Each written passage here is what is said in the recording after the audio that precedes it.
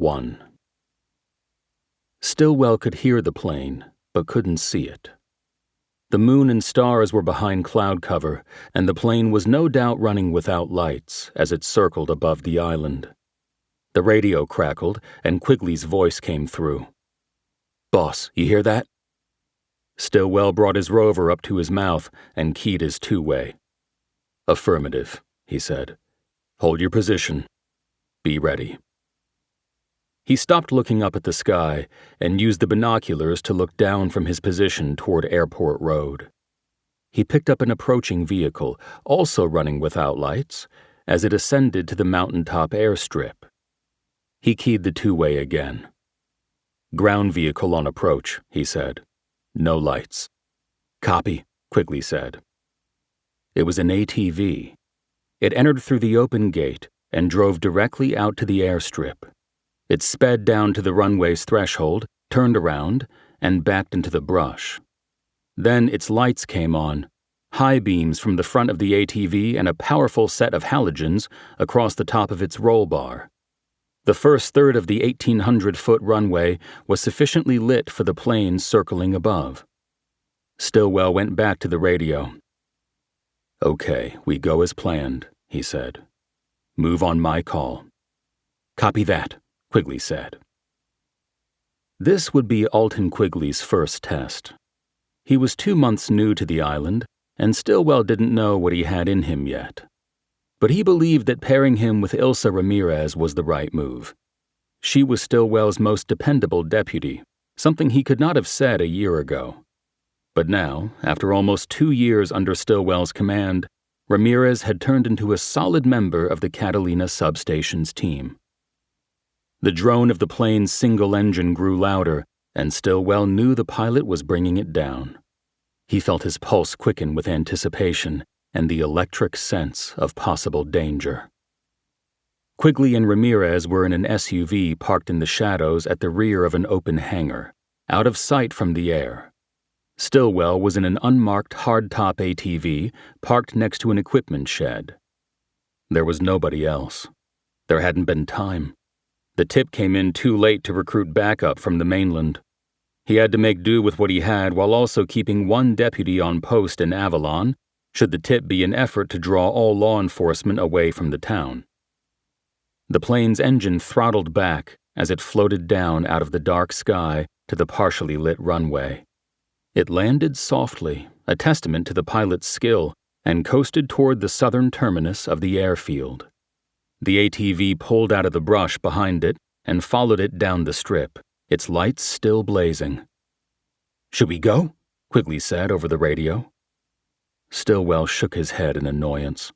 Quigley was so hyped on adrenaline that he had either forgotten or was ignoring the plan. "No," Stillwell radioed back. "Stick to the plan, deputy. We need to see the drop first." Stillwell had the binoculars to his eyes, watching what played out in the lights of the ATV on the airstrip. The plane had turned around at the terminus and was now in position to take off again. The pilot did not kill the engine. The plan was obviously to spend as little time on the ground as possible. The cockpit door opened, and an orange duffel bag was dropped to the tarmac. Someone wearing a black safety helmet with a smoked face shield got out of the ATV and approached the plane, staying clear of the still-spinning prop. The man in the helmet came in under the overhead wing and grabbed the duffel bag. Stillwell keyed the mic. "Okay, go," he said. "Block that plane." Stillwell pinned the pedal down, and the electric ATV leaped from its position by the shed blind, and soon he was racing toward the lights on the airstrip. He could see the deputy's SUV break from the hangar with its lights flashing. It moved down the center of the runway, making it impossible for the plane to take off. Stillwell saw the man in the helmet drop the duffel bag and sprint back to his ATV. He then did something Stillwell had not expected when he had hastily drawn up plans for the surveillance. He drove the ATV off the airstrip and into the brush that ran down the side of the mountain. As the ATV plowed through the manzanita bushes that lined the airstrip, its lights went out, and it disappeared into the darkness. "Shit!" Stillwell said. He followed, keeping his vehicle's lights on. As soon as he was in the brush, the terrain dropped off and he went bouncing down the mountain at a 45-degree angle. He followed the sound of the fleeing ATV, and the dust kicked up into his lights. He almost lost control on a sharp left turn when his front right wheel caught a rut. He overcompensated by jerking the wheel right, and the back end swung around in a 180 skid before coming to a hard stop. He started up again, and his lights came upon the runaway ATV, now on its side next to the thick trunk of a live oak. Stillwell slammed down the brake pedal, skidded to another stop, and jumped out, pulling his weapon and flashlight from his belt holsters as he moved. Gun up and wrist braced over the hand holding the flashlight, Stillwell approached the back of the upturned ATV. "Sheriff's Department," he called out. "Put your weapons down and your hands in the air." There was no response. He kept moving.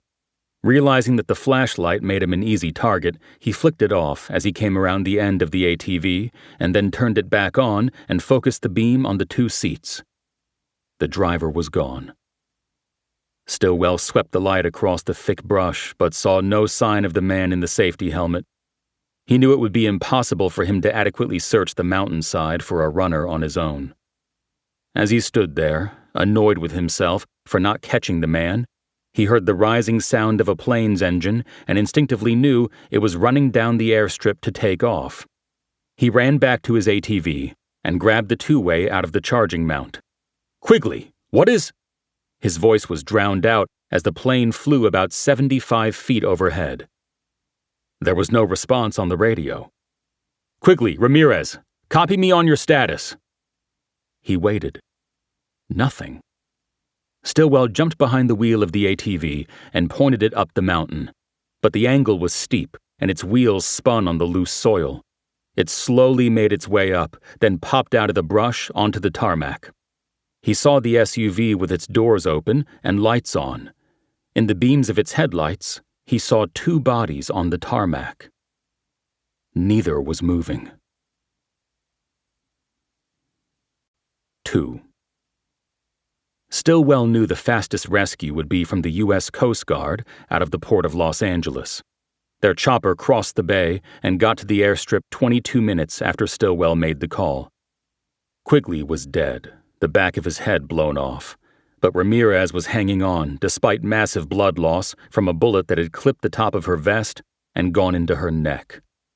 Stillwell was holding a dressing from the SUV's first aid kit to the wound when the red and white chopper landed and the medical team came rushing across the tarmac. It took them less than 6 minutes to stabilize Ramirez and get her on the chopper. Stillwell watched it take off and bank toward the mainland, then looked at Quigley's body. He'd been taken down by a shot that entered through his left eye. Stillwell felt nauseated. Quigley had a family. They would never see him again. His thoughts were interrupted by a call on his cell phone. It was Captain Coram. He said that he and a homicide crew were heading to the sheriff's airbase and would be arriving by helicopter within the hour. "Still, you okay?" he asked. "I'm okay," Stillwell said. "What the fuck happened out there?" "Captain, I don't know." 3.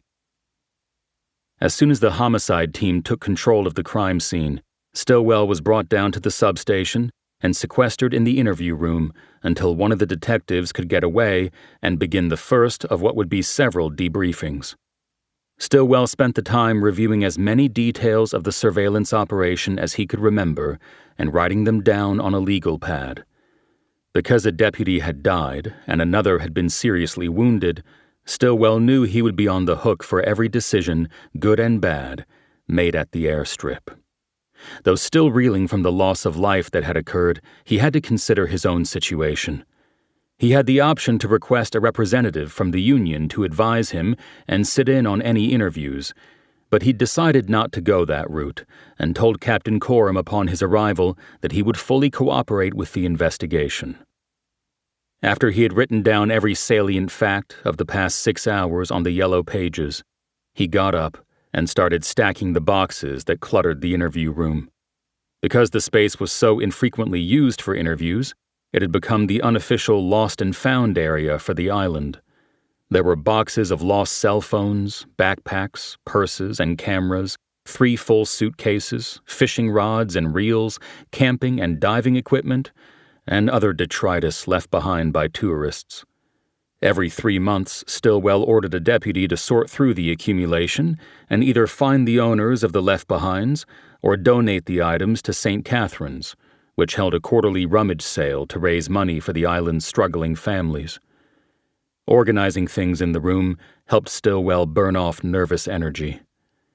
He had the room neat and orderly by the time the first investigator came from the crime scene.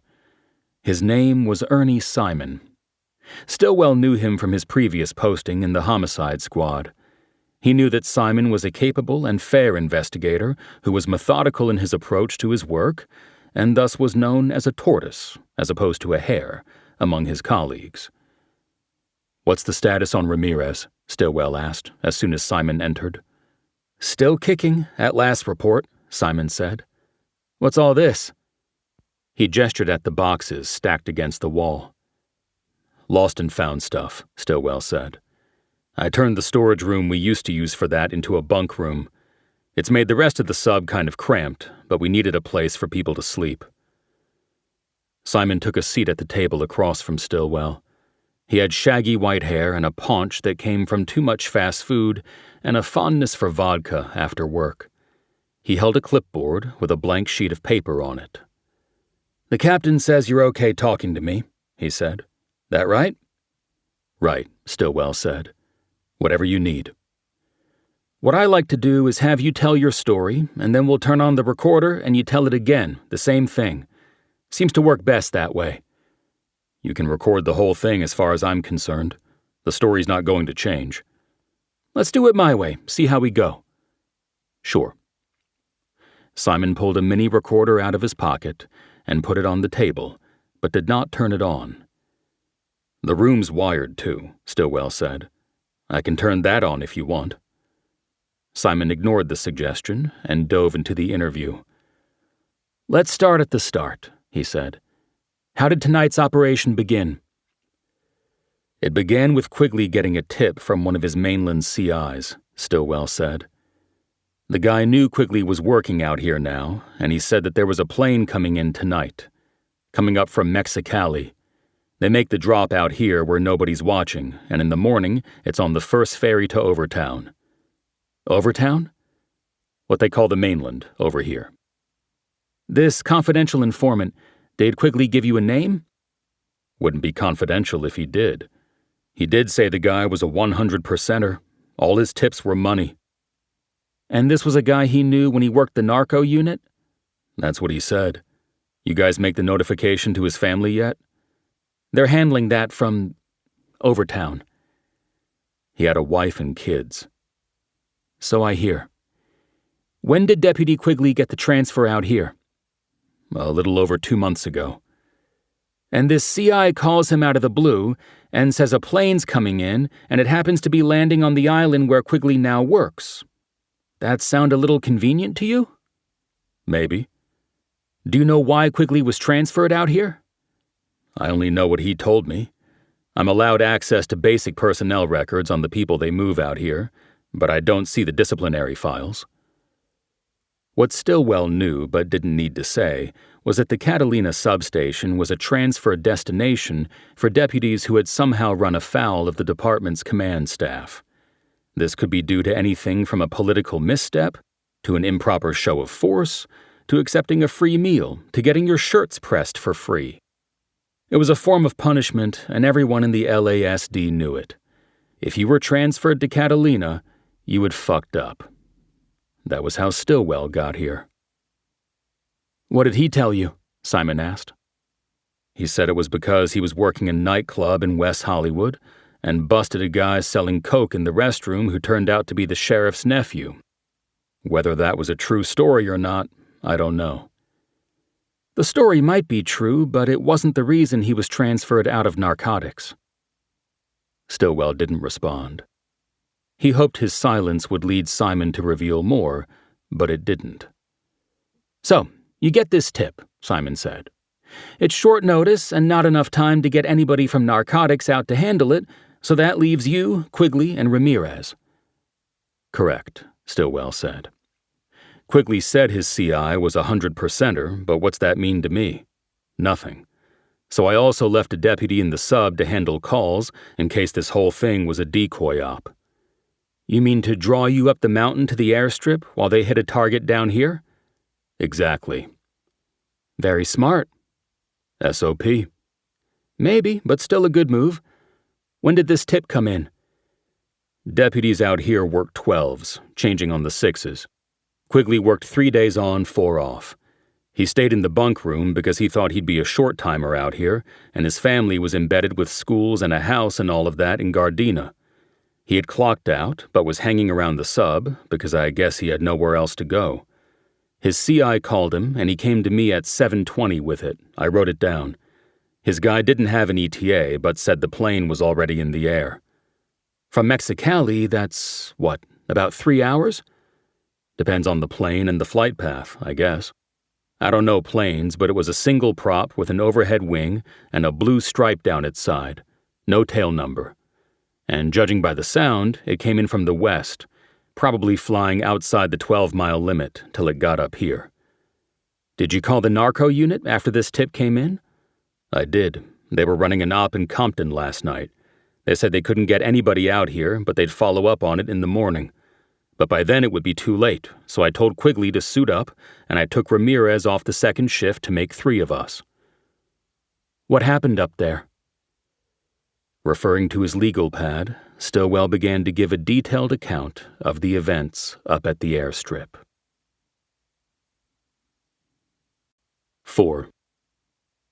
Stillwell spent 4 hours in the interview room, repeating his story to Simon and then 2 other investigators on the team. The windowless room was rank with bad breath and body odor by the time Captain Coram came in. He left the door open. "Let's air this place out," he said. "What's all this?" Like Simon, he was looking at the collection of stacked boxes and other belongings lining the wall. The captain was tall and thin. He always dressed in a sharp black suit to match his unnaturally black hair. He completed the ensemble with a white shirt and a colorful tie. He was in his mid-50s and had a two-tone face, deeply tanned from the eyes down, his forehead a hat-protected pearl white. He spent much of his weekends on a golf course. "Lost and found," Stillwell said. "You sure there isn't something dead in there someplace?" Coram said. "Maybe. Am I clear?" "You're clear. For now. But you're grounded until we see how this shakes out. I want you staying in the sub." "Twiddling my thumbs?" "You know how it works. Give us a few days to put the package together and send it up to the boss." Stillwell knew that the elected sheriff would need to sign off on any after-action discipline. "Am I getting thrown under the bus, Cap?" Stillwell asked. "You? No," Coram said. "As far as we can tell, they probably didn't clear the plane properly. There was somebody besides the pilot hiding on board, and he got the drop on them." Stillwell did not nod, though he was thinking the same thing. "You really didn't hear any gunshots?" Coram asked. Stillwell paused for a moment. Was Coram suggesting he needed to change his story? "No, I didn't," he finally answered.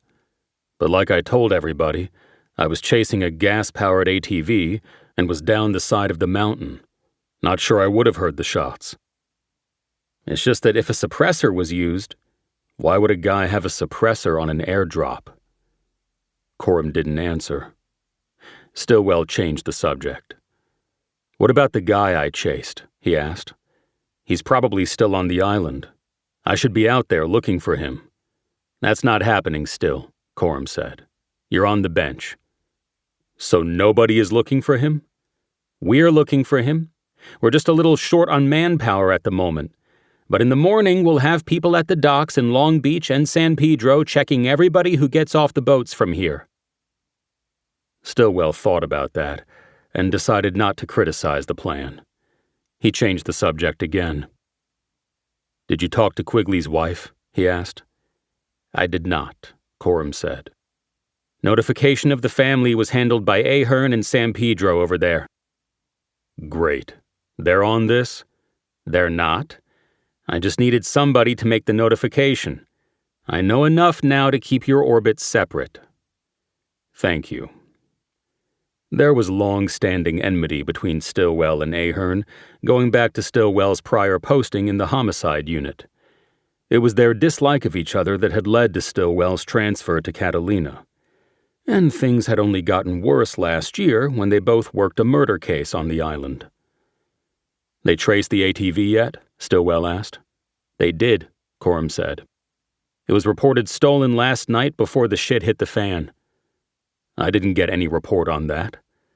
It came in while you were up there on the stakeout. The owner called it in, and the deputy you left down here, who was that? O'Connor. O'Connor went up and took the report. Stillwell just nodded. He knew he could get that report and talk to O'Connor for further details. Coram seemed to be able to read him. I know what you're thinking still, he said. But you're staying away from this. You're a witness, not an investigator. Clear? Yes, Stillwell said. Clear. Good. So, let's talk about media. Same thing. You are not part of this. Direct all inquiries to me or the media unit. I don't want to see your name in any paper, including that little rag they publish out here. Comprende? Comprendo. What about reporters from the mainland coming out here and poking around? Let them do what they do, but don't help them and don't talk to them. Like I said, refer all media requests to the mainland. Roger that. Last thing, you have space in your bunk room for Simon? We're taking the chopper back, but he's going to stay here so he can check out the crime scene when the sun comes up. Coram looked at his watch. Which won't be for a few hours, he said. If there's room, I'll tell him he can catch some sleep until then. There's room, Stillwell said. Good. The rest of us are leaving, and you're clear to go home. Okay. Coram raised his chin toward the lost and found wall. And I would use some of your downtime in the sub to clean all this up, he said. Make things more professional around here. Good idea, Stillwell said. 5. After Coram and everybody but Simon left to fly back to the mainland, Stillwell showed Simon the bunk room and the locker where clean sheets, blankets, and pillows were kept. The bunk room was a make-your-own-bed facility. He went to the desk shared by the on-duty deputies and found a copy of O'Connor's report on the theft of the ATV used the night before in the airdrop. The ATV was reported stolen by a man named Art Sellers, who told O'Connor the vehicle had been taken from the driveway of his home on Clarissa. Coming up on 2 years since his transfer to the island, Stillwell was familiar with many of the residents, particularly those who lived in Avalon. More than 1 million people visited the island every year, but there were fewer than 6,000 residents, and Stillwell, the lone detective on the island, had done his best to get to know as many of the locals as possible. Art Sellers was not a familiar name to him, but he knew that Clarissa was a street where a lot of long-term and multi-generational families lived in century-old row houses built as close together as teeth in a smile. It seemed to Stillwell that someone on that street would have heard a gas-powered ATV being taken from a driveway.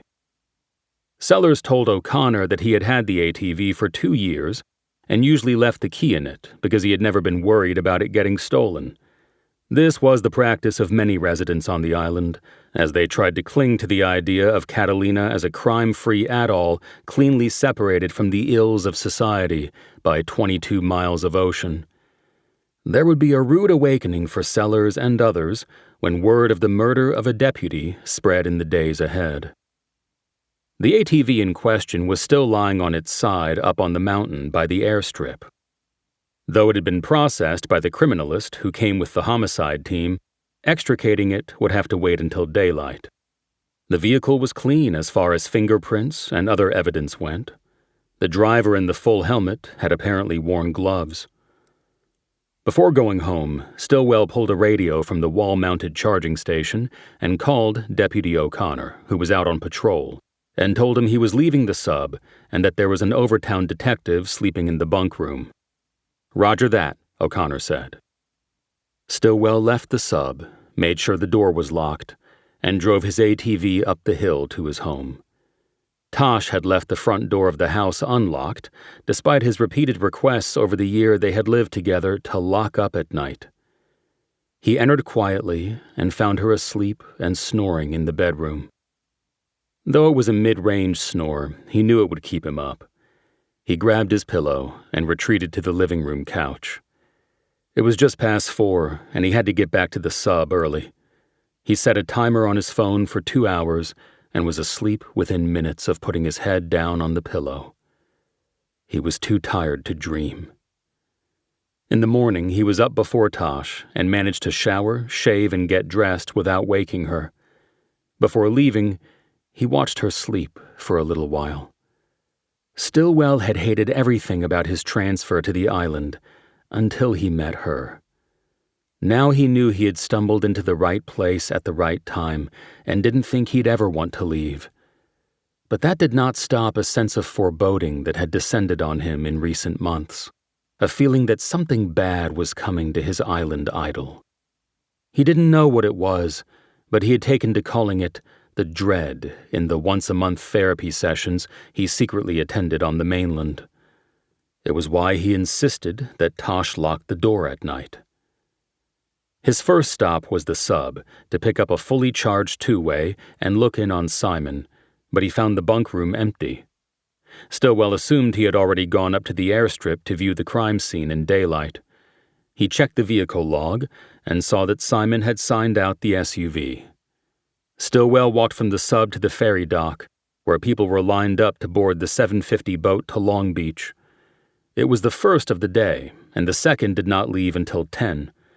Stillwell thought that if the man in the black helmet was trying to get off the island, he might go for the first boat out. Stillwell was wearing green cargo pants and a black polo shirt with LASD printed on the breast pocket. The gun and badge on his belt further announced him as law enforcement. He walked along the line of travelers, checking for any sign of nervousness caused by his presence. But no one flinched or took off running as Stillwell walked by. He also didn't see anyone carrying a black motorcycle helmet with a full windscreen. That would have been too easy. He moved on to the ticket window of the Catalina Express office and saw a familiar face behind the glass. Lindsay Fordham was a source he had started cultivating soon after he arrived on the island. He asked her for the 750 boat's manifest, and she pushed a clipboard through the window slot. "We're sold out, and I have a waiting list if you want to see that, too," Fordham said. "Got it," Stillwell said. "Let me look at this first." He stepped away from the window and looked at the clipboard. It held a printout with the names of customers who had purchased advance tickets for the 750 ferry. The morning trips to the mainland regularly sold out, and it was best to buy tickets ahead of time. He ran his finger down the list of buyers. None of the names were familiar. Stillwell slid the clipboard back to Fordham and asked to see the waiting list. There were 7 names and cell numbers on it. These were likely new visitors to the island who hadn't known the early boats sold out and now were scrambling to get a ride home. After each name, there was a plus sign and a number, indicating how many seats were needed. Only one of the names was a solo passenger, Callus. Stillwell slid the list back to Fordham. "Lindsay, the solo guy on there, Callus," he said. "Is that a first or last name?" "I don't really know still," Fordham said. "Sorry." "Not a problem. Do you remember if he was a white guy, black guy, any accent?" "Definitely Latino. He had an accent." "Do you know where he is?" Fordham leaned over the counter toward the glass to get a better look at the outdoor waiting area. There were several people sitting on benches or milling about near the last chance souvenir stands as they opened for the day. "I don't see him," Fordham said. "You want me to call him?" Stillwell had to think about that for a moment. He had nothing other than his instincts to confront the man called Callus with. "He's 4th on that list," he said. "Do you think he'll get on the boat?" "Probably," Fordham said. We usually have 10 or 15 no-shows. Is the 10 o'clock boat sold out? Not yet. What if I told you I don't want Callus to leave on the first boat? Not a problem still. I'm sure you have your reasons. Okay, so call him and ask him to come back to the window. When he gets here, don't mention me, but tell him he's not going to get on the early boat. I'll take it from there. But why wouldn't I just tell him by phone instead of making him come back to the window? Say that the 10 o'clock is going to sell out, and he needs to buy a ticket before it does. Good, I'll do that. Okay, and when he gets here, tell him you need his full name for the manifest or you can't sell him the seat. Will do. That's actually the rule anyway. Good. Stillwell walked away from the window and used a souvenir kiosk as a blind. He kept his eye on the ticket window, and when a call came in on his cell, he answered without checking the screen. It was Tosh. Thank God, she exclaimed when she heard his voice. You didn't come home last night and I just saw the news. You're all right? I'm fine. It was Quigley. He guessed that the name of the fallen deputy had not been put out to the media yet, giving rise to Tosh's panic. Oh no, Tosh said. What happened? Well, we don't really know yet, Stillwell said. I was chasing a runner down the side of the mountain and didn't see what happened on the landing strip. But Quigley and Ramirez both got shot. Ilsa? Is she okay? I haven't gotten an update yet today. The Coast Guard flew her to the hospital and she was stable when she got there. But that's the last I heard. When I saw you hadn't come home, I thought it was you. She was trying to control her relief and worry. Stillwell could hear it in her voice. Maybe some anger, too. I'm all right, Tosh. Really. And I'm sorry, I should have called you. But I actually did come home for a couple hours. I slept out on the couch so I wouldn't wake you. You mean so you could get away from my snoring?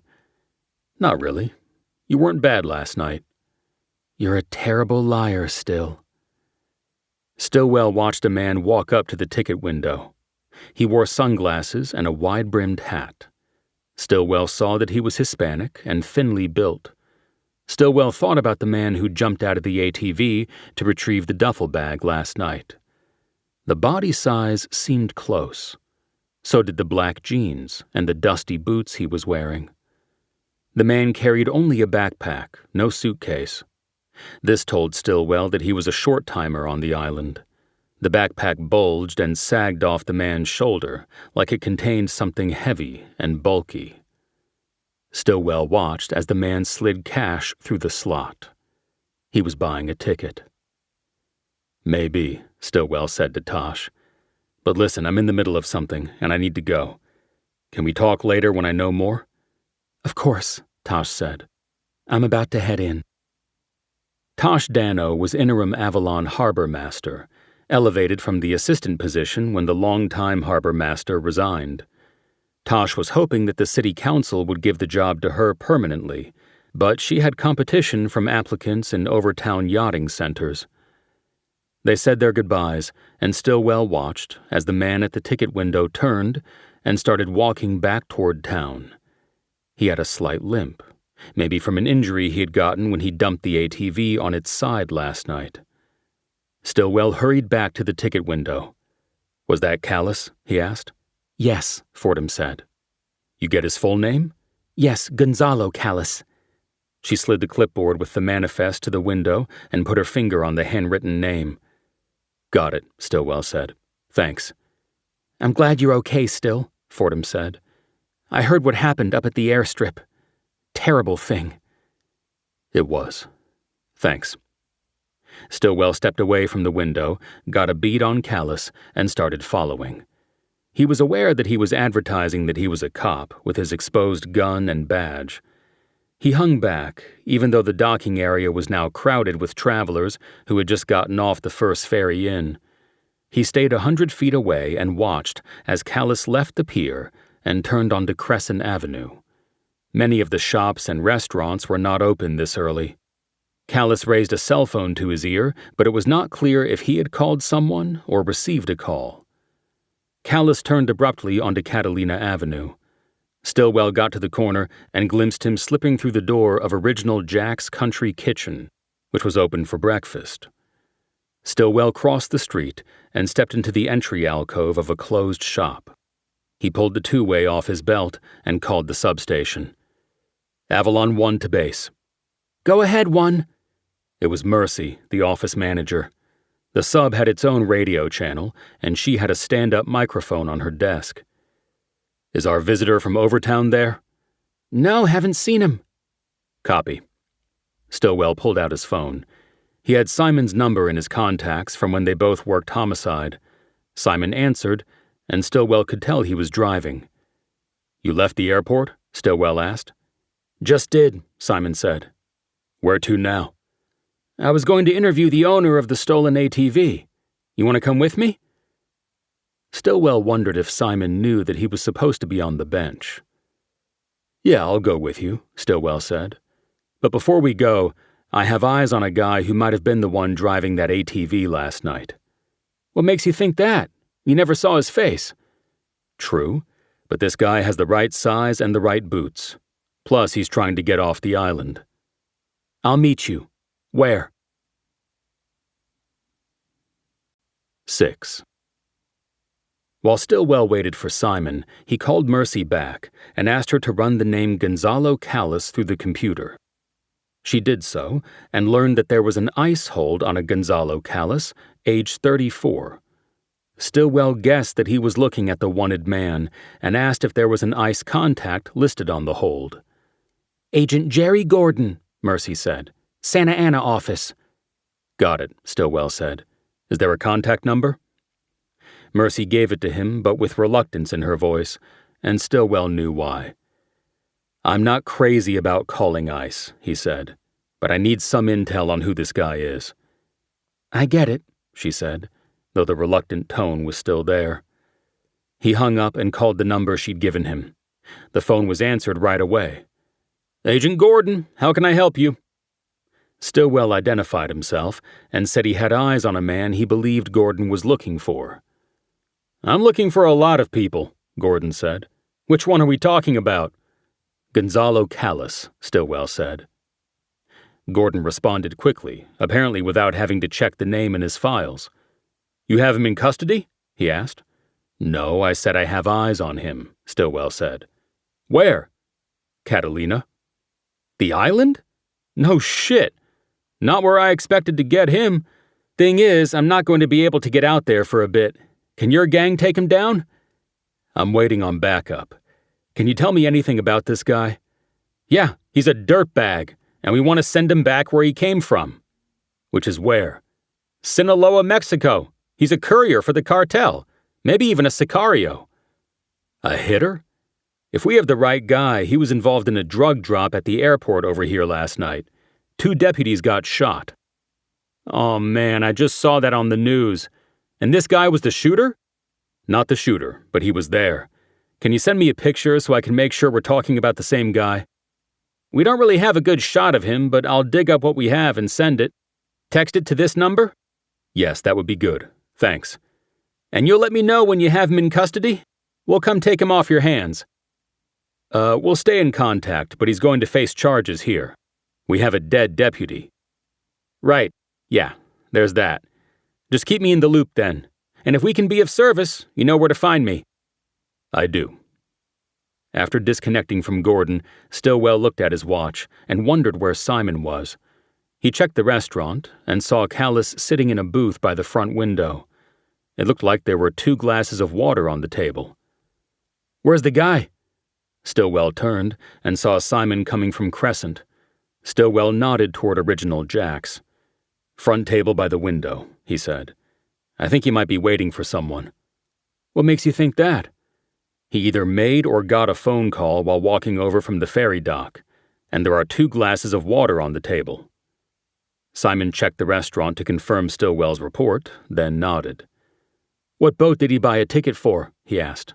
The 10 o'clock, Stillwell said. Then maybe we watch and wait. Did we get a name on this guy? Gonzalo Callus. I ran the name, and there's an ice hold on him. He's a courier and suspected hitter.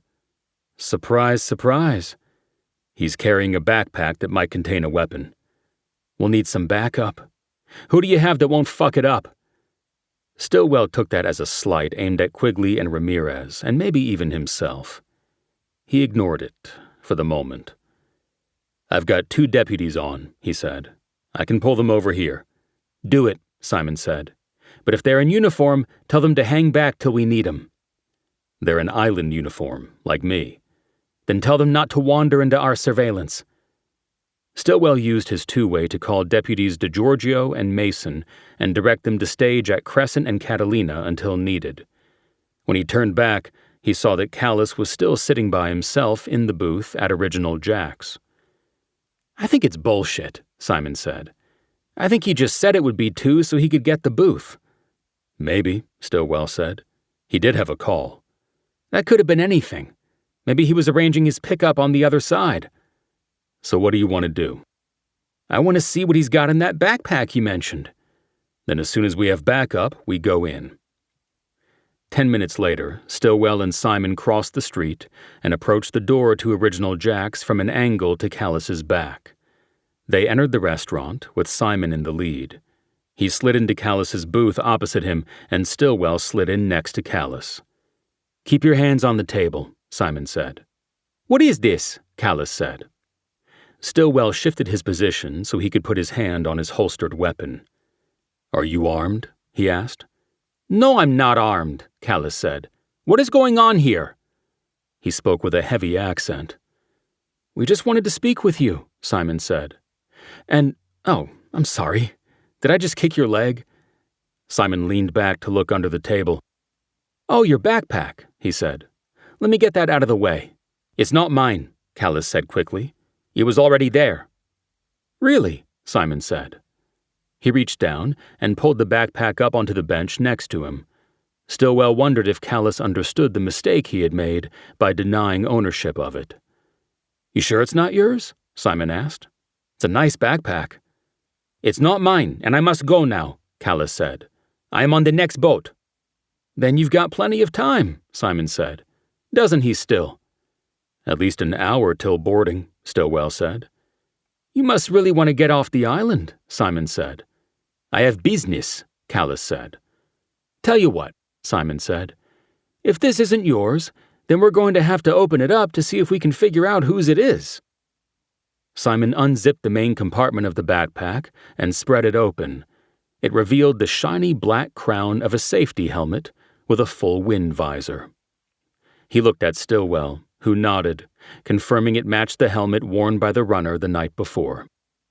At that moment, Callus threw his shoulder into Stillwell and knocked him out of the booth onto the floor.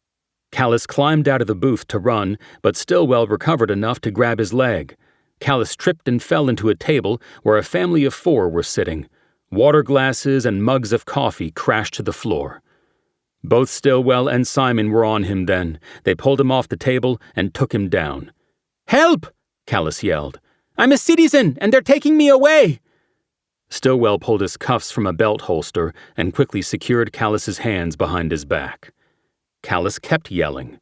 This is ICE! They can't do this! I'm a citizen! Help!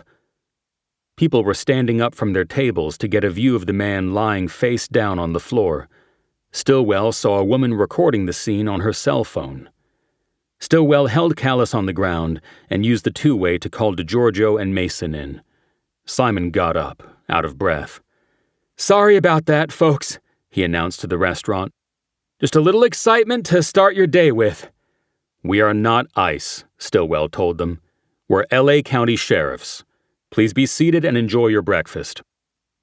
The deputies arrived, and Stillwell issued orders. Take him to the sub and put him in the interview room, he said.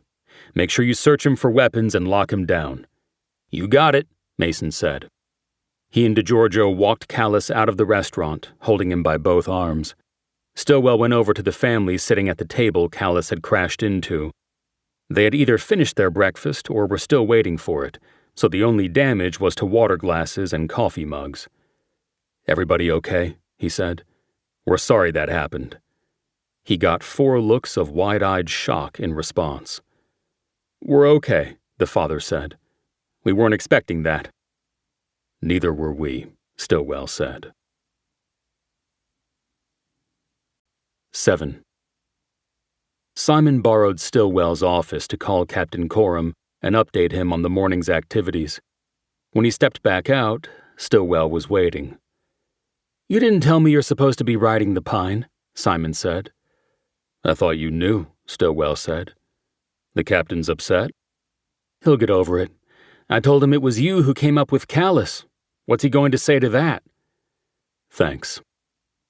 Simon pointed to a video screen on the wall that showed Callus waiting in the interview room, his arms locked behind his back. "What's our strategy here?" Simon asked.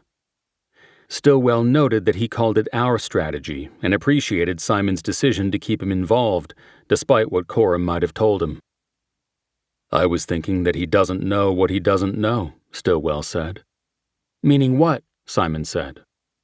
"He took off last night and was down the mountain when whatever happened on the landing strip happened. He probably knows the plane got away, but he's been hiding all night and doesn't really know what went down. Maybe we can use it to bluff him." "Maybe. We need him to talk his way into a charge, because that helmet isn't going to be enough." "What I was thinking." "Okay then. Are you ready?" "You want me in there with you?" "I want you to ask the questions. You were up there last night. You know more than anybody else around here." Stillwell wondered if Simon was giving him the lead as a way to insulate himself from failure should Callus take the fifth and clam up. "Okay," he said. "Let's do it." "Are we recording this?" Simon asked. "We're recording." "Excellent." 2 minutes later, they entered the interview room. Stillwell took the chair across the table from Callus, while Simon leaned against the wall to his left. "Mr. Callus, we are recording this session," Stillwell began. "You have been read and understand your rights. I'm Detective Stillwell, and this is Detective Simon. You are under arrest and being held on a warrant from the Immigration and Customs Enforcement Agency. But we want to speak to you about your activities last night at the airstrip." "I don't know what you are talking about. What airstrip?" "You know what I'm talking about, Gonzalo. We tracked you by camera from the moment you stole the ATV on Clarissa Street to the top of the mountain last night. If you cooperate with us, we might be able to work something out with ICE. Witnesses don't get detained and deported." "I don't know, man. I'm thinking I should talk to a lawyer about all of this." "Well, if you want a lawyer, we'll get you a lawyer. But that ends things today. You go into a cell, and we're done." Stillwell paused for a moment and waited for a reaction. He got none. "So what do you want to do, Gonzalo?" "I want to call a lawyer." "Then we're done here." Stillwell stood up and used his leg to push his chair back to the wall. He went around the table and behind Callus. He used a key to open the handcuff linked to the metal frame of the chair. "Stand up," he said. Callus stood, and Stillwell cuffed his wrists together behind his back. He walked Callus out of the interview room, through the squad room, and to the booking section of the jail. He took mug shots of Callus and scanned his fingerprints with a digital reader. He then moved him into Cell 1, which had 2 sets of bunk beds, but was empty. "You get your choice of beds, Gonzalo," he said. "What are the charges against me?" Callus asked. "Right now we're going with the no bail hold from ICE, but that's the least of your problems. We'll talk to the district attorney's office and ask for a conspiracy to commit murder charge. That's the big one, Gonzalo. We get that and you're gone, and I don't mean back to Mexico." "What about my call?" "Almost forgot." Stillwell pulled out his cell phone and handed it through the bars. Callus didn't take it. "I want a real phone," he said. "That is a real phone," Stillwell countered. "A landline. I don't want to use your phone, man. You could be recording shit on it." "All calls on our landlines are recorded." "Then bring me my phone. I'll use that." Stillwell stared at him for a long moment, hoping to convey hesitancy. "All right," he finally said. "One call." Stillwell went out to the squad room and found Callus's phone in a bag in the evidence locker. He had checked it earlier and knew it was password protected. There was also a money clip in the bag and a key fob with a Jaguar logo on it. Simon was at a desk, looking at a computer screen. "What's happening?" he asked. "I'm giving him his phone to make a lawyer call," Stillwell said, "hoping I get it back unlocked." He walked the bag over to Simon and held it up so he could see the key fob. "Looks like he's probably got a car in the express lot in Long Beach," he said. "What about San Pedro?" Simon asked. "He bought a ticket to Long Beach." "I'll call the guys over there and let them know. I'll take the key and check it out when I go back." "You sure?" It would go against protocol. The key wasn't evidence. It was property. He assumed Simon would not try to get a search warrant unless he knew there was something of evidentiary value in the car. Stillwell gave him the key. "How much money's in the clip?" Simon asked. Stillwell looked at the notations on the plastic bag. It said the property inventory had been handled by Mason. "600, he said. "Nice stash," Simon said. "Did you notify ICE that we have him?" "Not yet, but I told them I had eyes on him. Thought I'd wait on that till we decide what we want to do." "Yeah, good idea. The captain texted, and I need to call him. I'll see how he wants to handle it." Stillwell took the phone into the jail and handed it through the bars to Callus. "You have one call in 5 minutes, he said. "It might take longer to get him," Callus said. "Then leave him a message. I'll be back in 5 for the phone." Stillwell went into the squad room and saw that Simon was on his phone, most likely talking to Coram. He went into his office and pulled up the sub's camera grid. It showed 8 camera angles from inside and outside the sub. He enlarged the jail camera and turned the volume up. He knew it was illegal for him to listen to a suspect's communication with an attorney, but he suspected that Callus wasn't calling an attorney. But Callus had apparently seen or anticipated there was a camera. He was huddled with the phone in a corner of the cell, talking in what sounded like Spanish in a low voice. Stillwell could not make out a word of what he was saying in any language. "Well, fuck you," he said.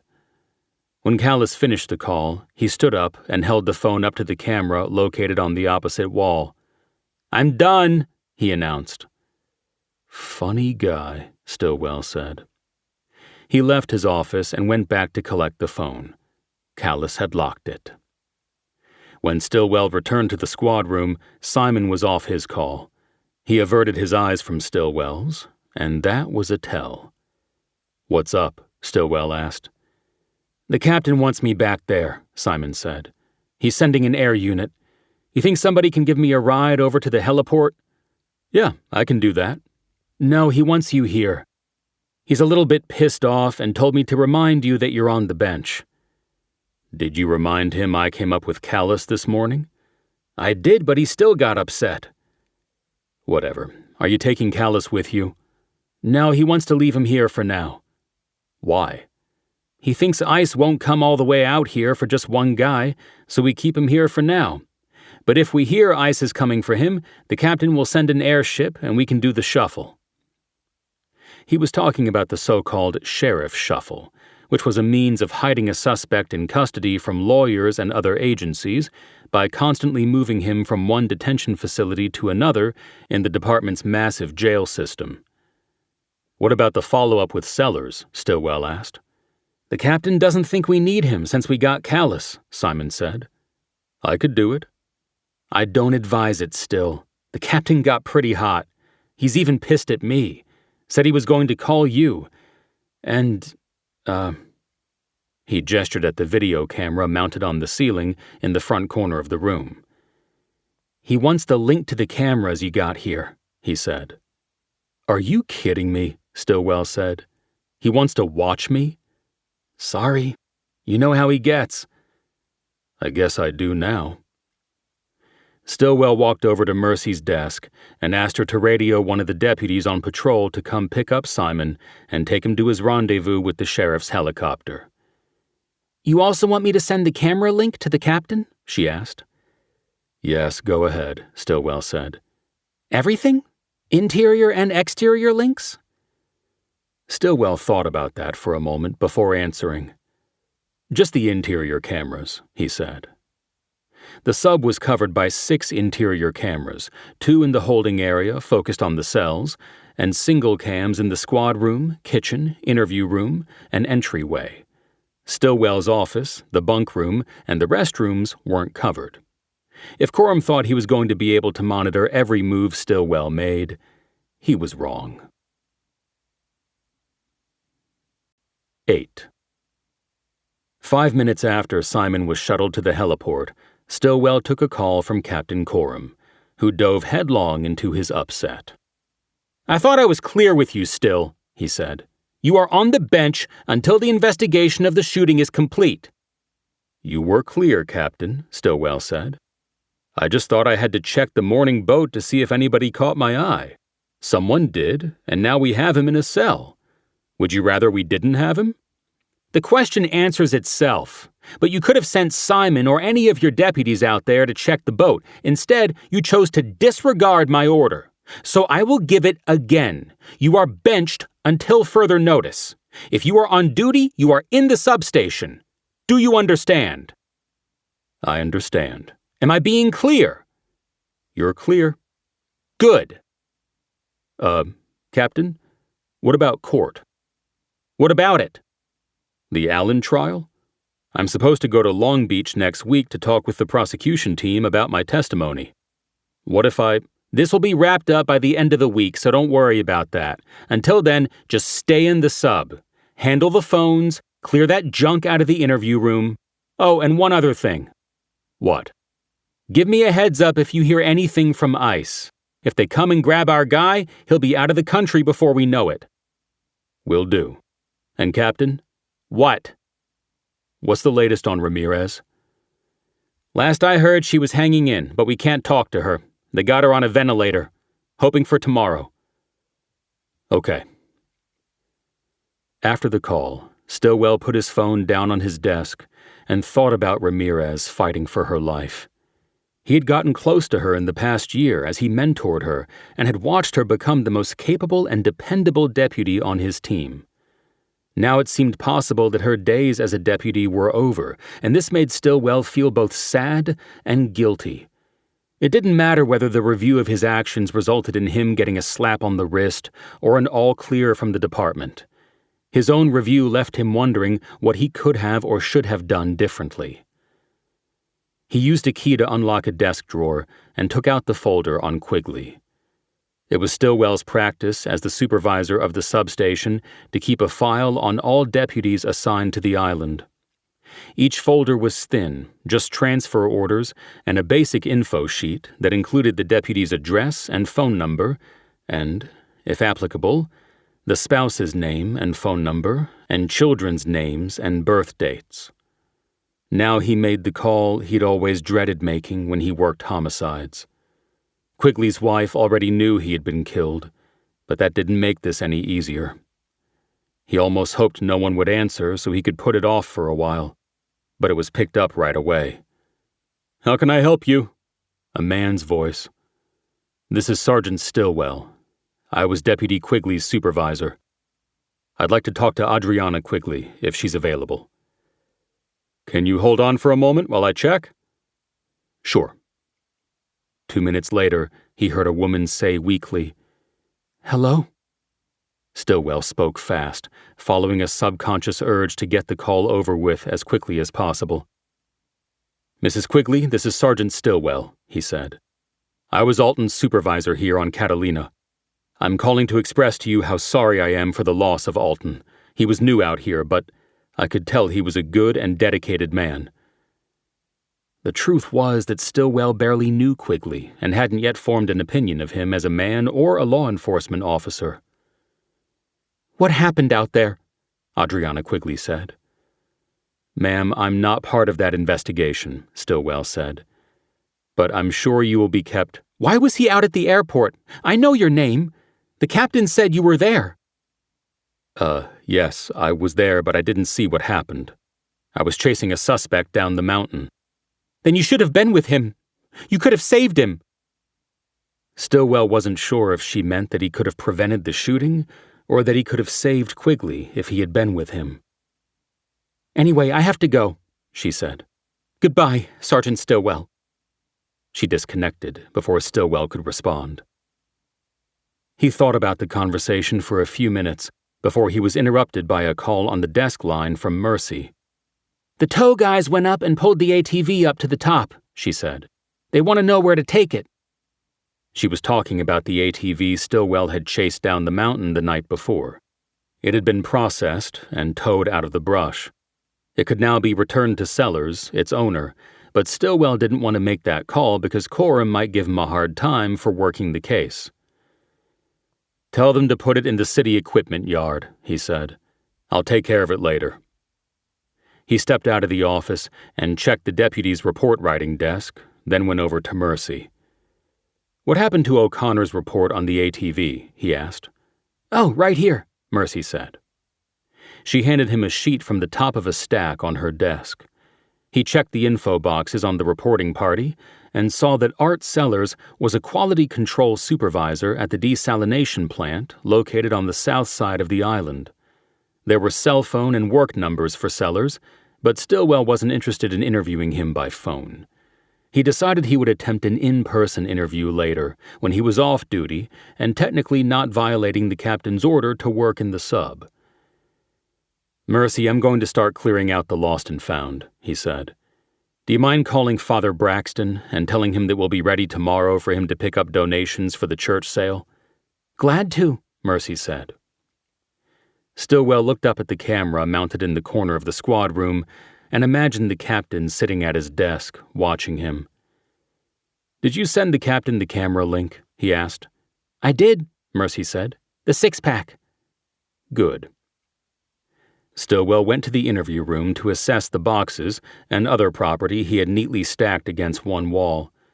When lost or forgotten items were brought to the sub, the official procedure was to write a report on anything with a value of $100 or more. This report contained a description of the item, the date it was turned in, who received it, and what efforts had been made to locate its owner. Mercy did most of this work, but it was a low priority on the list of her many duties as office manager. More often than not, what actually happened was that they waited to see if someone came into the substation looking for their lost property. The biggest item in the lost and found was an 8-foot paddleboard that had been left on Descanso Beach 7 weeks earlier. Mercy had taped the property report to it. Stillwell simply moved it to the other side of the room, where he planned to place everything that would be picked up for the church rummage sale. He then started going through the other items. There were folding beach chairs, a high-end fishing rod and reel and a tackle box to go with it, and assorted items of clothing, none of which had any visible indications of ownership.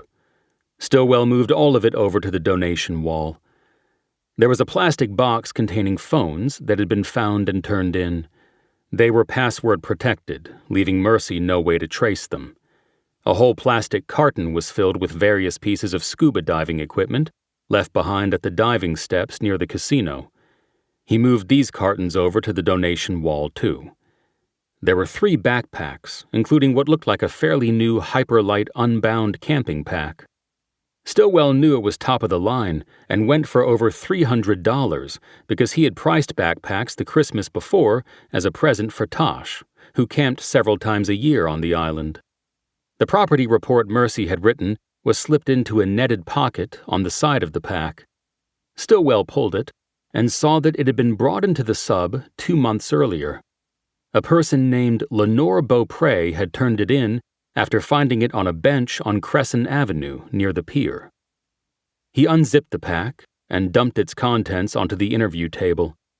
It contained mostly women's clothing, t-shirts, jeans, and underwear, which did not surprise Stillwell, because the packs came in male and female torso sizes, and this one was the shorter size. Also among the contents were small pieces of camping gear, including a mini flashlight, a waterproof container filled with matches, a first aid kit, a compass on a wristband, and an insulated water bottle. Stillwell started going through the pack's zippered compartments, looking for anything that might lead to the identity of its owner. He found a small makeup compact, 4 individually wrapped tampons, a chapstick, and a key ring with 5 keys attached. One of the keys had a Ford logo on it. It was an old-style key that turned in the ignition, not the electronic fob that most contemporary vehicles came with. Of the 4 other keys, only one stood out. It was a Medico key with a large square head. The name and number of a locksmith was imprinted on it, along with the words, "Do not duplicate." Stillwell was familiar with the Medico brand from prior investigations and used them himself. They were expensive, but you got what you paid for: a secure, tamper-proof lock. The locksmith's area code was 562, which covered most of southwest LA County, including Long Beach and the northern beach towns of Orange County. His curiosity was piqued by the fact that nobody had come to claim this expensive pack and its contents. Stillwell took out his phone and called the number on the key. The phone was answered right away by a man whose voice had been cured over time with cigarette smoke. "Gold Coast Lock and Key, how can I help you?" "Yes, my name is Stillwell. I'm a detective with the LA County Sheriff's Department. Who am I speaking with?" "This is Barn. This is my business." "Barney?" "No, just Barn. I'm sort of a big guy. People call me Barn, short for barn door. What can I do for you, detective?" "I'm conducting an investigation, and I'm looking at a key with the name and number of your shop on it. I'm wondering if it's possible to trace it to its owner." That depends. What kind of—" "It's a Medico, and there are some numbers printed on the head under the shop name." "Then you're in luck, as I like to say. We keep Medico records in case somebody needs a replacement key made." "Even if it says 'do not duplicate' on it?" "We keep the name of the customer, and that's the only one who can order a copy. What reference number do you have there?" Stillwell gave him the 6-digit number and waited as the man typed it into a computer. "This is weird," Barnes said. "How so?" "I remember this one because the police came around asking about her." "About who?" "The customer's name is Angela Metier. That's in our records. The police came in here and asked about her because she was missing." "When was this?" "Oh boy, it must have been 3 or 4 years ago. They found a receipt for the keys we made for her and wanted to know if she'd said anything about needing the Medico locks because of a security issue. They were thinking she might have had a stalker or something." Stillwell was silent for a few moments as he considered this information. Something about what Barnes said didn't make sense. "You're sure it was 3 or 4 years ago?" he asked. "Not more recently?" "No, I'm looking at it here on my screen. We did the work at her place in March of 22, and it was pretty soon after that the cops came in here asking about her." "Long Beach Police?" "No, actually it was LAPD. She lived up there." "Do you know if she later showed up or was found somewhere?" "No, I don't think so. At least not that I heard. It was in the papers for a while, and I remember thinking, pretty girl like that, I hope she's okay. I heard they traced her out to Catalina, but then the trail went cold." 4 years ago was before Stillwell had been posted on the island. He had not been told about the Angela Metier case when he arrived. It was not part of the briefing he got from the outgoing sergeant. "I think, if I remember right, that the conclusion was that she had gone off on her own somewhere," Barnes said. "You know, like it was a voluntary thing." Stillwell asked Barnes where the work for Angela Metier had been done. He was given an address on Pacific Avenue in San Pedro. Stillwell was familiar with the area and knew the address was close to the Lighthouse, a jazz club he'd frequented when he was living on the mainland. The address also confirmed that it had been the LAPD that came asking about the key. San Pedro was in the city of Los Angeles. "You don't happen to remember the name of the LAPD detective, do you?" he asked. "No, but if you give me a minute, I can probably find his card," Barnes said. "Don't get many visits from the cops, so I think I kept the guy's card in my desk." "Sure, take a look." "Hold on." Stillwell heard the phone being put down on a hard surface. While he waited, he thought about the incongruity of Angela Metier being missing for 4 years and her keys and backpack showing up on a bench in Avalon 2 months ago. He held the backpack up to study it again and noticed that the cushioned panel that went against the spine of the wearer had a jagged line drawn on it with a Sharpie. It looked like an EKG tracing or a seismogram of a mild earthquake. "Okay, got it," Barnes said. "The card says, Detective Bryce Kaufman, LAPD Missing Persons Unit." Stillwell put the backpack down. "Is there a phone number?" he asked. He wrote down the number Barnes gave him. "You've been a big help," he said. "What are you thinking? That she's alive out there somewhere?" Barnes said. "That I don't know, but I'm going to try to find out." 9. Stillwell returned the items to the backpack and then carried it to his office and called Kaufman. The call went to voicemail, and Stillwell left his number and said the inquiry was about Angela Metier. "I found her backpack," he added. He hoped that dropping the name of the presumably still missing woman and mentioning her backpack might spur a quick return call. While he waited, he called Tosh over at the harbormaster's office at the end of Green Pleasure Pier. "How far back do you archive the harbor cameras?" he asked. "I think it's 90 days, Tosh said. 3 billing cycles. That way if anybody disputes their days here, we can just go to the video and show them." Stillwell knew from a prior investigation that there were several cameras offering a view of Avalon Harbor from many angles. "Do you have any cameras that show the beach and the benches on Crescent?" he asked. Yeah, we do," Tosh said. "There's a camera over the first kiosk on the pier. It's really focused on the skiff dock, but it gets a lot of Crescent." Stillwell looked down at his notes. "Good," he said. "I need to see that angle from February 9th. Can you set that up for me?" "Sure," Tosh said. "When are you coming?" "I can be there in 10 minutes if you'll have it ready."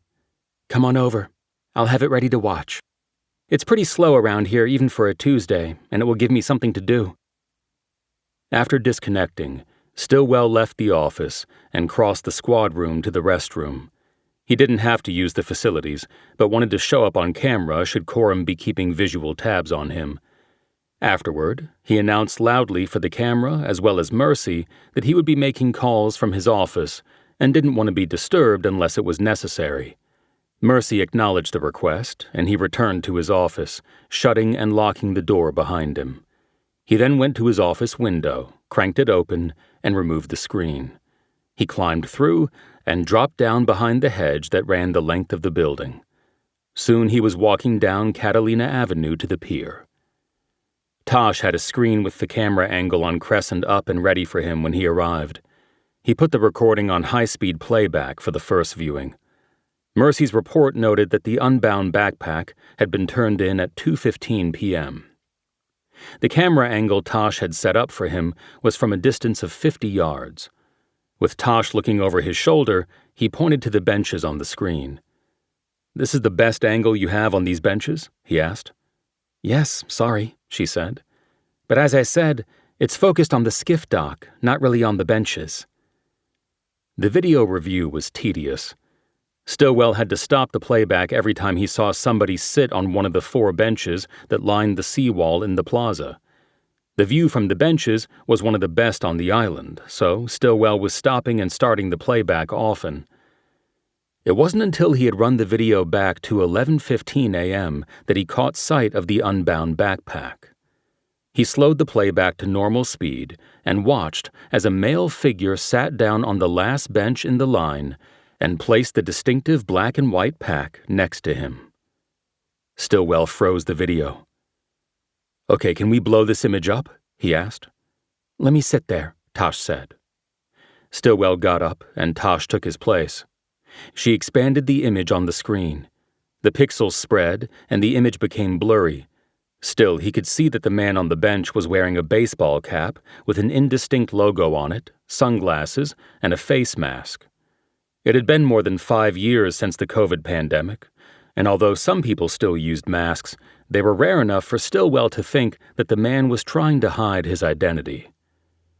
"You want a hard copy of this?" Tosh asked. "Yes, please," Stillwell said. and then let the video run. After sending the still image to the printer, Tosh started the playback again in real time. The man sitting on the bench seemed to be taking in the beauty of the harbor, but 5 minutes after he sat down, he calmly got up and walked away, leaving the backpack behind. None of the other people in the plaza or sitting on the other benches seemed to notice that he had left it.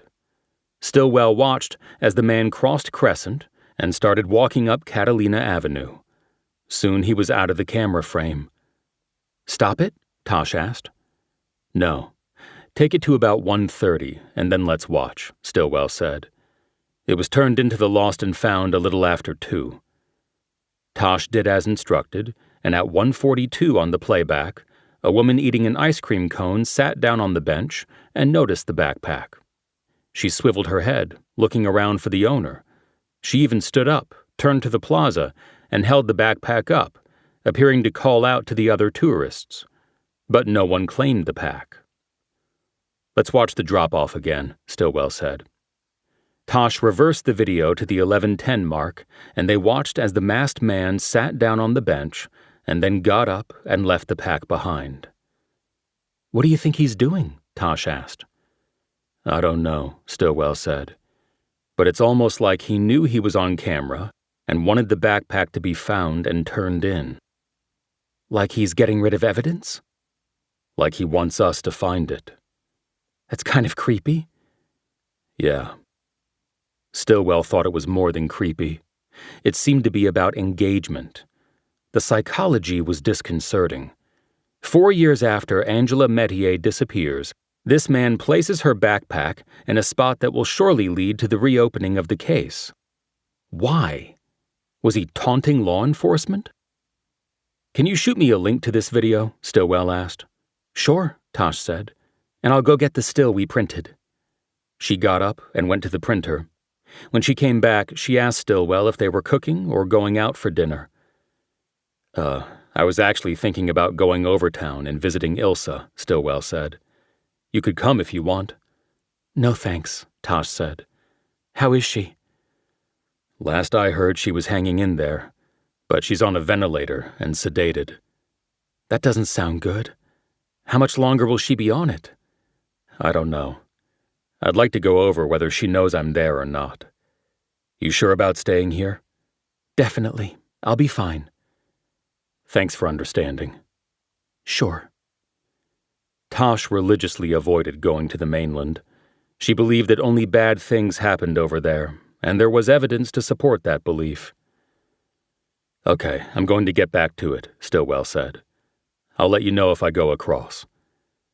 Tosh walked him to the door and gave him a quick kiss, and he headed down the pier to Crescent. Along the way, his phone rang. It was Lionel McKee, a reporter from the weekly Catalina Call. Stillwell answered his question before he could ask it.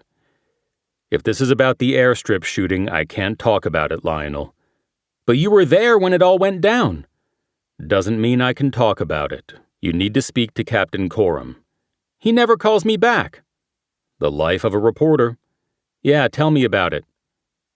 Stillwell didn't respond. "I hear you have somebody in the jail.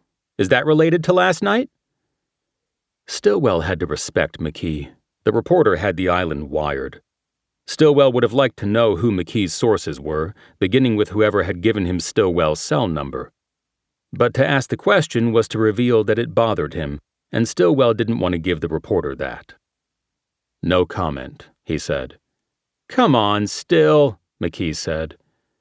There was a definite whine in his voice, but Stillwell didn't care. "Call the captain," he said. "I've got to go." He hung up as he approached the open window to his office. He slipped in, put the screen back in place, cranked the window closed, then stepped into the squad room to put in an appearance on camera. He went over to Mercy's desk. "Anybody looking for me?" he asked. "Not lately," Mercy said. His phone buzzed, and he dug it out of his pocket, expecting it to be McKee again, but he recognized the number as belonging to Bryce Kaufman of the Missing Persons Unit. "I've got to take this," he said. He headed back to his office, answering along the way. "Sergeant Stillwell, how can I help you?" "Kaufman, LAPD. You left me a message about Angela Metier. Yeah, hold on a sec. Stillwell closed the door to his office and took a seat behind the desk. Yes, I wanted to see what was going on with that case, he said. Tell you what, why don't we start with what you've got going on, Kaufman said. You said you found her backpack? Where? I'm on Catalina. It was in our lost and found. I started clearing things out today and came across a camping pack. There was a set of keys in one of the pockets, and I traced a Medico back to Metier. At least the locksmith told me it was hers. And you've had this sitting there in the lost and found for 4 years? No, more like 2 months. It was turned in on February 9th. A woman found it on a bench overlooking the harbor. That brought silence from Kaufman. I know, Stillwell said. She's been gone 4 years. Why's the backpack showing up now? Doesn't make sense. I have a grainy photo off a camera in the harbor that shows the guy who left it, but he's not identifiable. Send it to me anyway. I will, but tell me what happened with the case and what I can do from out here. There was another long silence from Kaufman before he responded. Look, I don't know you and you don't know me, he said. You're at the sheriff's station in Avalon, right? That's right, Stillwell said. Okay, let me call you back on the station's landline. You want the number? No, I'll find it. Give me a few. He disconnected. Stillwell thought it was a good move on Kaufman's part, but it also made him wonder if Kaufman had previously been burned in some way on the case. 5 minutes went by before Stillwell saw one of the outside lines on his desk phone light up. He let Mercy answer it, then his direct line buzzed. Detective Kaufman from the LAPD calling you back, she said. I'll take it, Stillwell said. He picked up the line. Okay, where were we? Kaufman said. I think you were about to tell me why you were taking the precaution of calling me back, Stillwell said. Just wanted to make sure I was talking to the real thing. Because? Another long beat of silence. Okay, I'll tell you, Kaufman said. This isn't the usual missing persons case. There's a guy out there somewhere who calls me from time to time asking about her, always on a burner, untraceable. And he says things that make me think he's the one who took her. Stillwell looked at the blurry photo of the man on the bench that Tosh had printed out for him. What things does he say? Stillwell asked. Oh, I don't know, Kaufman said. I'd have to get the file back from the cold case unit. You guys have a dedicated missing persons cold case team? No, but this case had a little heat on it. It was one of those where we kind of thought she wouldn't be coming back. You know what I mean? It didn't fit with her profile that she just split of her own volition. And then about a year ago, the cold case unit asked for the file to see if it matched up with something they were looking at. And did it? I never heard back. And you know how it is. I had other cases to work. Right. Who had it in that unit? They're mostly volunteers over there. Everything goes through the OIC, Ballard, Renee Ballard. She asked for the file. You have a number for her? Kaufman gave Stillwell a number. Don't expect them to have done much with it, Kaufman said. They've got like 6,000 unsolveds over there, and those are with bodies that have been found. Right, Stillwell said. Let me ask you a couple basics before I let you go. I heard there was a search over here for Angela 4 years ago, before my time. What pointed you out here? Her car. We found it in the Catalina Express lot. She was a camper and a hiker and had been going out there since she was in Girl Scouts. This backpack you're talking about was missing, as was some other camping equipment, so we thought she'd gone out there. But we never found anything to confirm that. There was no credit card purchase for the Express either. Nothing but the car in the lot. And no evidence in the car. None. No blood evidence, no sign of a struggle. What kind of car was it? It was a Mini. Yeah, a Mini Cooper. You sure? It wasn't a Ford? No, it was a Mini. Why'd you think it was a Ford? The keys I found in the backpack.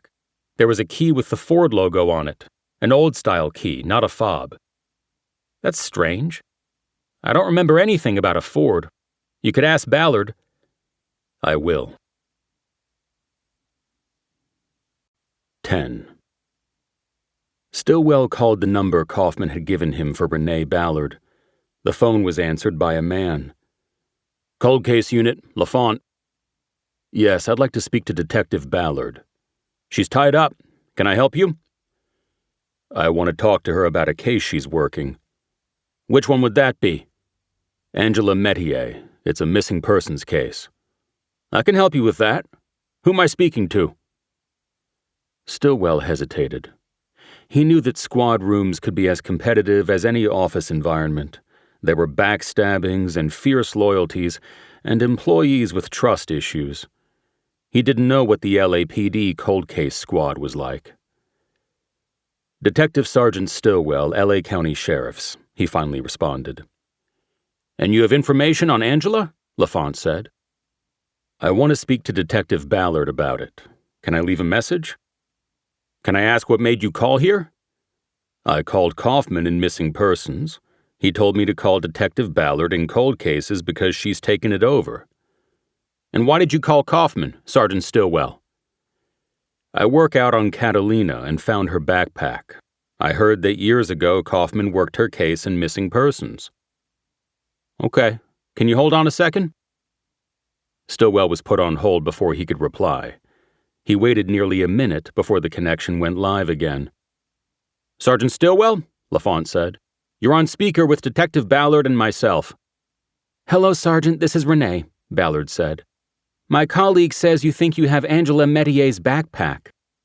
I know I do, Stillwell said. I admire your certainty, but she's been gone a long time, Ballard said. Where did you find it? It was turned into the lost and found at the Avalon substation 2 months ago, Stillwell said. A black and white Hyperlight unbound pack. There was a key ring in the bag with a Medico key that I was able to trace to Angela through a locksmith stamp. I reviewed video from the harbor cameras, and I have grainy video and stills of a man leaving the backpack on a bench so it would be found. There was no response from Ballard or LaFont. Stillwell guessed that they were looking at each other and silently debating whether to bring him in or shut him out. He decided to push things further. You obviously took the case away from missing persons because it matched up with, or at least had similarities to, something you were working, Stillwell said. Still no response. Probably it was a case with bodies on the ground, Stillwell continued. I might be able to help you with that. I worked homicide in the past. You're making a lot of assumptions, Sergeant, Ballard said. I call them hunches, Stillwell said. And my hunch is that one of your victims drove a Ford, an older model. This time there was no hesitation in the response. What makes you say that? Ballard asked. Because the key ring I found in the pack had 5 keys on it. One was the Medico, Stillwell said. And there was also a key with a Ford logo on it, which doesn't make sense, because Angela Metier drove a Mini Cooper. Back to the silent treatment. Anybody there? Stillwell asked. We're here, Ballard said.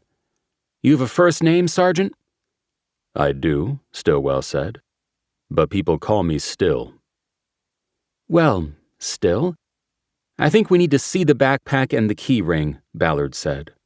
When can we come pick them up? I'll bring them to you, Stillwell said. As long as you bring me into the case. I'm not sure how that would work, Ballard said. We've been working this case for over a year now, and I can't— I get it, Stillwell interrupted. You know the case, and I don't. But I know the island, and you don't. So talk to whoever you need to talk to about this, and give me a call once you decide what you're doing. He started to give the sub's telephone number. Hold on, Ballard said. I'm sure we can work something out. Interagency cooperation is always a good thing. This time it was Stillwell who went silent. Did we lose you? Ballard asked. No, I'm here, Stillwell said. I nailed it about the Ford key, didn't I? You did, Ballard said. When can you bring the backpack to us? I'm off tomorrow, Stillwell said. I'll take a boat over. Perfect, Ballard said. 11.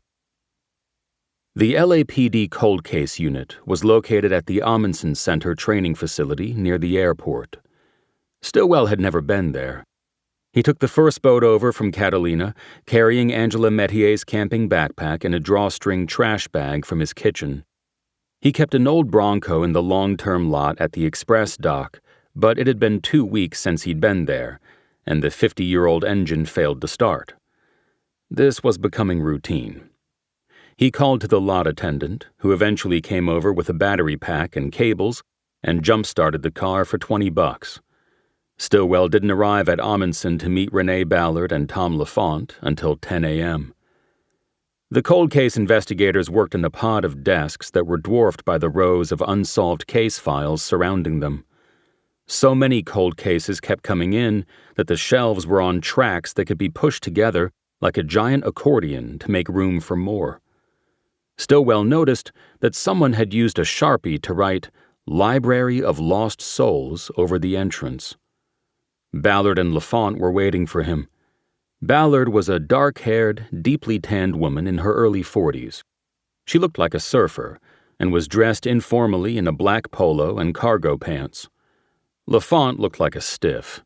He was in a jacket and tie, his arms folded as he stood next to Ballard, who was seated at the head of the pod. There was no one else present. After shaking hands all around, Stillwell held up the trash bag. "Here it is," he said. "Has it been processed?" Ballard asked. "Not yet," Stillwell said. "I went through it before I knew what it was, and our office manager looked through it when it was first brought in." "Okay, we should process it," Ballard said, taking the bag. "What about the key ring?" Stillwell pulled a Ziploc bag containing the key ring from his pocket and held it out. Ballard took that as well and told him to have a seat. Lafont also sat down. "So," Stillwell said, "where are we?"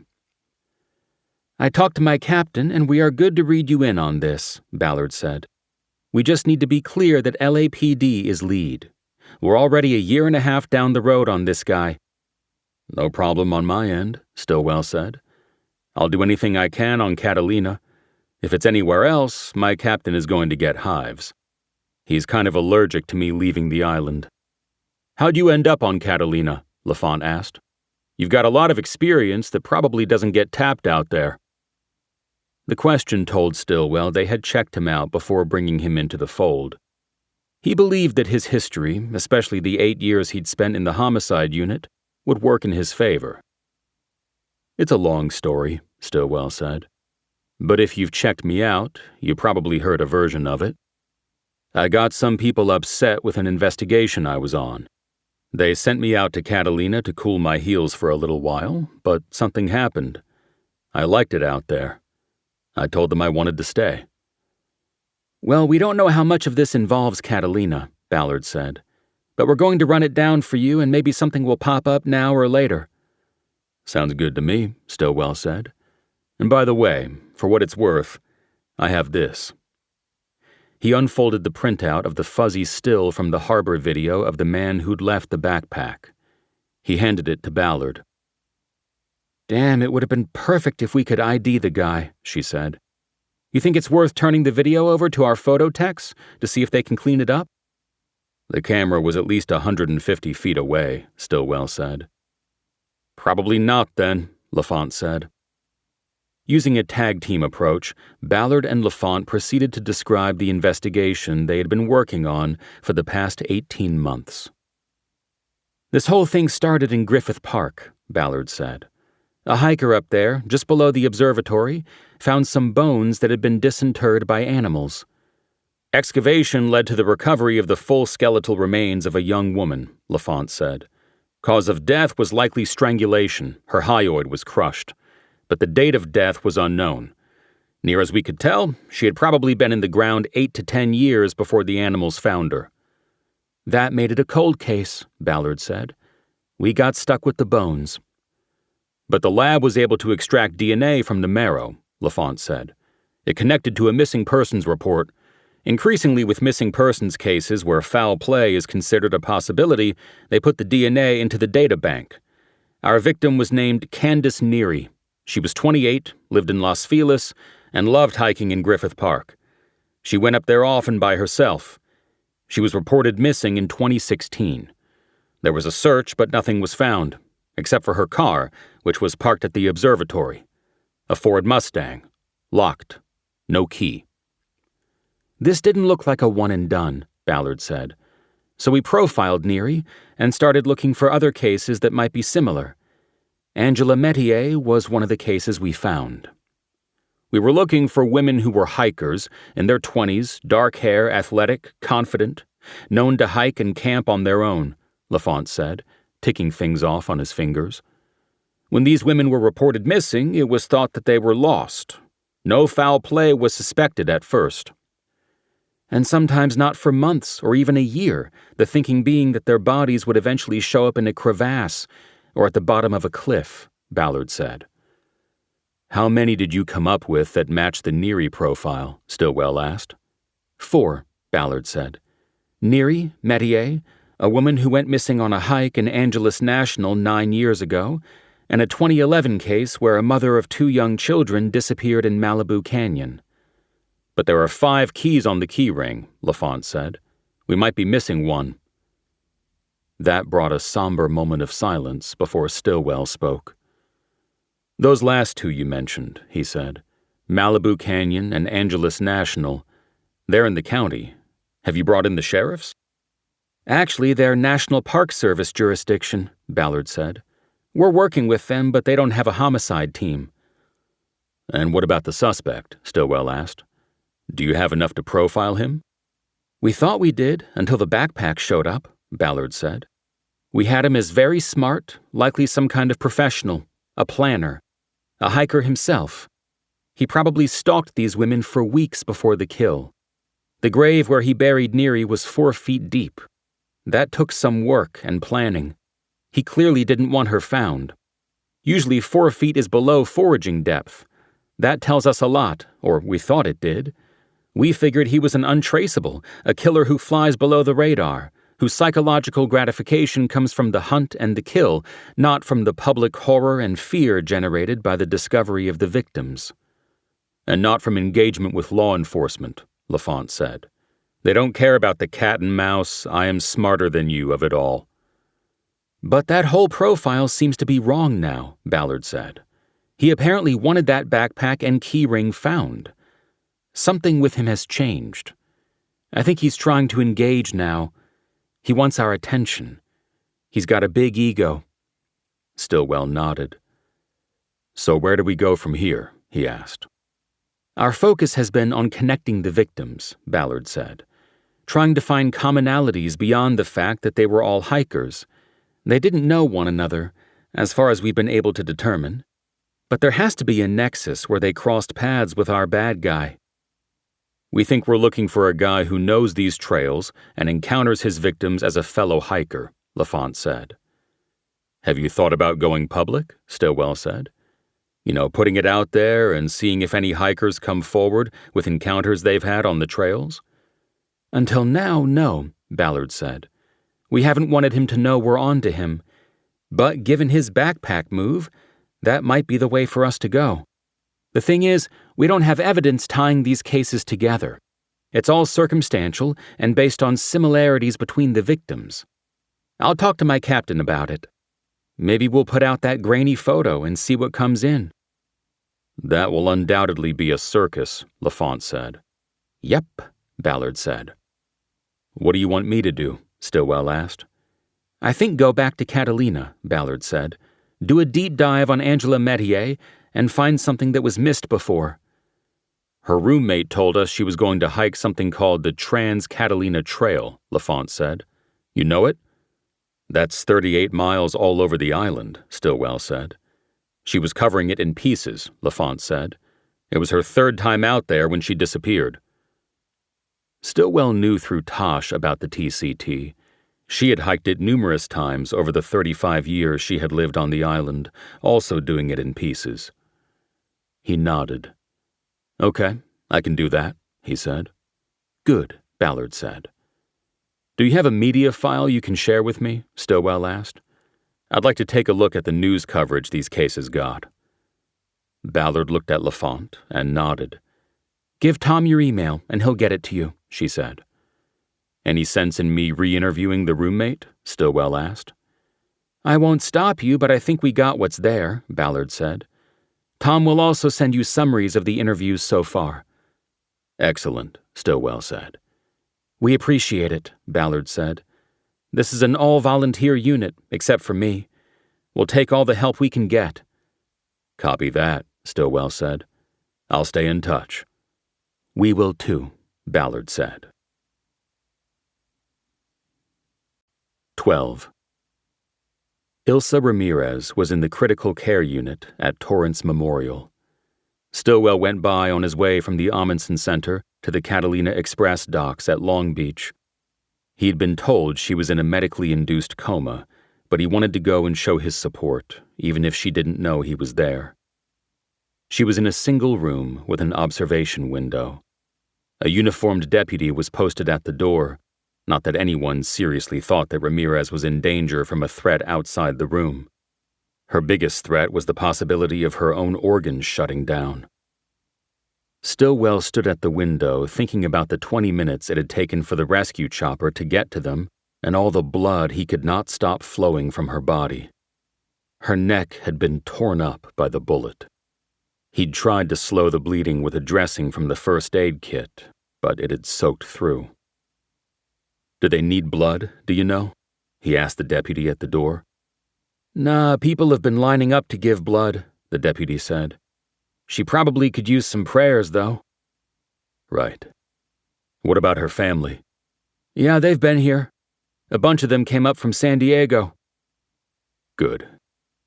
Stillwell's phone buzzed, and he pulled it from his pocket.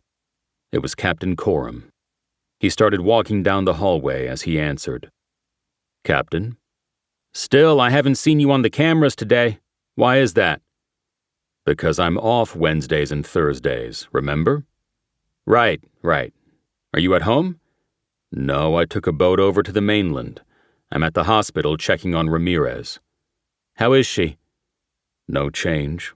Still in a coma, breathing tube, the whole thing." "A goddamn shame. Even if she makes it, she's done." "Maybe." "So listen, I'm calling to tell you you're off the bench. Return to full duty starting Friday." "That was fast. Are they dinging my file?" "No, not this time. It was clear there was a fuck-up at the airport, but your efforts to save Ramirez balanced things out for the review team. No punishment, no penalty. You should be happy." "I am, Captain. How goes the investigation into the criminal side of it?" "They're working all angles." "They looking at Quigley?" That brought a beat of silence from Coram. "Why should they be looking at him?" he finally asked. "It was his tip, his CI," Stillwell said. "I figured they would want to run that down, see if they can figure out who his guy was. Should be in the CI file, right?" "I'm sure they're looking at all of that." "Captain, can I ask you something?" "Go ahead. I may not answer, but go ahead." "What did Quigley do that got him transferred to Catalina?" The captain took his time answering. "That's above your pay grade still," he said. "But why would you ask that?" "Just thinking about the possibilities," Stillwell said. "He comes out here a couple months ago, then he gets this tip about a dropout here. I'm sure it's happened before, but it seems kind of coincidental, don't you think?" "I'm sure all of that is under consideration, but it's not your case, so why are you so interested?" "Not my case, but it is my island, Captain. I just wish I knew a little more about the people I get sent. Speaking of which, I'm down 2 deputies. I'm going to need replacements or overtime authorization. You'll get replacements with the next deployment. Meanwhile, I'll give you 80 hours of overtime to spread around. Be tight with it." "Got it." "Good. Now remember, you are off the bench, but you are not working this case. Comprende, mi amigo?" The captain always dipped into his rudimentary Spanish when he was trying to sweet-talk Stillwell into going along to get along. "Comprendo, Capitan," Stillwell said. 13. Stillwell caught the last express back to the island. Along the way, he sat in the enclosed Commodore cabin and caught up on email and texts. He sent Tosh a message asking where the third leg of the Trans-Catalina Trail started. Her response came quickly: Hermit Gulch.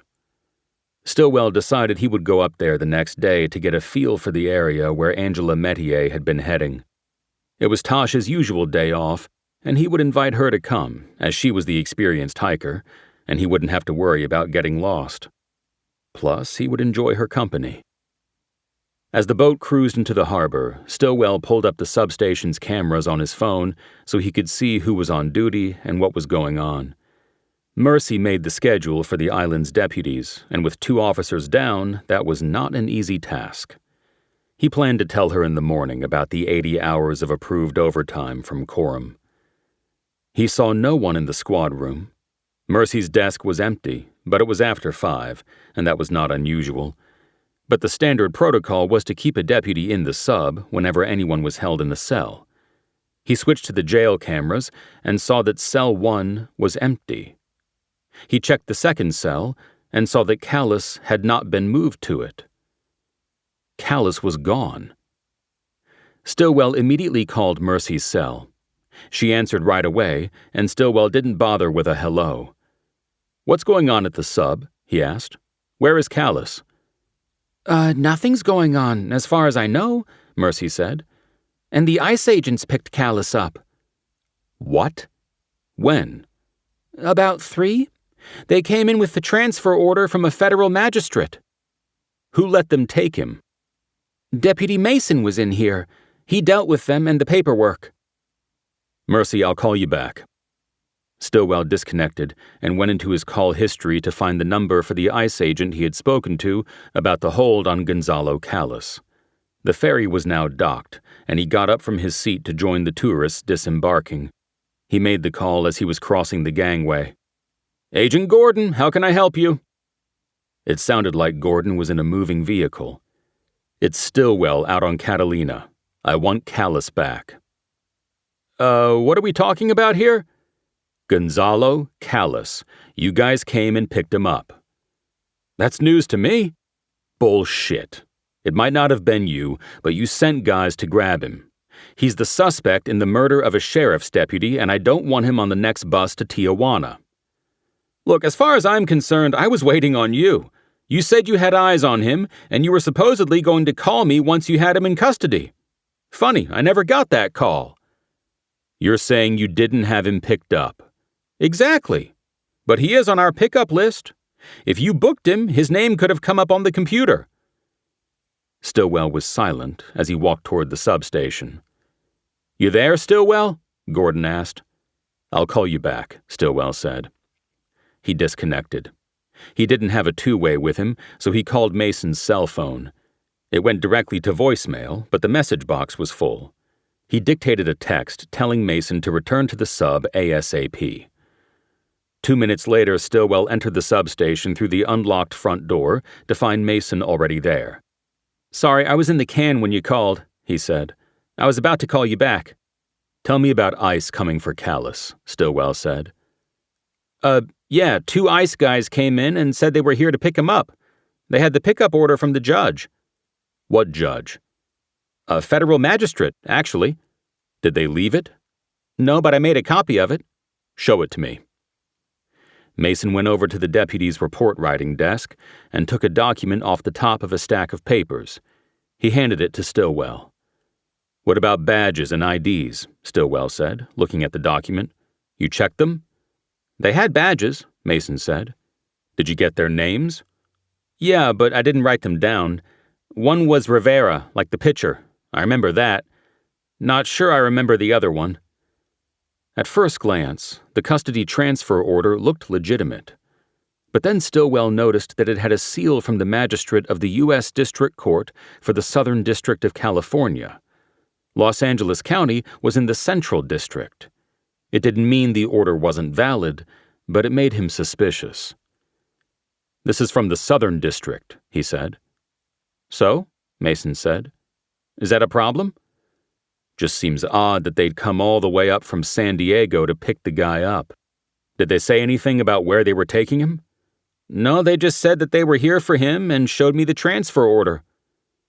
The order was 2 pages, and the magistrate's signature and seal were on a 3rd page. Take a look at this, Stillwell said. Does this look like a different font on the signature page? He handed the document to Mason, who flipped between the pages and studied the font on each. Maybe, he said. Hard to tell. I think they're different, Stillwell said, taking the transfer order back. Then what's it mean? They could have used the signature page from another order and clipped it to this one. Why would they do that? I don't know yet. What time did they come? Around 3. They come on a chopper? I don't know. And you're sure they were ICE? Well, pretty sure. Like I said, they had badges. Did they take his property? Yeah, they took it. Did I do something wrong, Sarge? Not as far as I know. Then can I go back out on patrol? Of course. I'll probably stick around here for a while. Mason grabbed a set of keys. As he headed to the door, a new thought came to Stillwell. Hey, you worked shifts with Quigley when he first transferred here, right? He asked. Yeah, a few, Mason said. Did he ever talk about what happened to him back on the mainland? You know, like what got him the transfer out here? No, not really. I mean, I asked him about it. You know, Island of Misfit Toys and all that. I asked him who he'd pissed off over there, and he claimed he didn't do anything to anybody. He just said he asked to transfer out to the island so he could lie low for a while. Lie low? You're sure he said that? 100%. And you didn't ask why he was lying low? No, I didn't. It was just conversation, you know? Yeah, sure. Can I go now? Yes, you can go. 14. After Mason was gone, Stillwell went into the kitchen, took a Diet Coke from the refrigerator, and checked the pantry for something to eat. There was little to choose from, and that reminded him to ask Mercy to restock the shelves. He found a bag of pretzels with a clip holding it closed, and a post-it note saying the bag belonged to Ilsa.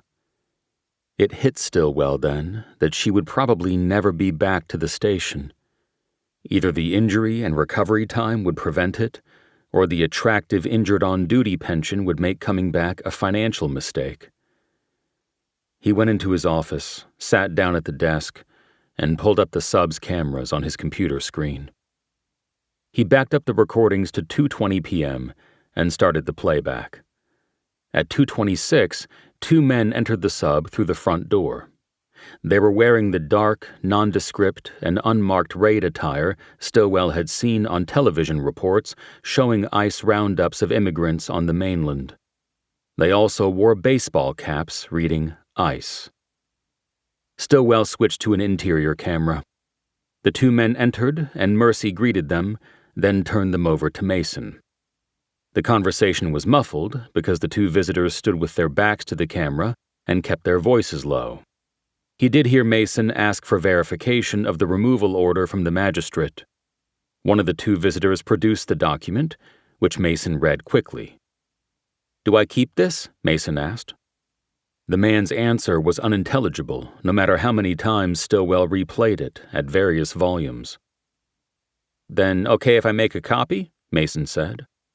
He must have received an affirmative response, because he got up and went to the copy machine. Once he had a copy, he led the 2 men to the jail.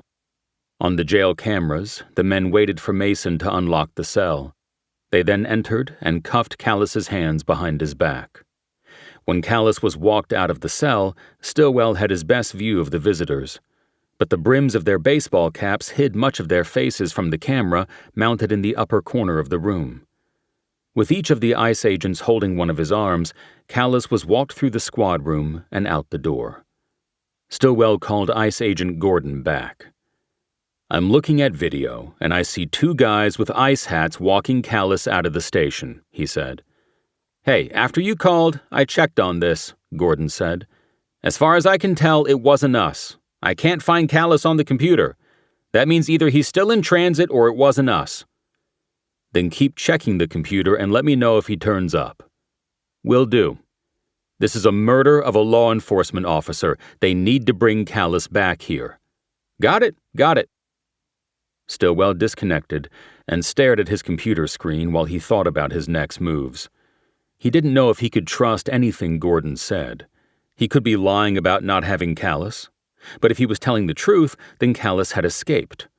In that case, Stillwell had just been cleared in one investigation of his actions only to face another.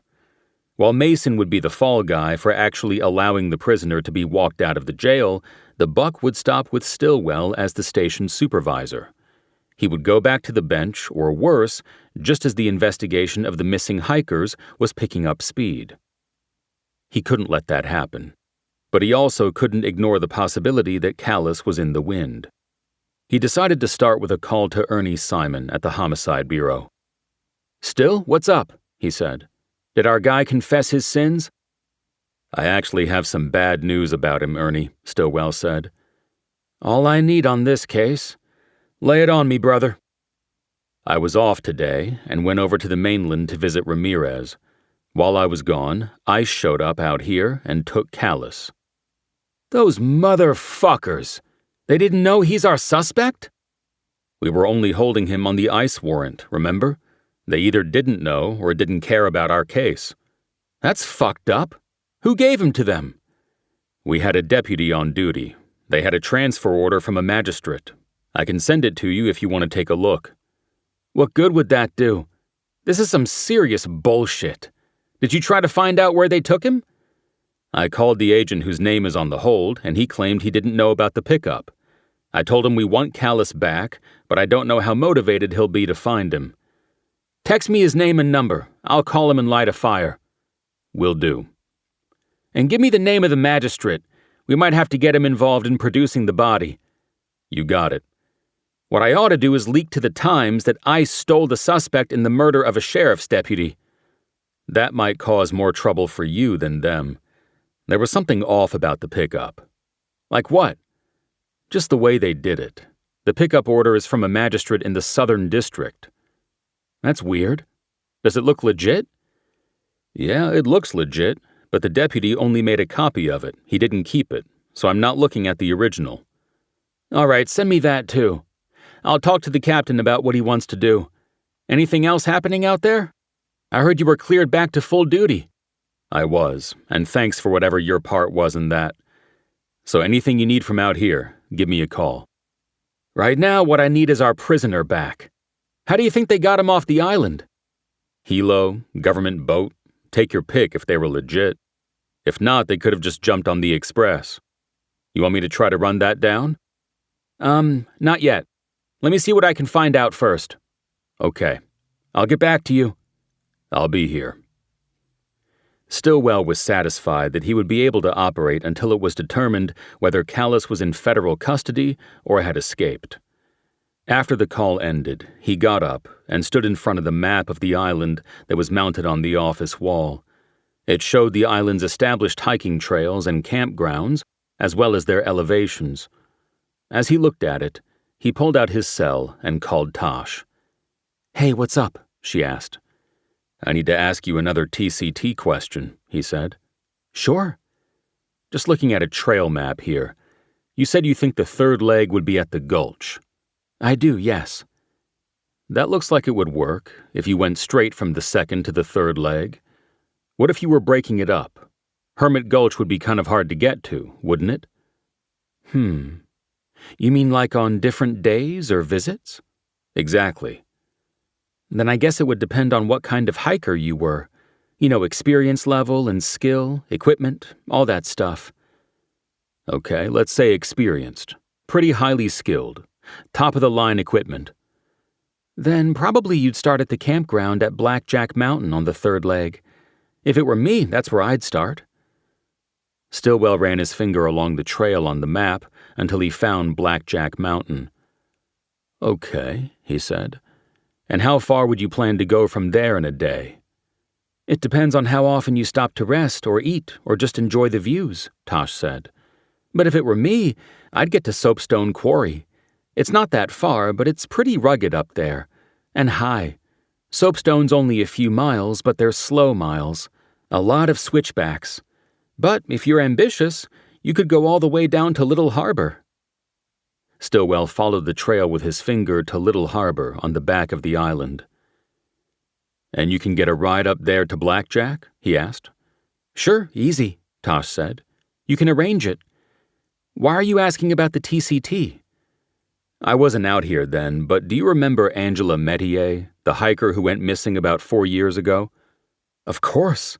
I helped look for her. Is there something new? No, not really, but I'm looking into that case. Don't get obsessed like Lionel. She was referring to McKee, the reporter for the Call. They had grown up together, attended 12 grades of school together, and Stillwell wasn't really sure how close they were. Why is Lionel obsessed? Stillwell asked. I don't know, Tosh said. He just wrote about it a lot when they were looking for her up there. He seemed to care more about her than your predecessor did.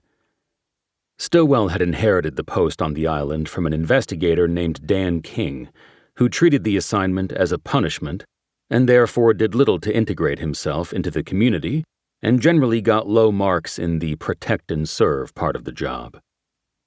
Stillwell changed the subject.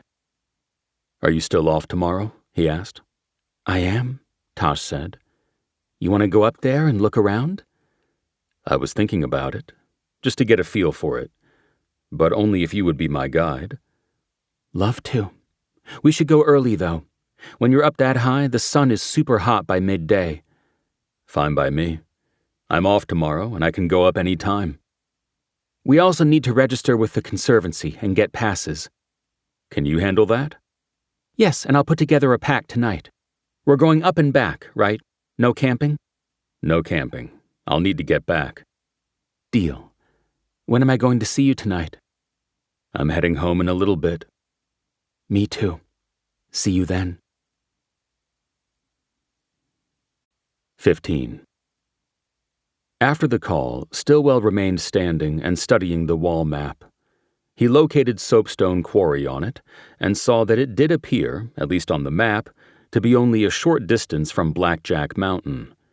He and Tosh had gone on several hikes over the 18 months they had been together, but most of those were along the coast.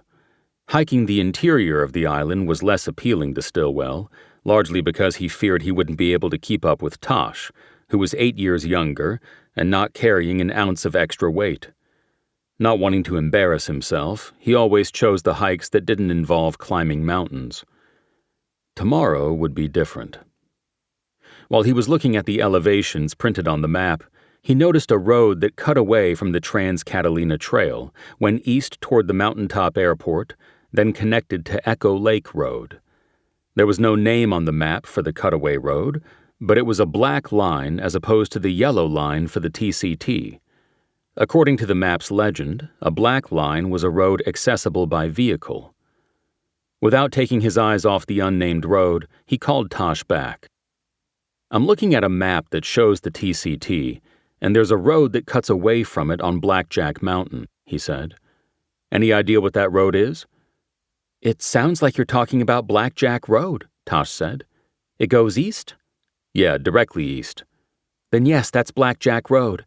It goes down to the Ironwood Grove and Echo Lake. What's the Ironwood Grove? It's just a protected area because the Catalina ironwood tree is slowly disappearing. There are supposedly only about 100 groves left on the island. The one you're talking about is the oldest.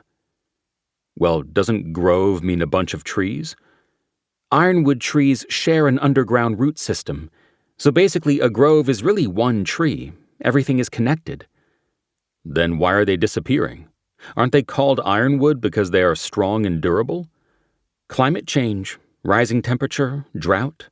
They may be hard on the outside, but they're vulnerable on the inside. Like you. I don't know about that. But can we get to this grove on the hike tomorrow? Sure, but it's off trail. You think it has something to do with Angela? Stillwell noted her use of the missing woman's first name. I don't know, he said. I'll see you at the house and explain more. I've got to get back to this. Okay, Tosh said. See you at the house. Stillwell disconnected and went to the desk. He took a black marker from a drawer and tore a page from the scratch pad he kept next to his keyboard. He then went back to the map, held the white paper against it, and traced Blackjack Road with the marker. He pulled out his phone and called the cell number Renee Ballard had given him. She answered right away. "Stillwell? Yeah, listen, are you still at work?" "I'm here." "Do you have the backpack there?" No. LaFont took it downtown to the crime lab on his way home." "Did you take photos of it?" "No, but I'm sure they'll do that at the lab. What's going on? You sound hyped up about something." "I am. Hold on. I'm going to send you photos." He took the phone away from his ear and put the call on speaker so he could use his hands. He sent Ballard the photos he had taken of the backpack before he'd sealed it in the plastic trash bag for transport to the mainland. Then he took a photo of the paper he had just traced Blackjack Road on. "Okay, you still there?" "I am." "Did the photos of the backpack come through?" "Yes, they did. What's going on?" "This is kind of crazy, but I noticed that on the panel under the straps of the backpack, there was kind of a squiggle made with a permanent marker. You see it?" There was a pause. "Yes, I see it. A squiggle. What does it mean?" "Okay, hold on. I'm sending you another photo." He texted the photo of the scratch paper. "You get it?" "Got it." "Okay, you see the mark on the backpack? Compare it to the mark on the paper I just sent." He waited. "Okay, they're the same," Ballard said. "What does it mean?" "The mark on the paper is what I just traced off a map of Catalina. It's a road up in the mountains that connects to the trail that Angela Metier told friends she was going to hike." Ballard said nothing. "I think our killer put a map on the backpack that he left for us to find." "A map to where he put her?" "What I'm thinking." "You're right. This is kind of crazy." "But it works. It fits. I mean, what are the chances the two lines would match up perfectly like that? For whatever reason, he's reaching out to us." "Like he wants to play a game of I'm smarter than you." "Exactly." 16. They found the bones buried beneath the canopy of an ironwood tree in the grove at the end of Blackjack Road. The line drawn on Angela Metier's backpack provided the heading for the search. It was led by a cadaver dog named Sniffy, whose owners volunteered their animal services to Ballard and her cold case team. After the dog alerted them, his nose was replaced by an electronic nose, a gas probe that detected chemical compounds released in the soil during the decomposition of human remains. With Ballard and 2 rangers from the Conservancy observing, an excavation proceeded. Stillwell did most of the careful digging until he uncovered small bones from what looked like a hand and the deteriorated sleeve of a shirt almost 4 feet down. At that point, everyone backed out and waited for an excavation team from the medical examiner's office to be flown out to document and recover the remains. While he waited, Stillwell paced along the lines set by the crime scene tape strung between trees in the grove and quietly seethed. A primal anger was growing in him over the apparent murder of a woman who had thought she would be safe while hiking on the island. The medical examiner's team arrived, and although official confirmation that the remains were what was left of Angela Metier was withheld pending comparison to dental records, Stillwell and Ballard had no doubt. They had been led to the spot by her killer, and now the game was on. It was impossible to keep the coordination of the search and recovery efforts radio silent, and they knew the media was onto the story when several news helicopters from the mainland crossed Santa Monica Bay and circled overhead. Lionel McKee from The Call was the lone reporter on the ground, dutifully standing at the yellow tape that the 2 rangers, Kent Middleton and Bo Merriam, had used to cordon off the grove and keep reporters and passing hikers back. The medical examiner's team had erected a tent over the dig location to protect the diggers from the sun and the site from the cameras on the helicopters. Stillwell knew it was time to inform the captain of what was going on. Coram wasn't happy that Stillwell had not told him much earlier in the process of his work on the case and the joint investigation with the LAPD. When did you bring the LAPD into this? Coram asked. Just yesterday, Stillwell said. When I identified the owner of the backpack in the Lost and Found, I connected it to their investigation. Things moved pretty quickly after that. But it was more like they brought me into it, Captain, not the other way around. Semantics. You should have told me when you reached out to them. Captain, when I called them, I had nothing. Do you really want me checking with you every time I make a call? Of course not, but this is different. Now I'm going to have to run interference to ensure that we don't get pushed out of a case on our own turf. I don't think that's going to happen. The detective in charge of the cold case squad needs all the help she can get. She's working with a bunch of volunteers. How many cases is this connected to? 3 that we know about, maybe 4. You are using the word we. There is no we here. I know her boss, Larry Gandil. I'll talk to him and make sure we don't get mushroomed, kept in the dark. Does that mean I can follow this off the island? I was thinking of putting somebody from the squad here on it. Great. I put this together and somebody else gets to run with it. That makes sense. You forget that you are in charge of a substation out there. You have management duties, and you can't be leaving the island to chase a murder case. It's as simple as that. It still doesn't sound right. Well, that's the way it is. I have no problem with you working the Catalina angle on this, but I don't want you crossing the bay to follow leads. Let the LAPD handle that. Agreed? You're the boss, and I have to get back to this. Then we're done. Let me know where we are on it at the end of the day. Roger that. Stillwell pocketed his phone and returned to the excavation. Trouble? Ballard asked. Why do you say that? Because of the way you were head down and pacing while you spoke to the boss. Yeah, well, he's not happy I brought LAPD into this, even though I explained that it was sort of the other way around. He'll probably call your captain. I think he said Candle. Gandil. I always loved that, when 2 guys who don't work the cases decide how the cases get worked. But don't worry, Still. I'll keep you in the loop. As far as I'm concerned, this is the biggest break in the case we've had, and it came through you. I appreciate that. Stillwell looked at the dig site. The 2 techs from the ME's office were down to using spoons and brushes to reveal the bones. It was a tedious process. He looked back at the yellow crime scene tape stretched between limbs of the ironwood grove. Lionel McKee was waiting there patiently. To his left were 2 hikers who had stopped to watch.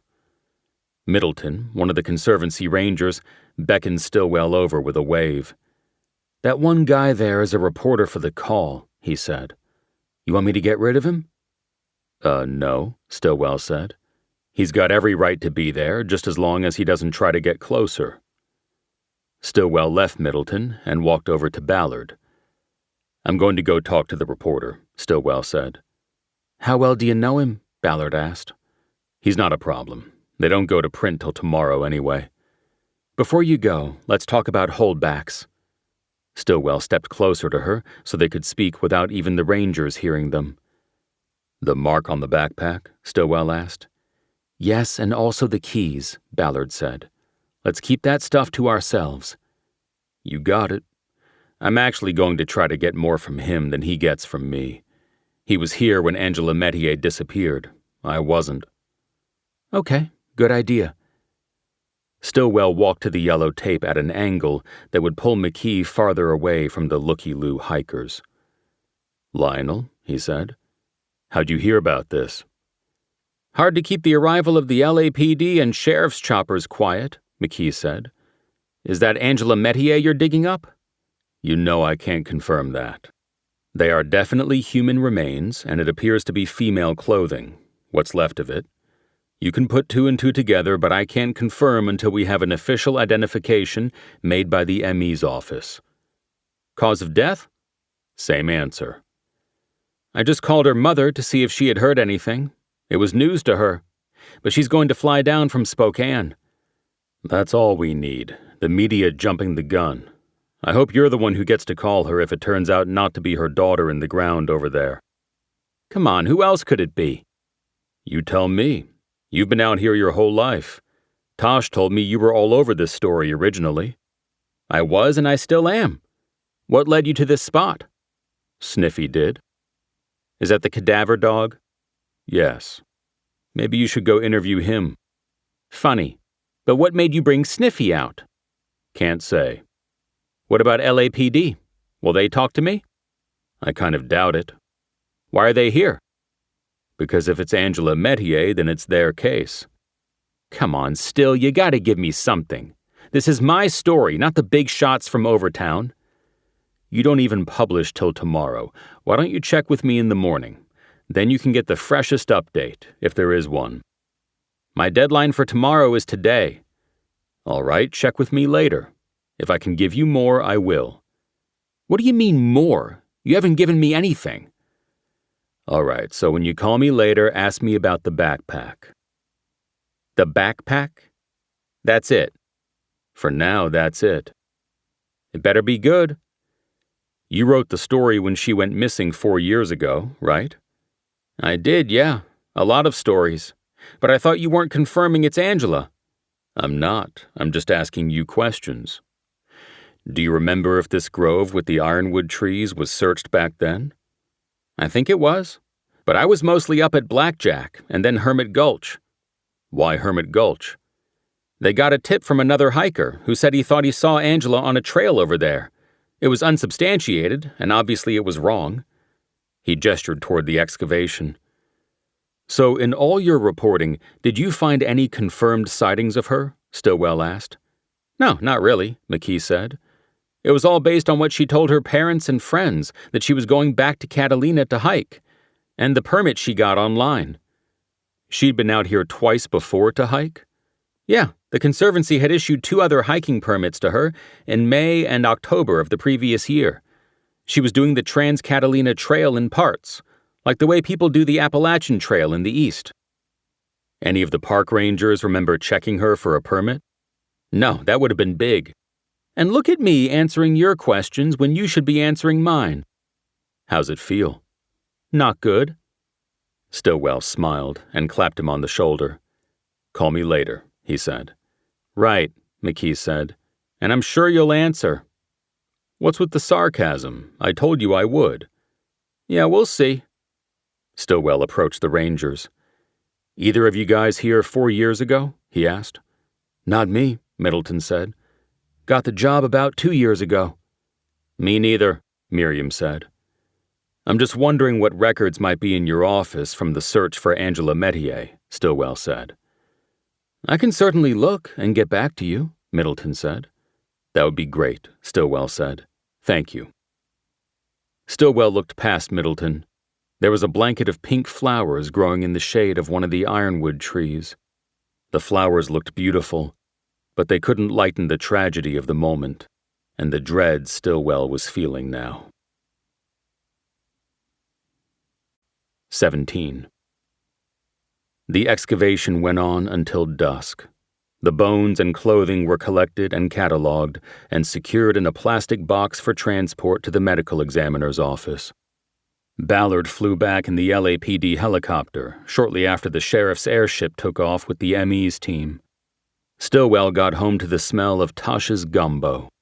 That plus the music she was playing on the kitchen Bose, Steely Dan's album Gaucho, told him that he was forgiven for reneging on their plans to hike Blackjack Mountain that morning in light of Ballard's plan to come with a cadaver dog and a gas probe.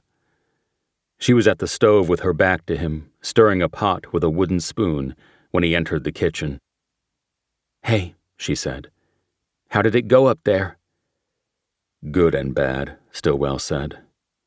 You found her, I heard. Yeah. Sad. Yeah. She turned around to check him and saw the bouquet of flowers in his hand. Flowers, she said. You thought I'd be mad? I don't know, Stillwell said. I guess. Mad or sad. She liked to hike on her own, like you. I hope it doesn't change your love of walking trails. I hadn't thought about it that way, but it won't. Good.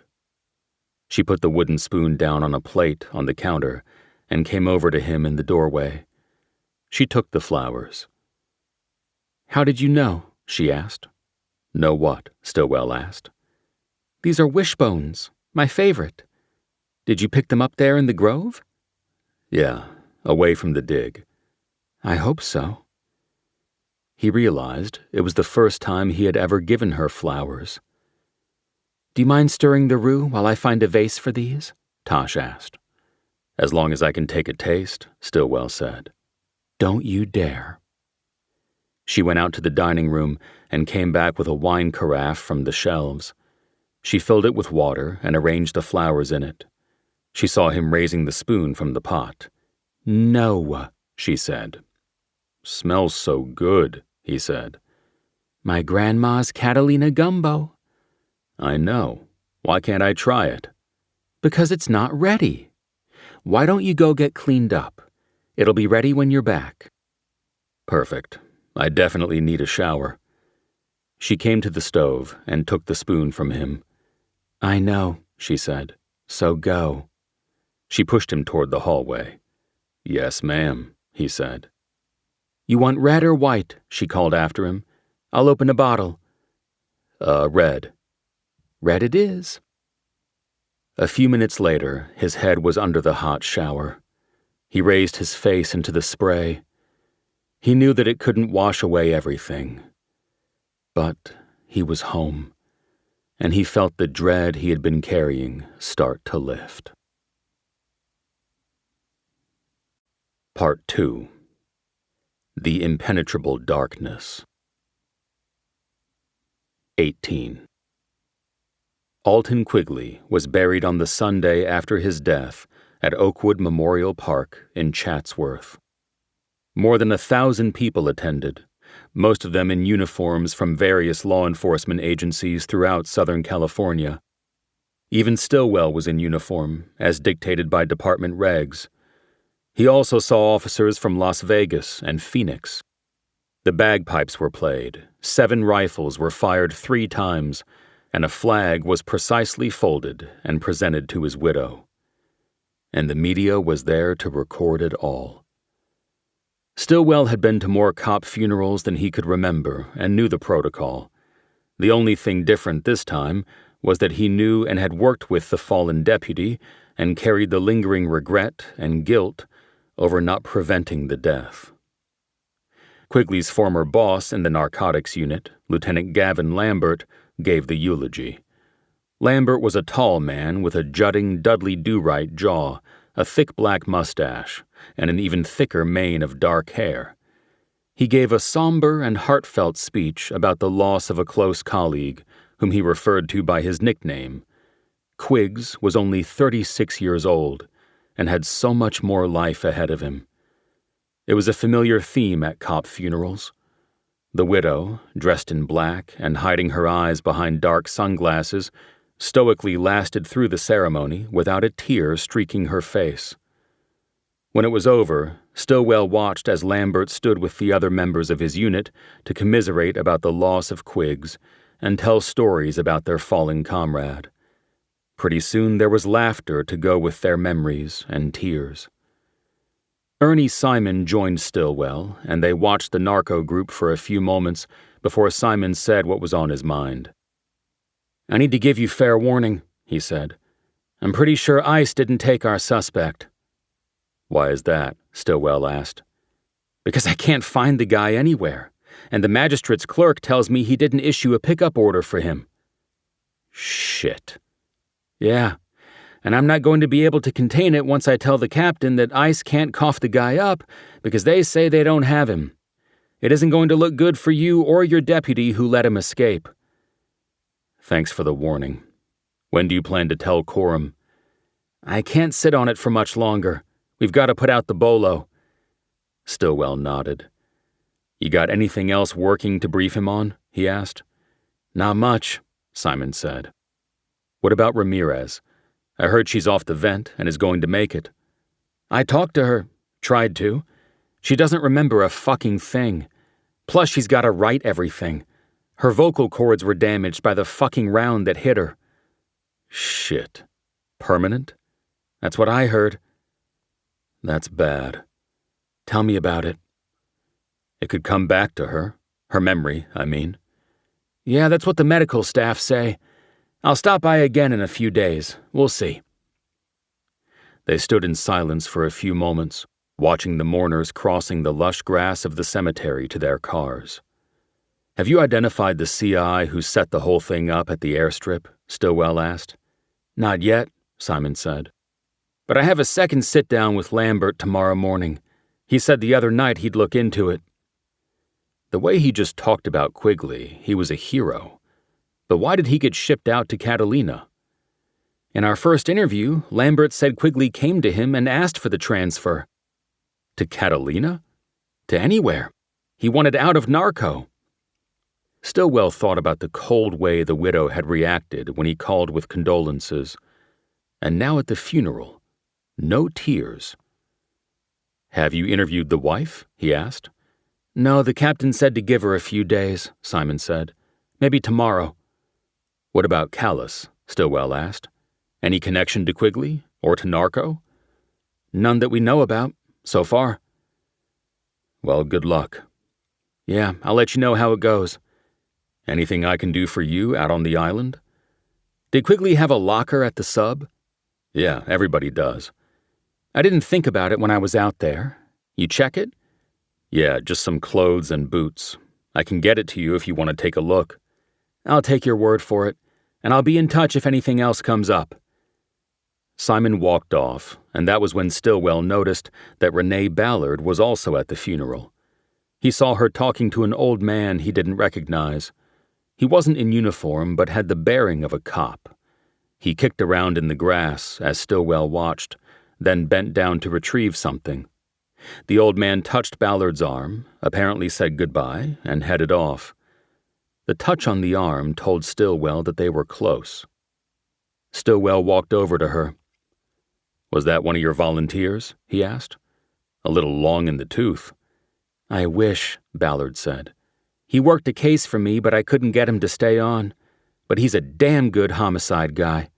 One of my mentors. What was he looking for in the grass? A rifle shell. He takes one from every cop funeral he goes to. He's got a jar that's almost full. Stillwell looked in the direction her mentor had walked off in. He was gone. He turned back to Ballard. So how's it going on the case? He asked. We got confirmation on the ID, Ballard said. Dental records. DNA will come later, but it was Angela. What a day. I told her mother this morning, and then I come to a cop funeral. You didn't know Quigley, did you? No, but I lost one of my volunteers a couple years ago. It was tough. So I like to honor the fallen. I understand. You, of course, did know him. Sorry for your loss. I didn't know him that well. He had just transferred out there a couple months ago. Stillwell wanted to change the subject. Anything else from the ME on the bones? He asked.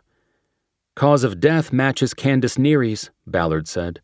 Hyoid bone fracture. She was most likely strangled. Stillwell nodded. It wasn't a surprise. The lab find anything in the backpack that helps? He asked. Nothing of value to the investigation, Ballard said. She said it like she was reading the summary from the lab report. Stillwell nodded again. He had something to tell her, but wasn't sure how to get to it. Well, I guess I'll head back to the office, Ballard said. I'm obsessed, Stillwell said. It came out fast, almost desperate. Ballard looked at him, a hesitant smile on her face. She had taken it the wrong way. He guessed that a woman who looked like her dealt with many unwanted advances. The same happened to Tosh. Obsessed with what? She asked. The case, Stillwell said. This case. Well, I wish I had you working on it, but I'm not sure what else you can do from Catalina. I've been back up to the Ironwood Grove, and I keep looking at the files you sent me. I keep hoping I'll see something that's been missed. Welcome to my world. You mean you're obsessed too? I want to find the guy. Right. You know that man who was just here, my mentor? He always says the answer is right in front of us. It's in the book. The murder book. Talk about being obsessed. With every case, he studied the book for hours and hours, and you know what? He was usually right. The missing thing was there. What's his name, the old guy? Harry Bosch? Stillwell didn't recognize the name. Homicide wisdom, huh? He said. Yeah, in spades, Ballard said.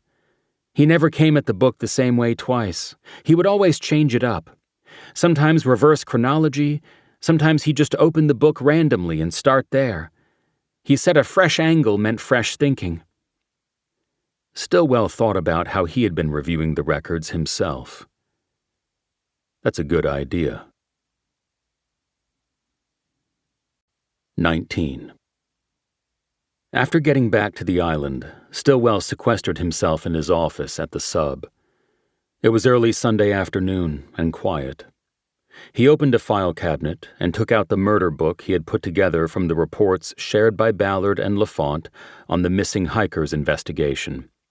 He had printed everything out and put it in a 3-ring binder. He stood it on its 2-inch wide spine, took his hand away, and let it fall open randomly. Okay, Harry Bosch, he said. Let's see what you've got. The binder opened to a section of crime scene photos from the excavation and recovery of Candace Neary's remains. He had previously studied these, noting that the depth of the grave matched that of Angela Metier. Both victims were buried close to the base of a tree, the ironwood with Angela and a live oak with Candace. He had read extensively about the Catalina ironwood, hoping to find a clue as to why it was chosen, but had come up empty. Convinced that there was nothing new to be gleaned from the photos, he flipped to the next section. It was the autopsy report on Neary. He had nothing to compare it to in the Metier case because the autopsy had only recently been completed, and Ballard had stopped sending reports to him. He took out his phone and texted her, asking that she continue to share reports as they came in. He ended the message jokingly, saying he needed the reports because he was now looking at the case Harry Bosch style. He hoped it would at least get a smile from her and persuade her to keep him in the loop. He pressed on with the review, going through interview summaries with Neary's roommates, co-workers, and family members. These reports he had already read repeatedly, to the point that he knew what each person said before he actually saw it in the summary. Come on, Harry, he said. Give me something. He came across a topographic map of Griffith Park. He had previously checked to see if there was a correlation between the altitudes where the bodies were buried, but there was not. Metier had been buried 1,000 feet higher than Neary. He didn't know what it would have meant if they had been buried at the same level, but checking even these details underlined his need to find something that would advance the case. The last section of the murder book contained several pages of photographs taken by police, media, and citizens during the search of Griffith Park in the days and weeks after Neary was reported missing. It had been a monumental task. Griffith Park was 4,000 acres of up and down terrain at the eastern end of the Santa Monica Mountains. Though much of it was landscaped and included the observatory on Mount Hollywood, the Greek Theater complex, and other municipal facilities, the vast majority of the park's acreage was urban wilderness with steep rises and deep canyons. Neary's disappearance and the publicity around it drew hundreds of citizens and the media to the search effort. In criminal investigations of violent acts, it was common for the perpetrators to return to the scene as a means of psychological fulfillment, to witness firsthand the horror and fear they had caused. This led law enforcement to collect media reports, photos, and videos for study later. This procedure was particularly successful in cases of arson. The guilty party often showed up to watch the flames and destruction. But because foul play had not been considered in Neary's disappearance until after several days of searching, the media coverage was not collected until Ballard's team got the case. Though Ballard told Stillwell that studying the visuals had not brought any leads, he had put his own eyes on the photos and videos. He did it again now, hoping to come up with something new. After studying all the photos, Stillwell moved to his laptop, where he had downloaded a file containing videos from news reports about the missing woman. Something he saw in the fourth video, a segment that was aired on KCAL 9 News, made him freeze the image on his screen. The field reporter was interviewing a woman named Monica Katz, a friend of Neary's and one of the organizers of the park searches. In the background, other volunteers were moving up a hillside in a line, all spaced 6 feet apart. Also in the background was another news crew pointing a camera and microphone at a park ranger positioned in front of a tree. It was the tree that made Stillwell stop the video. It was a live oak that had a distinctive split in its trunk from what he guessed was a lightning strike. Stillwell quickly went back to the front of the murder book and leafed through the most recent reports until he reached the section where he had started, the photos documenting the excavation of the bones. The tree that stood at the foot of the grave showed the same split, though over the years it had healed, and the tree looked much healthier. Stillwell considered what he had found and what it might mean. First of all, it showed that the searchers had been right there, but apparently had not noticed any suspicious disturbance in the terrain. Perhaps the damage from the lightning strike had made a natural variance in the ground that caused no one alarm. Additionally, the news report was from the first search for Neary, before foul play was considered. Searchers were looking for someone who was lost or injured, not buried 4 feet down. Stillwell thought about the ironwood under which Angela Metier had been buried. He recalled nothing unique about it, like lightning damage. But he still wondered whether the killer had chosen the tree in Griffith Park because of a distinctiveness that would allow him to find it again when he returned, possibly to relive the crime. Stillwell was tempted to call Ballard, but he was unsure what all this meant. He stared at the tree in the paused video for a long moment before his eyes moved to the man being interviewed beneath it. He wore a uniform of dark green pants and a lighter green shirt, and had on an equipment belt. He was clearly a park ranger. The TV reporter holding the microphone to the ranger's mouth was a readily recognizable blonde who had worked in the LA market for years. Stillwell even knew her name, Donna Driscoll, because she had been covering pre-trial hearings in the mayor's case for Channel 5 News.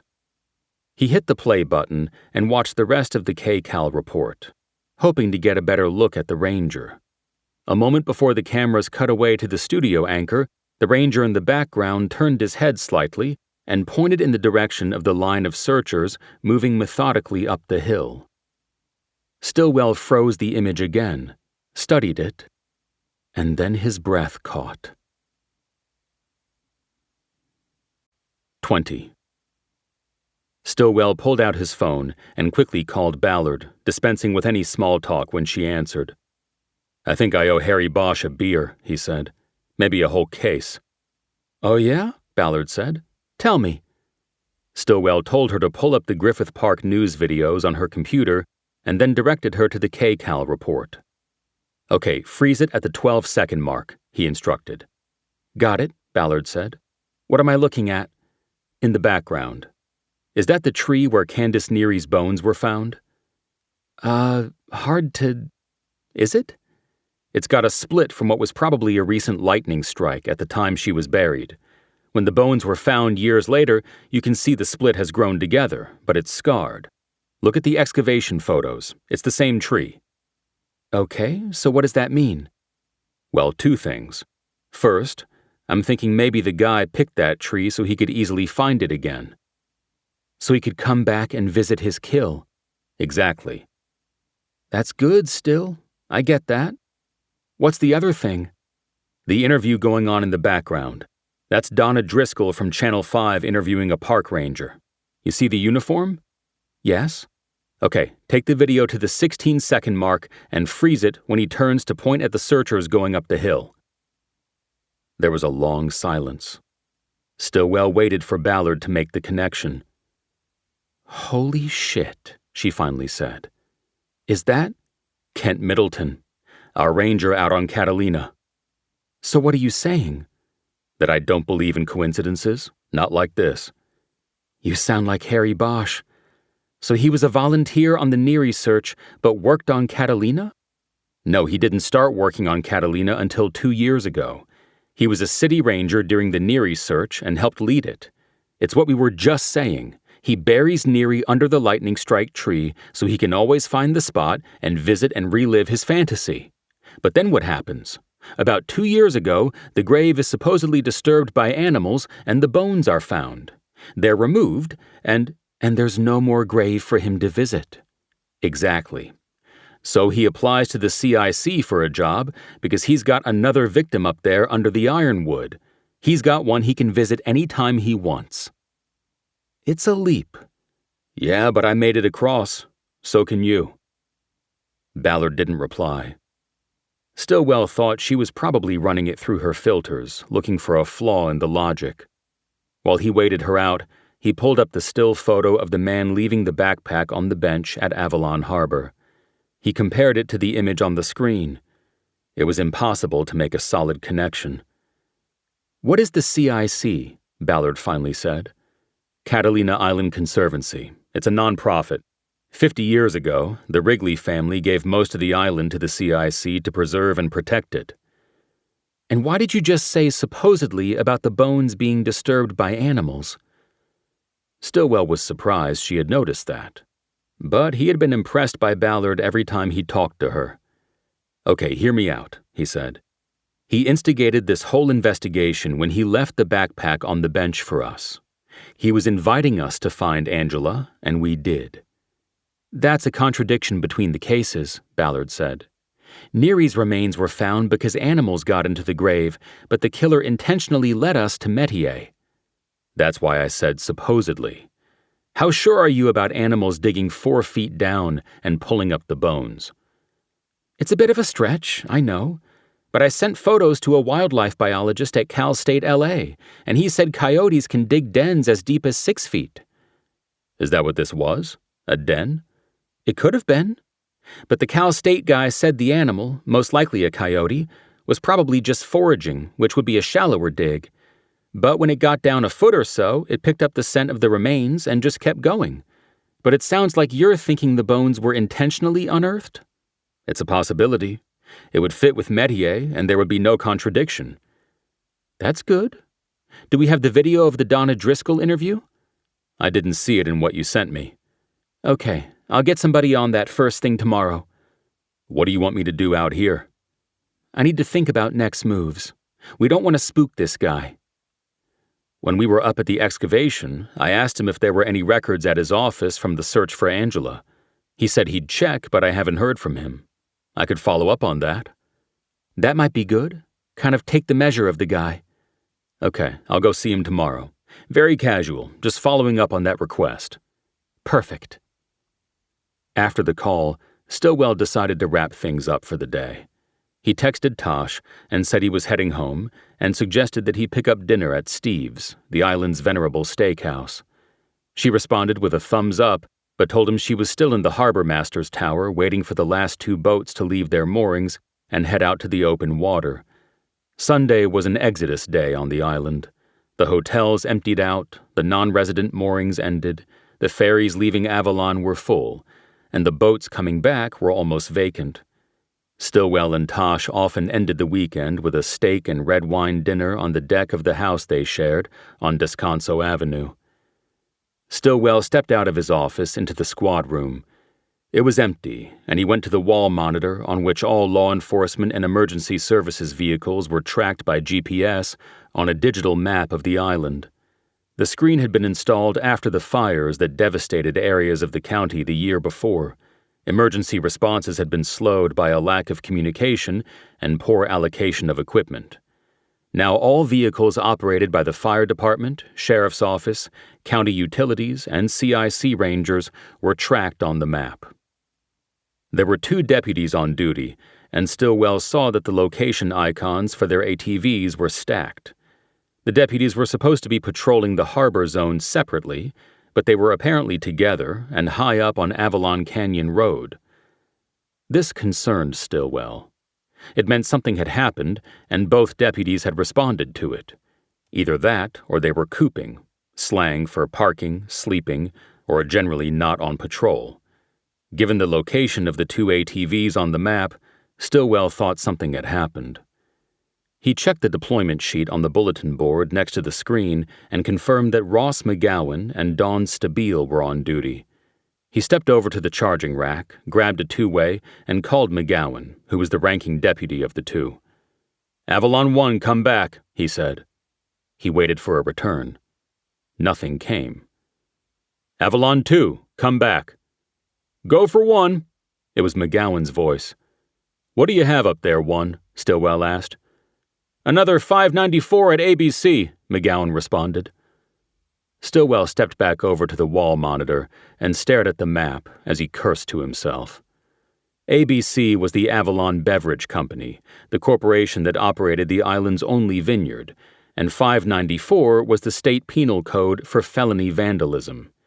In the past year, the vineyard had been the target of repeated acts of vandalism aimed at disrupting its production of grapes for a Pinot Noir sold under the label Avalon Crest. The attackers had disabled vineyard equipment and irrigation lines, set fire to a tool shed, and destroyed vine trellises. The campaign of vandalism appeared to have been spurred by the city council's controversial approval of a major expansion of the vineyard. Currently a small operation that made a few hundred cases of wine for local restaurants, the vineyard would more than quadruple production and start exporting its product to the mainland and beyond. The controversy revolved around water and political influence. Catalina had a Mediterranean climate, but was constantly vulnerable to drought. Water was precious and cost 5 times what it did on the mainland. Avalon had once made its citizens use salt water in their toilets, but the pipes started rusting out and sewage leaked into the groundwater. After that disaster, a desalination plant was built by the electric company and currently provided more than 40% of the drinking water on the island. But still it was not enough. There were strict regulations on water use and steep fines for scofflaws. Many of the hotels shipped their sheets and towels to overtown laundries at high expense to save water. And the Catalina Call regularly exposed the top water users on the island in an attempt to embarrass them into cutting back. Then came what was known as the Water War. Grapes take a significant amount of water to grow, and the Little Vineyard was already a top user. Environmental groups and other businesses contested the approval of its expansion. The Call published several opinion pieces, all objecting to the expansion. But ABC was owned by one of the 5 so-called old families of Catalina. They were well-established and financially powerful people who for generations had dominated business and politics on the island. Each of these families had descendants who had spread across the island and into all facets of its society, politics, and business. The proposed expansion of the vineyard ultimately received unanimous approval from the council in an up or down vote. Most of Stillwell's knowledge of this had come through Tosh, who had been born and raised on the island, and through the substation manager, Mercy Chapa, who was a third-generation member of one of the old families and therefore a vital link in the chain of local gossip and inside information. Her mother had served as the city clerk since the turn of the 21st century, and Mercy freely acknowledged that she had gotten the job managing the sheriff's station because her last name was Chapa. The vineyard expansion had been approved 2 years ago, but protests at council meetings continued, as had the acts of vandalism at the vineyard. Stillwell had investigated the prior reports, but did not come close to identifying the individual or individuals responsible. That frustrated him, but not as much as it did ABC's owner-operator, Oliver Marquez. Stillwell keyed the mic and told McGowan he would call him back on his cell. This was to keep the conversation off the radio, which he knew was monitored by several residents of Avalon, as well as by Lionel McKee at the Call. He phoned McGowan's cell and asked him what kind of 594 had occurred this time. "Looks like somebody took a machete to a couple rows of the new vines," McGowan said. "Chopped them up pretty good. Mr. Marquez is super mad. He screamed at us." Stillwell knew Marquez well from the previous incidents. He was a volatile man used to getting his own way. That no one had been arrested for vandalizing his property was galling to him. Okay, I'm on my way, Stillwell responded. You should have called me out on this. Sorry, boss. I thought you were Oscar India. That was radio code for off-island. McGowan had a habit of talking in code even when not on the radio. No, I'm here, Stillwell said, and I'm coming up. Oscar Kilo, McGowan said. 21. 15 minutes later, Stillwell drove his ATV through the open gate of the ABC vineyard and followed an access road that bordered the original vineyard to the grape processing and wine production complex. He parked next to the two deputies' ATVs and could see McGowan and Stabile standing in the shadow of the corrugated roof over the production facility. Dwarfed by two huge stainless steel fermenting tanks, they were speaking to Oliver Marquez, but when Marquez saw Stillwell, the ranking officer on the island, he left the two deputies like they were day-old fish and charged toward him. All right, Stillwell, what are you going to do about this? He demanded. I am sick and fucking tired of waiting on results from you people. Stillwell stepped out of his ATV and held his hands up in a calming gesture. Marquez's face was red with anger. He was nearing 70 years old and was deeply tanned, with a full head of unruly white hair. He wore blue jeans and a denim work shirt and had a gold watch on his wrist. His jeans were tucked into black rubber vineyard boots. Let's just calm down a little bit, Mr. Marquez, Stillwell said. Fuck that, Marquez said. I'm not going to calm anything down. These people are attacking me and my interests with impunity, and I've had my fill of it. What exactly happened this time? Somebody came onto my private property and chopped the shit out of my goddamn vines. Okay, can you show me? What for? You aren't going to do shit about it. Look, Mr. Marquez, I understand you're frustrated, but— No, you fucking don't! Sir, I've warned you in the past. Do not take your frustration out on me or my deputies. We all want the same thing here. We want to stop this, and I promise you we will. You said that last time, and here we are. Stillwell didn't have a good response to that. He held a hand out in the direction of the vineyard. Do you want to show me? He said. Get in, Marquez said. He headed toward a hardtop ATV with the ABC logo on its door. Before Stillwell followed, he spoke to McGowan and Stabile. You two can go back out, he said. Did either of you take photos? Negative, McGowan said. Well, you should have, Stillwell said. It's getting dark. Stillwell rode with Marquez to the expanded side of the vineyard. The new vineyard was just 2 years old, not yet mature enough to produce grapes for wine. Marquez had told him that a new vineyard had to be cultivated for 3 years before there was a usable harvest, and at least 2 more before anybody would buy the wine from it. It was a long-term investment and a gamble, and the constant vandalism slowed the process and endangered the eventual payoff for his family. They took out 3 lines, Marquez said while he drove. French clones. Do you have any idea what it will cost me to start over? Not really, Stillwell said, but I'm sure it puts this at a felony level. Damn right it does. I want these people in prison. Once again, Mr. Marquez, I have to ask you if you have any idea who would do this. There were lots of protests, and the notable names from those have all been checked. No one stood out based on criminal records, and in some cases media interviews, as somebody who would cross the line to this degree of vandalism.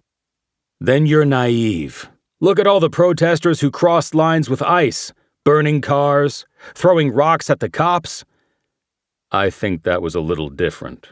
That was about people being grabbed off the streets and families being separated. Let's talk about today. When did this happen? My viticulturist was out checking the vines today and discovered it, so all I know is that it happened before that, probably last night. I hadn't been out here since Friday afternoon. Who is the viticulturist, and is he still here? It's a she, Helena Novak. She's from an old wine family in Napa. She stays at the Atwater when she comes over. Okay, I'll probably need to talk to her. I take it she's not full-time? No, she comes about twice a month to check on things. Marquez drove down a bouncy dirt road that ran perpendicular to the rows of the new vineyard. The young vines were just beginning to canopy over the trellises that spread the branches and created the familiar look of a vineyard. Marquez stopped the ATV at the end of the road, where the vineyard bordered protected land owned by the Catalina Island Conservancy. The border was delineated by a green chain-link fence that stood 6 feet high. They got out of the ATV and walked into the vineyard. At first glance, nothing seemed amiss, but once they were walking down a row, Stillwell saw that the trunk of each vine had been slashed clean through, essentially decapitating the canopy of the vine and leaving it to die on the trellis. "You see what they did to my beautiful vines?" Marquez said. "I see," Stillwell said. McGowan was probably right. A machete or similar tool had done the damage. "How many individual plants?" he asked. 3 lines, 40 a line," Marquez said. "You understand what this costs me in time and money? 2 years gone. I have to start over and wait 3 years to harvest over here. Do you know what that means in terms of cases lost?" "No idea, Mr. Marquez." "You can cut my pipes, fuck with my tractors and equipment, and I can fix it in a day. This is years. And if you don't find who fucking did this, I will." Stillwell was crouched and using his phone to take a close-up photo of one of the slashed vines. He stood up and turned to Marquez. "What does that mean?" he said. "I know people, Stillwell," Marquez said. "It means do your job or I'll do it for you." "Mr. Marquez, listen to me carefully. I've told you that I understand your frustration, but you need to stand down and let me do my job. You stay on the sidelines because if you wander off and do something stupid, we're going to have a very big problem." "Fine. Then do your fucking job. Because if you don't get it done, you can be gone with one call. I did more than just vote for your fucking boss." Stillwell was angry now, but knew he had to keep his composure. He offered a smile and shook his head. Then he lied to Marquez. "If you know people who can take me off this rock, then by all means, call them," he said. "What you don't seem to understand is none of us want to be here. Me, that pair of deputies who responded to your call, none of us are here because we asked to be here. So if you can get me back over town, then please and thank you. Do it." "Yeah?" Marquez said. "How'd you like to go from Catalina to Compton? Those gangs over there would eat you alive." Stillwell caught and held Marquez's angry stare. Finally, he calmed himself and got back to his professional demeanor. "Did you or my deputies check the perimeter fence?" he asked. "I didn't," Marquez said. "Why? That's CIC land over there." Stillwell pointed at one of the damaged vines. "Because if I'd done this, that's where I would have come in. I doubt they drove down your access road." Stillwell walked out of the row and turned right toward the fence. With Marquez trailing behind him, he walked the fence line for about 40 feet before he came to a breach. There was a 4-foot cut in the links from the ground up. Stillwell used his boot to push the fencing apart, and it created an opening easily big enough for a person to crawl through. "Son of a bitch," Marquez said. "How often do you have the fence checked?" Stillwell asked. Never. It's a fence." "Okay, I'm going to go through to see if I can pick up a trail or anything else." "Don't you need, a dog for that?" "Don't have a dog, Mr. Marquez. We could wait for one from Overtown, but it's getting dark." Marquez didn't respond. Stillwell crouched down, pulled the fence open, and crawled through. He kept his eyes on the ground, looking for any disturbance that might be a footprint or an indication of a path. But there was nothing. He stood up on the other side and looked through the fence at Marquez. "You don't have to wait for me," he said. "We came in the same cart," Marquez said. "I can walk back. I don't know how long this will take." "Well, don't get lost." "That's the plan. While I'm doing this, why don't you call your wine person at the Atwater and tell her I'll be coming by tonight for an interview?" "Okay, I'll call her." Stillwell turned away from the fence. His instincts told him that the vandal would have come to the vineyard from the right. Avalon Canyon Road and most of the hiking trails in the Conservancy were in that direction. He started moving that way. He checked his watch and estimated he had a half hour before it would be too dark for him to see. The chaparral was tall and dry, and its blades broke under his feet. The area was thick with manzanita and mahogany bushes, as well as prickly pear and barrel cactus. The vegetation forced him to follow a meandering path that snaked in a northwesterly direction. He saw no indication that he was on the same route the vandal had taken, but after 10 minutes of steady slogging, he came to a clearing where there were 2 picnic tables with benches, a trash can, and an ocean view. No one was there, but a hiking trail split off to the east toward Avalon Canyon Road. Stillwell had no idea where he was. There was no Conservancy placard with information about the location, just a sign on a post that said, "Fire danger, no cooking with fire." He stepped on one of the benches and then up onto the table. It gave him a better view, and to the east he could see the top of the tower he knew was the centerpiece of the Wrigley Memorial and Botanic Garden. It helped him orient himself. He pulled out his phone and saw that he still had a signal. He dropped a pin on his location and sent it in a text to Tosh, asking if she could determine where he was. He took a photo of the picnic area and sent that to her as well. She answered promptly. "I think you're at the old San Pedro picnic grounds. Not on many maps. Can you see the channel from there?" The part of the Santa Monica Bay between Avalon and Long Beach was called the San Pedro Channel, but that too was left off most maps. "I see it and the top of the Wrigley phallus." That was her name for the memorial. It always reminded Stillwell of the old Rolling Stones song about men building memorial towers toward the sky to ensure their fame everlasting. "Okay, then yes, that is the San Pedro picnic place. Say it 3 times fast, LOL. Stillwell smiled and texted his thanks. He added that he had caught a call as he was leaving the sub and would be delayed, but still planned on picking up a steak at Steve's. Stillwell climbed down from the table and checked the gravel and sand near the entry to the picnic grounds from the trail. There were so many partial footprints going every which way that he knew his effort was useless. It was getting dark quickly now, and he wanted to get back to the vineyard before it was too late to see where he was going. He had left his flashlight in the ATV, and the last thing he wanted to do was walk into a barrel cactus and spend the evening picking spines out of his shins. On his way back, he saw something he hadn't seen on his first pass: a green plastic box on a wooden post in a small clearing between 2 manzanita trees. He stepped closer and determined that it was a protective box holding a camera. There was a number stenciled on the top of the box and a latch with a small key lock. He took a photo of the number, realizing that now he had another reason to talk to Kent Middleton the next day. From there, it took Stillwell 15 minutes to get back to the split in the fence and another 10 in full darkness to walk the road back to the processing complex. McGowan and Stabile were gone, but Marquez was waiting by what Stillwell now knew was a great press. It had been one of the things damaged in an earlier act of vandalism.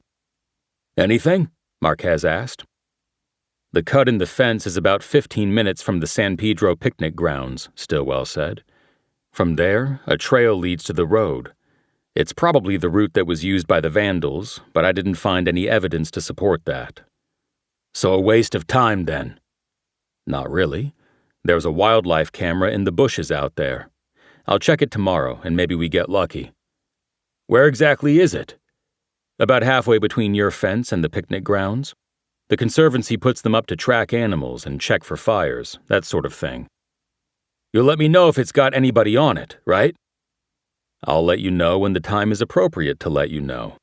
But speaking of cameras, you should think about putting some up in the vineyard. That and a sign up by the road that says there are cameras might be a solid deterrent." "One step ahead of you there. I already called a guy." Good. There's one other thing I wanted to ask you. What?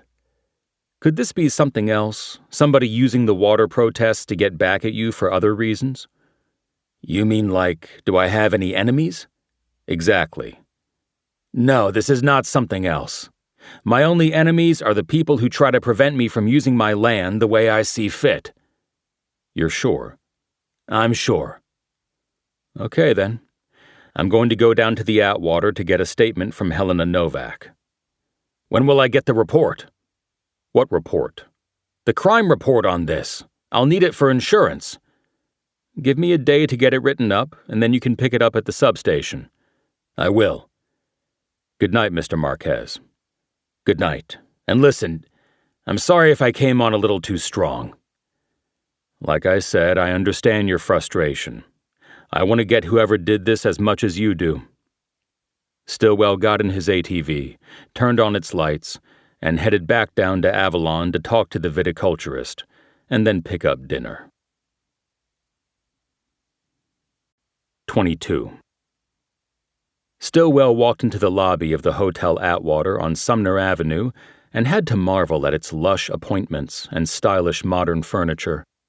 After a lengthy renovation and refurbishing by its owners, one of the island's old families, the hotel had transitioned from a down-at-the-heels overnighter known by locals as the Ratwater to a place to see and be seen.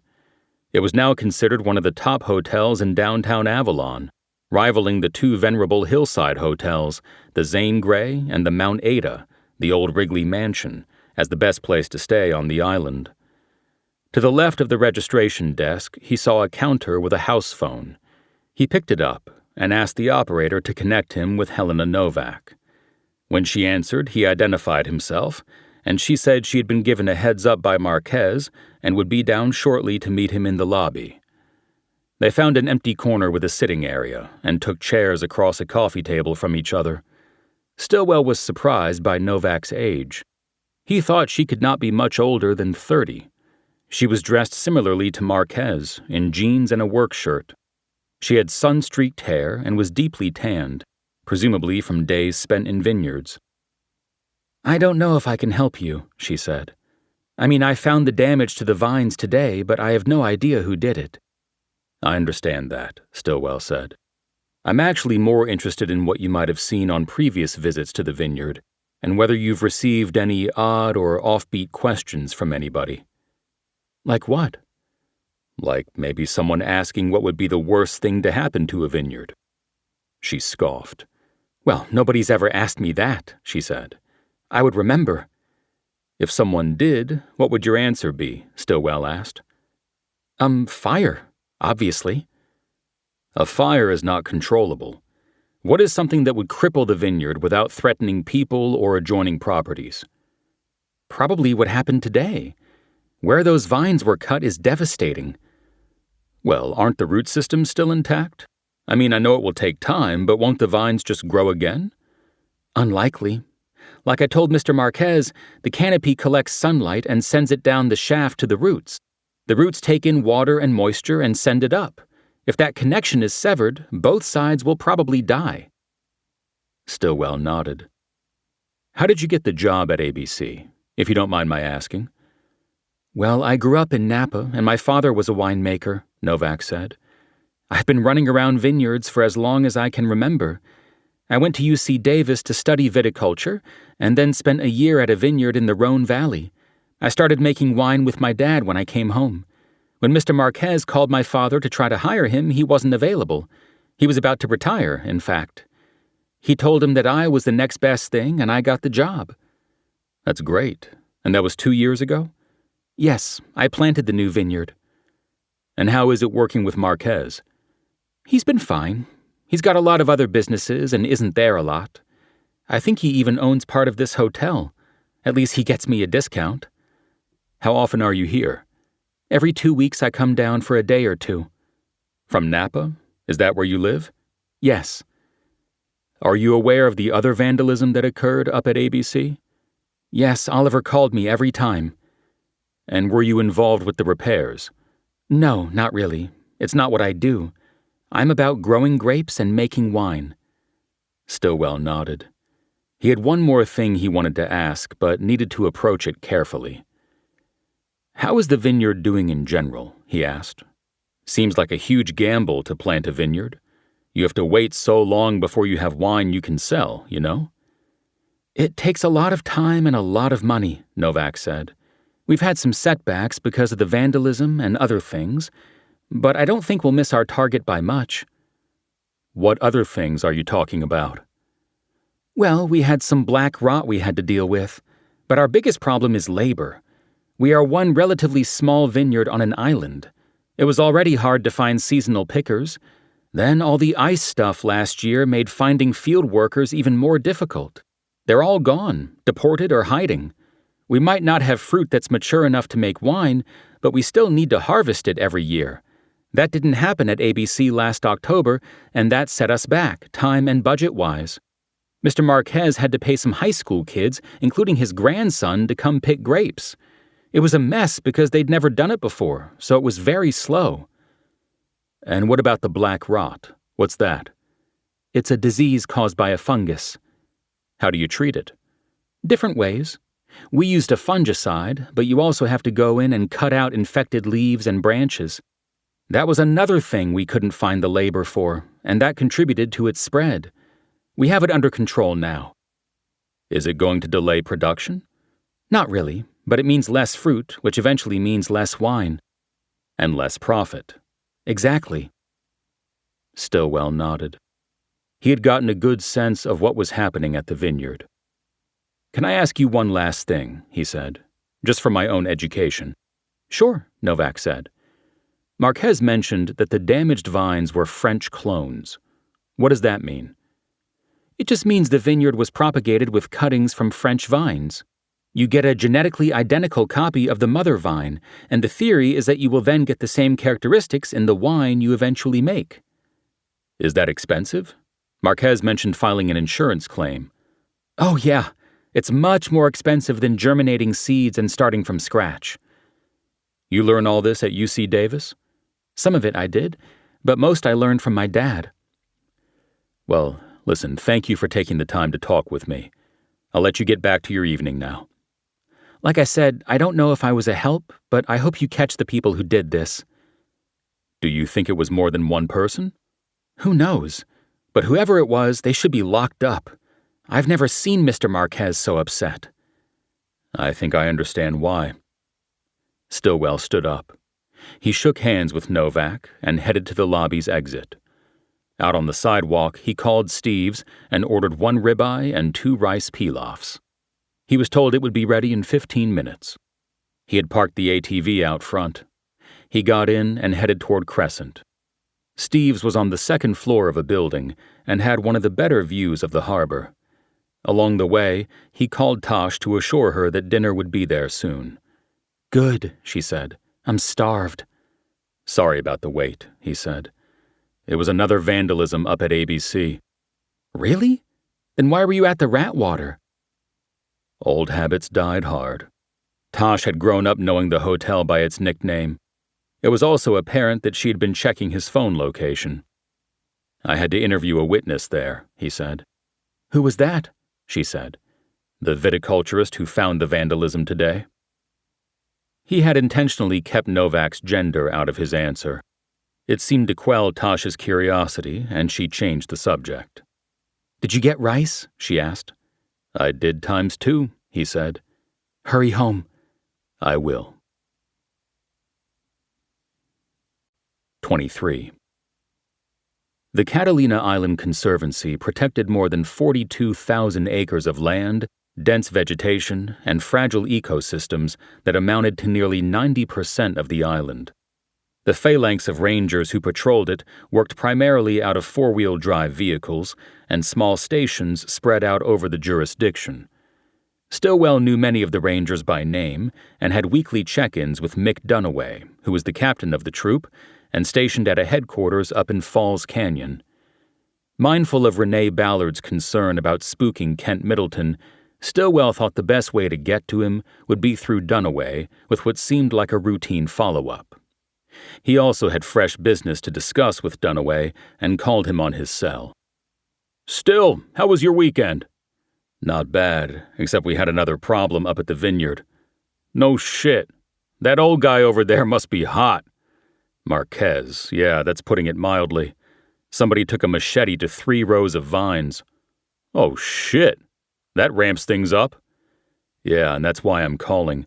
We think the vandal or vandals came in through the conservancy side. There was a cut in the fence.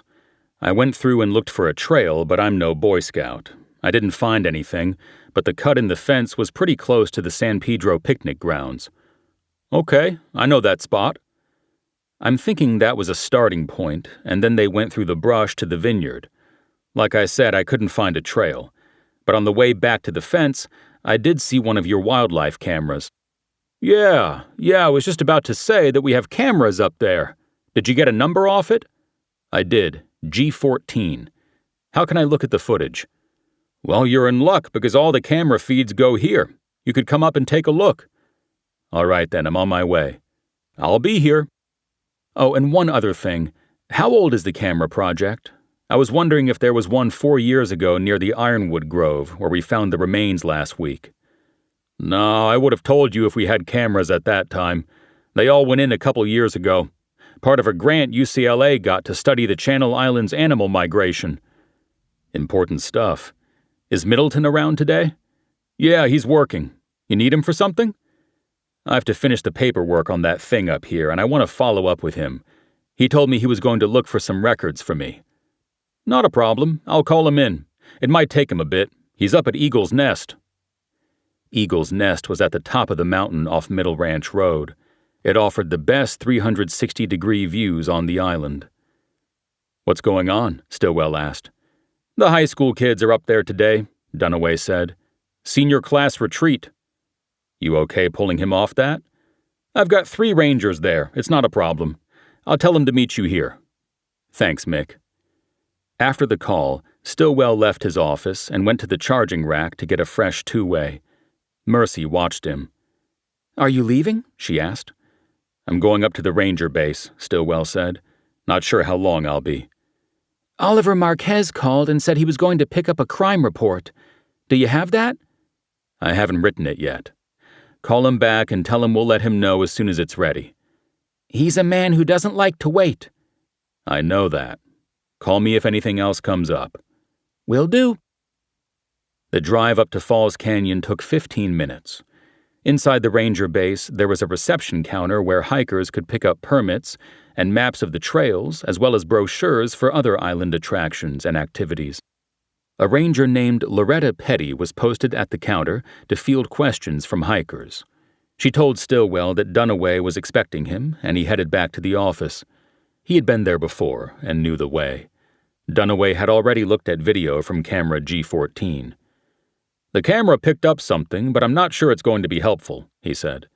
Better than nothing, Stillwell said. Can you show me? I've got it queued up. Dunaway had Stillwell sit down in his seat behind the desk. He then leaned down over the keyboard and typed in a command with one hand. On a large desk monitor, a grid of camera views appeared. Dunaway highlighted one and expanded it. There was a digital date and time stamp in the lower right corner of the screen, as well as the camera code, G14. Okay, so this is the angle, Dunaway said. It's a motion-activated camera, so we just check the images and we find this. He worked the keyboard, and Stillwell watched as he reversed the recording and then quickly stopped it. So there's you, Dunaway said. Stillwell was looking at a freeze frame of himself peering at the camera the evening before. And then we take it back almost exactly 1 day, and we get this, Dunaway said. Now the video showed a figure moving from left to right across the screen, but obscured by a bushy manzanita and other thick brush. Stillwell knew it was a human because he could make out clothing. Whoever was moving through the brush was wearing a bright yellow and blue shirt or jacket. Though the figure was unidentifiable, the colors were significant. The figure appeared to stumble and then paused for a moment before continuing out of the frame. Going back 7 days before this, there's nothing but mule deer and the occasional island fox, Dunaway said. But you can check for yourself if you want. No, I believe you, Stillwell said. But there's no sound? Well, there is, sort of. As I'm sure you saw, the camera's in a plastic camo box, and that knocks down the sound considerably. I had the volume turned all the way down, but you want to listen? Might as well see if it picked up anything. Dunaway reversed the video and replayed the segment showing the yellow and blue-clad figure. Dunaway was right. There was almost no sound. But when the figure stumbled, there was a yelp, followed by a shout. "Fuck!" "I'm guessing he stepped in a hole, maybe twisted an ankle," Dunaway said. "Or walked into a cactus," Stillwell said. "I saw a lot of them out there." "Could be that, too." The voice had sounded young to Stillwell, not a deep timbre to it. "So he doesn't come back?" Stillwell asked. "How do you mean?" Dunaway responded. "From the way I saw the camera angle, he would be moving toward the vineyard there. But the camera didn't pick him up coming back." "You mean after he chopped up the vineyard? Well, he could have taken a different path that went behind the camera. You know what I mean? Especially if he was trying to avoid a cactus patch." "Right." There was a knock at the door before it was opened by Loretta from the front counter. She told Dunaway that Middleton had arrived and was in the barracks. "Tell him Sergeant Stillwell will be along to see him," Dunaway said.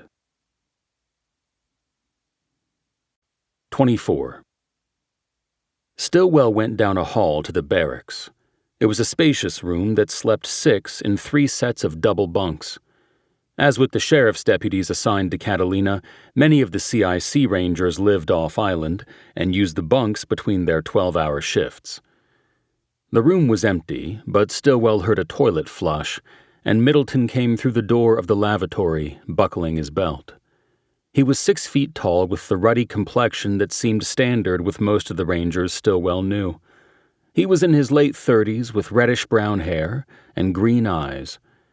To Stillwell, he looked normal. That is, he looked like a guy who was ready to tell you about the feeding habits of the mule deer, not like a man hiding in impenetrable darkness. "Still, I'm sorry," he said. "For what?" Stillwell responded. "I was supposed to get back to you about the records on the search 4 years ago for Angela Metier." "Or I was supposed to check back with you about it, and here I am. Did you find anything?" "I found some stuff, not a lot. Nothing that I think will break the case." "That's okay. You never know what will break open a case. Let's see what you've got." "It's in my locker." He walked over to a wall of lockers and started working a combination with his back turned to Stillwell. Stillwell shifted to his right so he could catch a glimpse of the inside of Middleton's locker when he opened it. "So how's the case going?" Middleton said.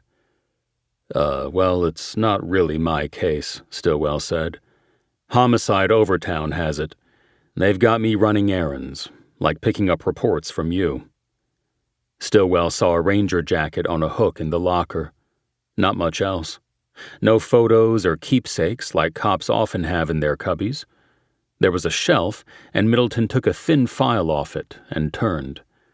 "I couldn't find much," he said, handing the file to Stillwell. "Mostly just search sectors and lists of volunteers. I think the actual investigation was handled by you sheriffs." Something about the way he said "you sheriffs" carried a touch of hostility that Stillwell had heard before when he sat across the table from criminals. "Yeah, I checked our files already," he said. "Not much there." He gestured toward the open locker. "Doesn't look like you bunk here," he said. "You got a place in town?" "No, I got it better," Middleton said. "I got a girlfriend who has a place in town. I heard you got the same setup." "Not exactly," Stillwell said. "Well, that's what I heard," Middleton said. Stillwell looked down and opened the file. The first page was a call sheet, names and numbers of the citizens who searched for Angela Metier. 7 entries down, he saw the name Tosh Dano and the cell number she still used. He closed the file. "You heading up to Eagle's Nest now?" he asked. "Yeah, Mick wants me to go back," Middleton said. "It's the seniors there, right?" "Uh-huh. Some kind of retreat where they all sit around and talk about getting off the island. They don't know how good they got it here." "I need to go up there and talk to a kid. Can I ride with you?" Yeah, but I don't know when I'll be able to take you back down." "I've got a 2-way. I'll have one of my guys come get me." Okay then, you ready? I'm ready. On the ride up in Middleton's Forerunner, Stillwell tried to keep the conversation casual, but he had a purpose to his questions. He knew he had 15 minutes until they reached their destination, and he wanted to make the most of it. Your girlfriend, she's a local? He asked. Not originally, Middleton said, but she's been out here 12 years. I guess the only way to ever be considered local is to be born here. Otherwise, you're an overlander. True. She also a ranger? Nah, I don't fish off the company dock. She's a bartender. Which place? The Buffalo Nickel. My favorite bar. If she works there, she's either Gwen or Melissa. Gwen. Funny, I don't remember seeing you in there. And I end up there 2-3 times a week. Have to kind of keep my eye on her, you know what I mean? Yeah, she's an attractive woman. You think you'll stay? You mean stay together? Stillwell laughed. No, I'm not trying to get that personal. I meant stay out here on the island, working for the Conservancy. Oh, well, I like it out here, but there's no advancement. There's the captain, 2 shift supervisors, then all of us rangers. I have an application in with the state and hope to get off this rock as soon as something comes through. Where will you go? Wherever they send me. I won't really have a say, but I'd love Malibu. That way I'd be able to keep the girlfriend because it's close to here and she's never leaving the island. I got one of those too. You're with the harbor master, right? Stillwell realized he had opened a door to his personal life, and that was a mistake. He tried to talk his way out of it without letting on that he thought he might be speaking to a serial killer. Interim for the moment, he said. Her job, I mean. She's waiting on the city council to decide between her and an overlander. Oh, she'll get it, Middleton said. Locals always have the inside track. Hope so. Middleton parked the Forerunner next to 2 vans and 2 other Forerunners at the Eagle's Nest clearing. Why do you need to talk to a kid up here? Middleton said. It's part of a vandalism investigation. You must miss working homicide. How so? You know, you were working murders, and that was important. Now you work vandalism. Vandalism is important to the victim. Yeah, but I mean important to you. You were after big game before. Now what, high school students? What did this kid do, break a window or something? It's a little more involved than that. But hey, thanks for the ride. You sure you have a ride back? I'll work on that now. By the way, when I get up there, I might need to take a few photos, if I'm right about something. Roger that. Do what you gotta do. They got out, and Middleton went back to work with the 2 other rangers. Stillwell keyed the mic on his 2-way. Base 1, come back. Soon he heard Mercy say, Go ahead, boss. Check the deployment screen. Who is closest to Eagle's Nest? There was a pause while she checked. That would be Deputy McGowan. Is he on a call-out? Not as far as I know. Copy. Out. Stillwell radioed McGowan and asked him to come pick him up at Eagle's Nest. He then clipped the radio to his belt and walked up to the clearing. He saw about 25 kids sitting on the ground in a circle. Many were wearing shirts or ball caps with the school's colors, yellow and blue. Marquez's grandson was easy to spot. He was the one wearing shorts and a large white bandage wrapped around his right calf. 25. Oliver Marquez stepped out of the barn as Stillwell pulled to a stop in front. Marquez wiped his hands on a blue rag as he walked to the ATV, expecting a quick transfer of the crime report. He likely didn't want to get the document dirty with grease or grape juice or whatever he had been working with. He nodded a perfunctory hello. Thanks for bringing it up, he said. Actually, I didn't bring anything, Mr. Marquez, Stillwell said. What do you mean? I told you I needed the report for insurance. There's got to be $1 million in damages in the vineyard. He pointed in the direction of the damaged vines. It was late in the day, and the sun was at a low angle over the neat rows. Stillwell nodded. No crime report, sir, he said. At least, no crime yet. "What the fuck are you talking about?" Marquez said. "You saw my vines. You know what happened here." "I know what happened to the vines, yes, but the only crime will be if you file an insurance claim. That's when I'll have to write up a crime report." "You better tell me what the fuck you're talking about, Stillwell, or you're going to be explaining it to the sheriff himself, who happens to be a personal friend." "Yeah, I checked that out. You not only gave him money, you were the Catalina coordinator for his last election campaign." "Then you know I'm not someone you want to fuck with." Stillwell climbed out of the ATV so he was eye level with Marquez. "That's why I'm giving you a major break here," he said. "You're talking in riddles, son," Marquez said, "and I don't have the patience for it. Where's my fucking crime report?" "I told you, there is no crime report. But what I do have, though I haven't filed it yet, is a statement from your grandson, Oliver III. He didn't even try to bluff. He folded like a bad poker hand, even told me where he hid the machete." Marquez automatically took a step back. "Look, I don't know exactly what kind of financial stress you're under," Stillwell continued.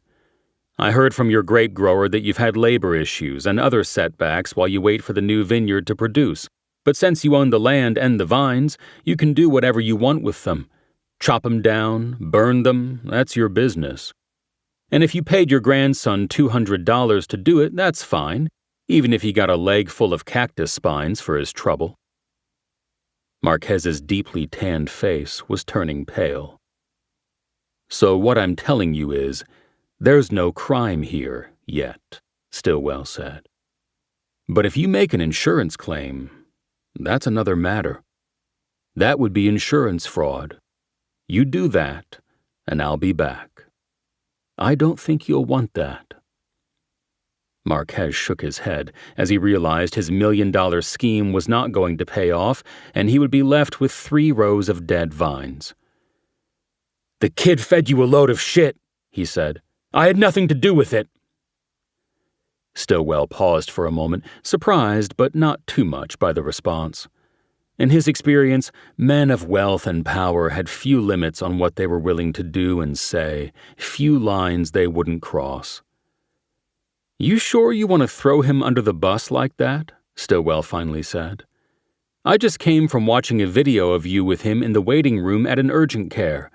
I've got a copy of it on my phone if you want to see it." Stillwell had indeed dropped by the urgent care center to confirm Oliver III's confession and had even seen the video. "Okay, what do you want?" Marquez said. The wealthy man's response to everything. "Nothing," Stillwell said. "Except that maybe you leave your grandson alone so he doesn't grow up to be like you. When he graduates and says he wants to get off the island, let him go. Maybe he'll have a decent chance away from you." "I want you off my property," Marquez said. "Leave! Now!" "Sure," Stillwell said. He turned to his ATV, but then looked back at Marquez. "Must be tough," he said. "To grow up with money and power, and then see it all die on the vine." "Fuck you!" Marquez barked. "Big man with the badge, you think you're Gary fucking Cooper or some shit, but the reality is you're nothing. Just get the hell out of here." He turned and headed toward the open door of the barn. Stillwell got in his ATV and drove off. On his way down the canyon to the sub, he thought about Marquez's last words to him. He pulled out his phone, checked for service, and called Tosh. He needed to hear a pure and honest voice. "Hey, babe," she said. "Hey," he said. "How are things?" "All good. Slow. Are you working late tonight?" "No, I'm going to drop by the sub, make a call, then go home." "Great. By the way, you know Gwen over at the Nickel?" "Sure." "You know her last name by any chance?" "Yeah, Bassett, like the dog but with 2 T's. Why?" "She came up in a conversation today. One of the rangers up on the conservancy lives with her." "Yeah, I heard that." "Of course, you hear everything. Anyway, I was thinking of watching an old movie tonight, if I can find it. Sure. What movie? High Noon. Is that the doc about cannabis growers? Stillwell laughed. No, it's an old one. Gary Cooper, from the 50s. A classic. Never heard of it. Yeah, that's why we should watch it. I think it's on the Criterion Channel. Black and white, I bet. What's wrong with black and white? All I'm saying is that I get to pick the next one. Something made in this century. That's a deal. I mean, as long as it's about cops and robbers. Okay, I'm hanging up now. See you soon. He disconnected. Thanks to Tosh, he no longer cared about Marquez and what he had said about Stillwell being nothing. Fuck him, he said. 26. At the sub, Stillwell ran down an address for Gwen Bassett. She apparently had no California driver's license and was not in the DMV database, but her name came up in several crime reports because she was routinely listed as the complaining party at the Buffalo Nickel when deputies were summoned to deal with bar fights and other unruly behavior by patrons. The Nickel, located out by the desalination plant, was mostly a locals bar. It served working-class drinkers who on occasion acted out to the extent that deputies were called in to restore order, if not make arrests. Though the address of the bar was always listed as the location of the call, Bassett's home address was on most of the reports because she was a witness to the alleged offenses and might need to be contacted for follow-up investigations. According to the reports, Bassett lived in Bird Park, an apartment complex in Lower Avalon Canyon. It was an affordable location for Catalina service workers, and Stillwell assumed that Bassett had qualified for the housing discount if she had, as Middleton told him, been living and working on the island for 12 years.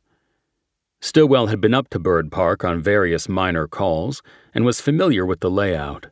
It was a complex of 2-story townhouses and single-level apartments with a community pool and a playground. It was well-maintained and possibly the most desirable of the subsidized housing complexes on the island. Its management team had always been cooperative with Stillwell and his deputies. Stillwell knew that its isolated location in the canyon made it a difficult place to surveil without being noticed. Bassett's unit, where Kent Middleton also lived, was 208, which meant Building 2, Apartment 8. Stillwell believed it was an end unit, which added to the difficulties of surveillance because there were 3 sides of the structure to cover. He was tempted to make a casual drive through the complex on his way home, but if Middleton saw him on the same day they had talked, he was unlikely to take it as a coincidence. Once he had established where Middleton was living, Stillwell called Ballard and filled her in on his activities. "This is amazing," she said. "What is?" Stillwell asked. "That you're having conversations with a suspected serial killer. I mean, I know it happens in the movies, but in real life, who does that? The FBI never has. They interview all kinds of killers after the arrests, but who talks to a serial killer while he's still active and thinks he's got the whole world fooled? This is an amazing opportunity. Not that we're going to let the guy run loose, but you know what I mean." "We still need to prove he's a serial killer. And I should tell you he's planning to leave the island. He told me he's applied to the state. Wants to be a ranger at the state park in Malibu if he gets his choice." "That's the location of one of our cases. Alicia Reynoso disappeared in 2011 while hiking in the Malibu State Recreation Area. He wants to be close to her now." "Yeah, I was thinking that when he told me. You know, I also think he was playing me." "You mean he knows you're on to him?" "No, I don't think so. It was as if he liked dropping these hints, that he gets off on it." "It's the I'm smarter than you complex. Most serials have it. It's the fulfillment of hiding in plain sight. See, this is what I mean. Most of this stuff comes out after a serial is caught. All these pieces of the puzzle come together, but here we're getting some of the pieces in real time." "It still doesn't explain why he changed from being a guy who literally buried everything 4 feet deep to a guy who wants to lead us to his kills." "He's clearly changed, but I don't think it will ever be fully explained. He's evolving. Before, it was about not getting caught. Now he seems to want to brag about not being caught and being smarter than us. So how do we take him down? That's the question. Watching him out here is going to be tough. It's a small town where everybody seems to know everybody. I don't know if this was a strategic move on his part, but he's living with a woman in an apartment complex that's isolated and hard to surveil. He works in a remote location as well. He either lucked into this or he is an off-the-charts planner. I'm thinking the latter, but we need to figure this out fast. I'm going to come over there tomorrow and bring some people. We have to start watching this guy. It's too dangerous not to. When can we get together? Name a time. I'm just not sure we should meet here or involve any of my deputies. It could leak. Agreed. You figure out a location and we'll be there. If we stay over, where should we stay? The Ratwater. What? Sorry, old nickname. The Atwater is right in the middle of town. It's very nice. You can walk to everything and it's less than a block from here. There are nice places up the mountain too, but you need a cart to get to and from them. The Ratwater sounds good. Don't call it that if you call to make a reservation. I won't. I'll also check Airbnb. Okay, let me know when you're coming. He disconnected. Ballard's mention of Airbnb gave Stillwell an idea. He opened a desk drawer and took out the rubber-banded stack of business cards he had been collecting since his posting to the island 2 years earlier. He shuffled through the cards until he came to Lucas Hernandez. He was the manager of the Bird Park apartment complex. He was also related to one of the island's old families, the one that had built and owned the complex. Stillwell flipped the card over and saw the personal cell number he had written down when he was looking for a place to live on the island. He knew the call would be a long shot, as Bird Park was in high demand because of its location and price, but he was hoping there would be a short-term opening between tenants. Hernandez answered his call, and Stillwell identified himself. Lucas, I wanted to see if you happen to have any short-term vacancies at Bird Park. Oh, I'm sorry. Things didn't work out with Tosh? Once again, everybody seemed to know everybody's business.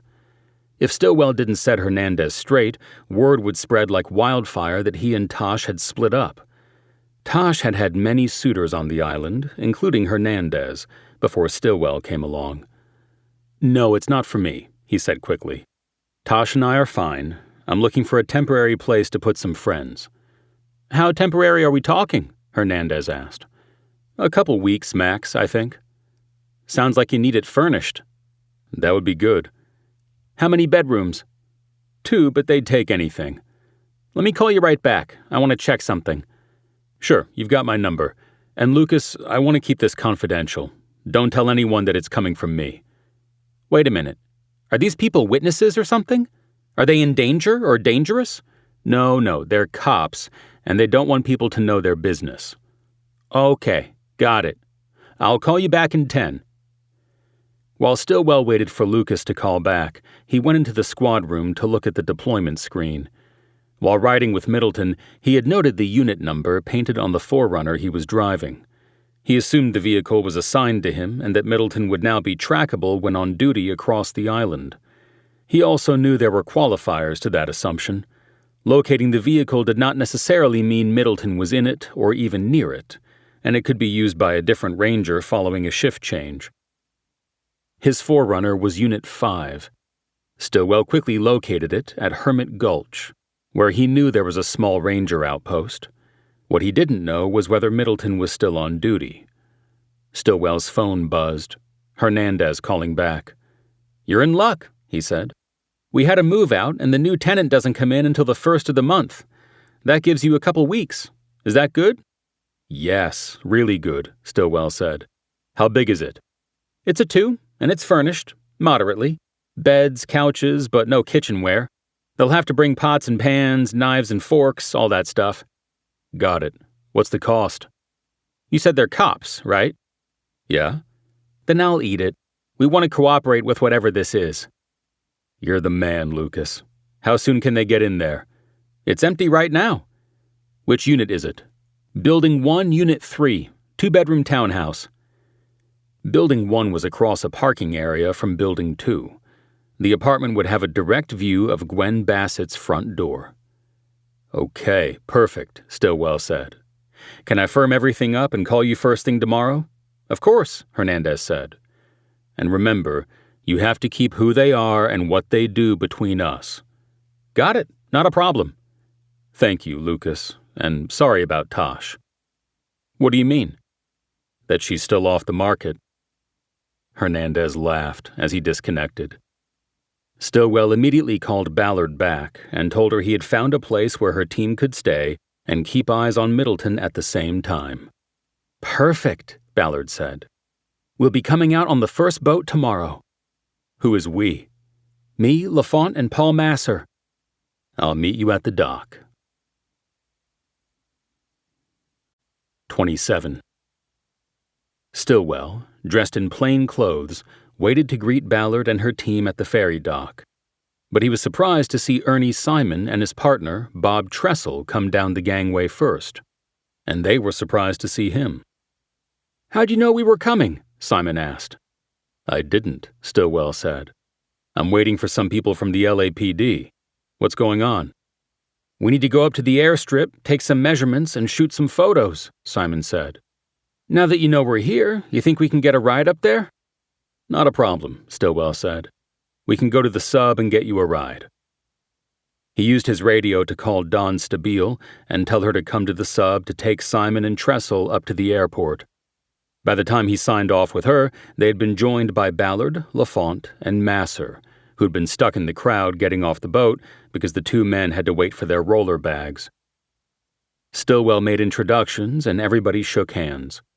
Stillwell explained that they were there on separate murder investigations. Little Island, big crime, huh? Simon said. Seems that way, Stillwell said. The group walked to Crescent, then over to the substation. Stillwell wanted to ask Simon what was going on with the airstrip case that required them to return to the crime scene, but held back because of the mixed company. He guessed, though, that Ilsa Ramirez might have recovered her memory of the shooting and given them new information. He also guessed that the reason Simon had not informed him of the return trip was that Ramirez's recollections contradicted previous thinking on the case. He was eager to know more, but needed to stick with the LAPD investigators as planned. When they got to the sub, Stabile was waiting in an ATV, but Stillwell told her that she should use the sub's 4-seat SUV for the airport run. The key's in my office, he said. I think Mercy keeps it, Stabile said. No, I took it from her, Stillwell said. Come in and I'll get it for you. He turned to the 5 homicide investigators, pointed to the SUV, and addressed Simon and Tressel. Why don't you guys go to the car and she'll be right out, he said. And you 3 come with me. The group split up, and Stillwell led Ballard and her men in. Stabile followed. When they got to the squad room, Stillwell pointed to the break room. Coffee's in there, he said. There's a table where we can go over stuff. I'll be right with you. He led Stabile into his office and closed the door. You're right, Mercy has the key, he said. But I wanted an excuse to come in and talk to you alone. I want you to drive those guys up there and stick as close to them as you can. I want to know what they're doing and what they're saying. Understand? Got it, Stabile said. Good. Don't be obvious about it. Okay, but why? They didn't mention they were coming out. That tells me something's going on. I want you to find out what. Sure, boss. I'll do my best. Great. Go ahead. Stabile left, and Stillwell grabbed a file off his desk and headed to the break room. Ballard, Lafont, and Masser were already seated at the lunch table. Ballard and Masser had coffee cups in front of them. Lafont had a Diet Coke from the fridge. Stillwell put the file down on the table and went to the coffee maker to get a cup for himself. That's what I have on Middleton, he said as he poured. You have his photo from a display at the ranger station, and the candids were taken yesterday at a retreat for high school kids. He didn't see me take them. There were only 3 chairs at the table. Ballard was spreading out the printouts of the photos. Stillwell turned and leaned back against the counter. So, anything new since we talked? Stillwell asked. Well, these guys volunteered to take the apartment and watch Middleton, Ballard said. I'll go back and forth as needed. Were you able to get his schedule? Yeah, Stillwell said. The ranger captain and I share schedules so we know who's working and when. Middleton is off 3 days starting tomorrow. Then he might go over to the mainland, LaFont said. Either way, we'll be with him. I'm working on putting more bodies together to tag team him if he goes across, Ballard said. But here on the island, I think we need to stay small. Agreed, Stillwell said. So you guys are volunteers? We are, LaFont said. What were you in your past lives? FBI, LaFont said. I worked major crimes as a prosecutor with the DA's office, Masser said. Stillwell nodded. They were good credentials. Have you worked up a cover for them yet? Ballard asked. Yeah, we've a vineyard not too far from the apartment that was just the target of a major act of vandalism, and I heard the owner is facing financial difficulties. I was thinking you guys are in town from the insurance company or maybe as potential buyers assessing the property. Take your pick. That could work, LaFont said. I like you being buyers, Ballard said. That way you don't have to say a lot. You're keeping your business on the down low. And you got the apartment short-term on Airbnb, Stillwell added. LaFont and Masser nodded. The business is called Avalon Beverage Company, Stillwell said. People around here refer to it as ABC. They make a Pinot Noir called Avalon Crest. The owner is Oliver Marquez. That's probably all you need to know. LaFont took a small notebook out of a back pocket and started to write it all down. How's the wine? Ballard asked. I don't know, Stillwell said. Marquez is a bit of an entitled ass, and I don't drink his wine. Okay then, Ballard said, amused. Stillwell stopped himself before he further denigrated Marquez. Okay, he said. Let's check the screen and see if it's clear to get you into the apartment. What screen? Ballard asked. Follow me, Stillwell said. They walked into the squad room, and Stillwell asked Mercy to go to the break room to make more coffee. He trusted her, but the case was too sensitive to talk about openly. He moved to the deployment screen and in a low voice told them it was used to GPS track law enforcement and first response vehicles. He explained the colors assigned to sheriff, county fire, and conservancy ranger vehicles. He pointed to a ranger unit. Our man is on duty today and in Ranger 5, a Toyota 4Runner, he said. At the moment, his vehicle is up in an area called Hermit Gulch. Perfect, Ballard said. We should be able to get into the OP without him knowing. Ballard was already referring to the apartment at Bird Park as the observation post. Yeah, but there's a catch, Stillwell said. His girlfriend works at night in a locals bar. Her name is Gwen Bassett, and she's a bartender. She gets off work late, so right now she's most likely sleeping. But she knows me and I know her, so if she's awake, you can't take us up there and risk being seen by her, Masser guessed. Exactly, Stillwell said. She tells Middleton, and he'll suspect something's up. Are you thinking she knows what he's been doing? LaFont asked. No, there's no reason to believe that, Stillwell said. But she might see me moving you guys in, and we can't risk her mentioning it to Middleton in conversation. Okay, so we go up without you, Ballard said. How do we get there? Half a block from here is a place that rents golf carts long-term, Stillwell said. You rent a cart and drive up. Then you have a cart if you need it. When you're up there, go into the office and ask for Lucas. He'll show you to the unit like your new tenants. He knows what we're doing? Ballard asked. Just that you're cops. It was the only way to get the apartment, Stillwell said. We can trust him, but he doesn't know what this is about. Use the ABC cover story if anybody else presses you. We're good to go, LaFont said. I think you need to hang back with me, Renee, Stillwell said. He walked over to a desk and grabbed the latest edition of The Call. He brought it to her, holding it so she could see the photo on the front page. It was from the recovery of the remains in the Ironwood Grove. Lionel McKee had shot it from the crime scene tape, and Ballard and Stillwell were clearly identifiable. Fuck me, Ballard said. I guess I'm hanging with you. Stillwell walked to the charging rack and grabbed a two-way. He handed it to LaFont. In case you need it, Stillwell said. We have 2 deputies on patrol 24/7, Avalon 1 and 2. Call them if you need them. Hopefully we won't, LaFont said. Okay, let's do this. Ballard said. 28. Stillwell walked Ballard back to the express dock after they got word that LaFont and Masser were settled in at the apartment at Bird Park and had a view through split curtains of Middleton's front door. She was taking the boat to San Pedro at noon so she could get back to work with the rest of her team. They still needed to connect the suspect geographically to the other missing hikers and possibly link the fifth key to a disappearance. She said the analysis of the backpack was due from the lab. She was hoping for DNA or fingerprints, but they both knew that such a case-breaker was unlikely. The killer was meticulous and undoubtedly had made sure that there was nothing about the backpack that could be traced back to him. Ballard reported on their efforts to see if the Ford key found in the backpack fit the ignition of the Mustang that belonged to Candace Neary and was found abandoned at the observatory atop Griffith Park. The car had been sold by Neary's family a few years after she went missing. "We tracked down the buyer, but the car was wrecked in an accident 4 years ago," she said. "It was sold for parts to a junkyard in the valley, and they had no record of where the ignition switch ended up. Another dead end." The boat was loading, and there was a line of people at the gangway with their luggage and bags of souvenirs. Stillwell had called Kim Craybill, the ferry's captain, and she was holding a seat in the Commodore Lounge for Ballard, so she didn't need to queue up.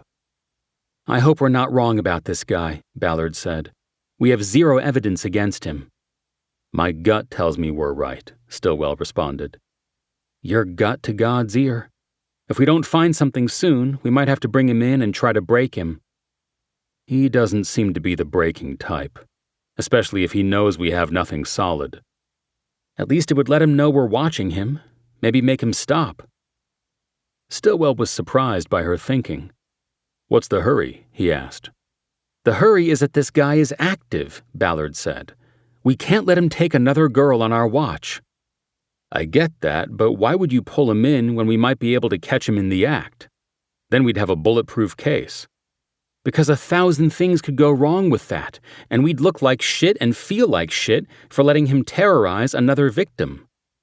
Stillwell nodded. "I hear you," he said. "I'm talking about stopping him before any of that happens, but after we see him cross a line that lets us put a charge on him." "It's still risky," Ballard insisted.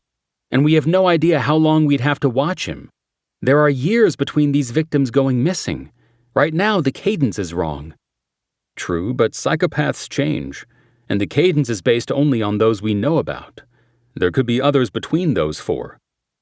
"The reality is that my department won't fund an indefinite surveillance, and those 2 guys at the apartment are volunteers. I can't ask them to stay with him past a week at most." "Then let's at least give it till then." "We'll see." She was looking past him as she said the last part. Stillwell saw her focus on something, and he turned around to see what it was. Simon and Tressel were hurrying along the dock to make the same boat. They spotted Stillwell and came up to him. "Is this the one to Pedro?" Simon asked. "Sure is," Stillwell said. "You leaving already?" "We did what we had to do," Tressel said. Simon pointed at the boat. "But we're on standby," Simon said. "We might have to catch the next one." "Let me see if I can get you on," Stillwell said. Stillwell pulled out his phone and called Craybill. He had the names and contacts of all the express captains. They often called him with suspicions about passengers coming to the island. He called them when he wanted to get a ride either way, or on the rare occasion that he had to move a felony custody to the mainland for booking into the county jail. He saw Craybill come out of the pilot house and lean on a rail as she answered the call. They spoke into their phones while looking at each other across the dock. She was the only female captain of an express ferry and had been there for many years. The wind was blowing her curly white hair as they spoke. "Hey, Captain Kim," he said. "You have room for 2 more coppers? They're on standby but need to get back across." Stillwell gestured towards Simon and Tressel. "Those 2?" Craybill said. "You sure they're not prisoners still? They look sort of unsavory." Stillwell laughed. "They are unsavory, but I'll vouch for them," he said. "I'll make room," Craybill said. "Send them up to the lounge with your lady cop. Peter is on the gangway. I'll let him know." She waved from the boat as she disconnected and then returned to the pilot house. "Okay, you're good," Stillwell said. "The guy checking tickets is named Peter. She'll tell him to let you all into the Commodore Lounge on the upper level." "How'd it go at the Strip?" "All good," Simon said. "We got what we needed." "Which was what?" Stillwell asked.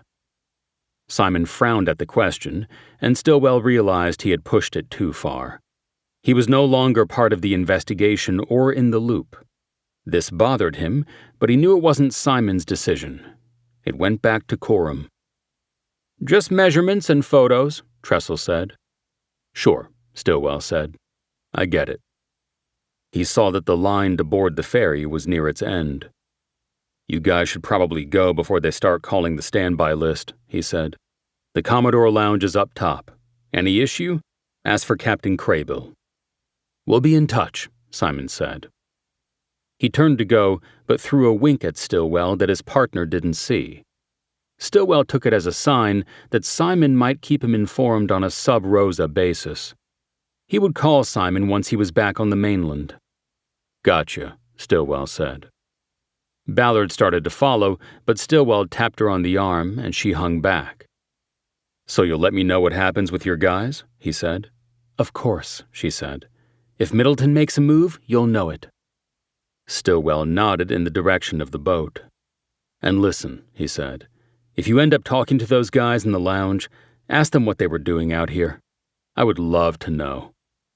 "I thought it was measurements and photos," Ballard said. "And I think that was bullshit. They have something they aren't sharing with me." "Okay, I'll see what I can do." "Gracias." "What, you think I'm Mexican?"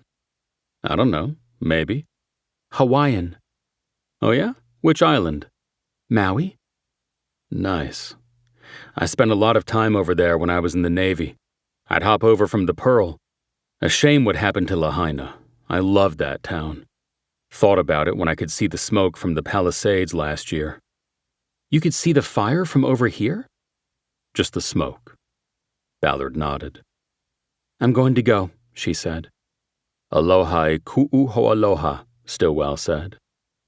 Ballard smiled as she turned toward the boat. "You learned something over there," she said. "A few things," Stillwell said. He watched her go down the gangway and didn't head back to the sub until he saw the ticket taker signal her aboard when she opened her jacket to show the badge on her belt. 10 minutes later, he entered the sub to find Dawn Stabile in the squad room. "What happened up there?" he asked. "They wouldn't talk to me and told me to wait in the car," she said. "So I did. But I watched them. They were looking at a piece of paper and going to different spots. One would stand there while the other took a picture of him. They also measured different distances and wrote stuff on the paper." Stillwell knew they were mapping out the double shooting, making sure it was documented should there ever be a prosecution of a suspect. They couldn't have done that if they hadn't found a witness. It meant Ramirez was remembering all or part of that night. "Okay," Stillwell said. "Anything else?" "Yes," Stabile said. "First, they walked down to the middle of the landing strip and searched in the brush there. Then they walked back up and searched the runway near the end." "Let's do this one at a time. Tell me about them searching the middle of the runway." "No, not the runway exactly. They went into the brush on the side and went down where I couldn't see them." "How far down the runway?" "About halfway at least." This was curious to Stillwell. On the night of the shooting, he had chased the ATV into the brush near the end of the runway. This meant Simon and Tressel were searching in a different spot on their return visit to the airstrip. "How long were they down there out of sight?" he asked. "Like 20 minutes at the most," Stabile said. "Okay, and then what?" "They came back up, spread apart, and headed toward the west end of the runway. They were looking for something." "On the tarmac?" "Yes." "Did they find anything?" "No. At least they never picked anything up. I watched them the whole time." Stabile's report gave Stillwell pause as he thought about what Simon and Tressel had been looking for. It seemed clear that they believed that the shooter had not been hiding on the plane, but in the brush off the side of the runway. The search of the tarmac had probably been an effort to find ricochet marks. Did you take any photos of them with your phone? He asked. No, Stabile said. You didn't ask me to. It would have been good if you'd thought of it on your own. Sorry. Me too. Should I go back out on patrol now? Yeah, go ahead.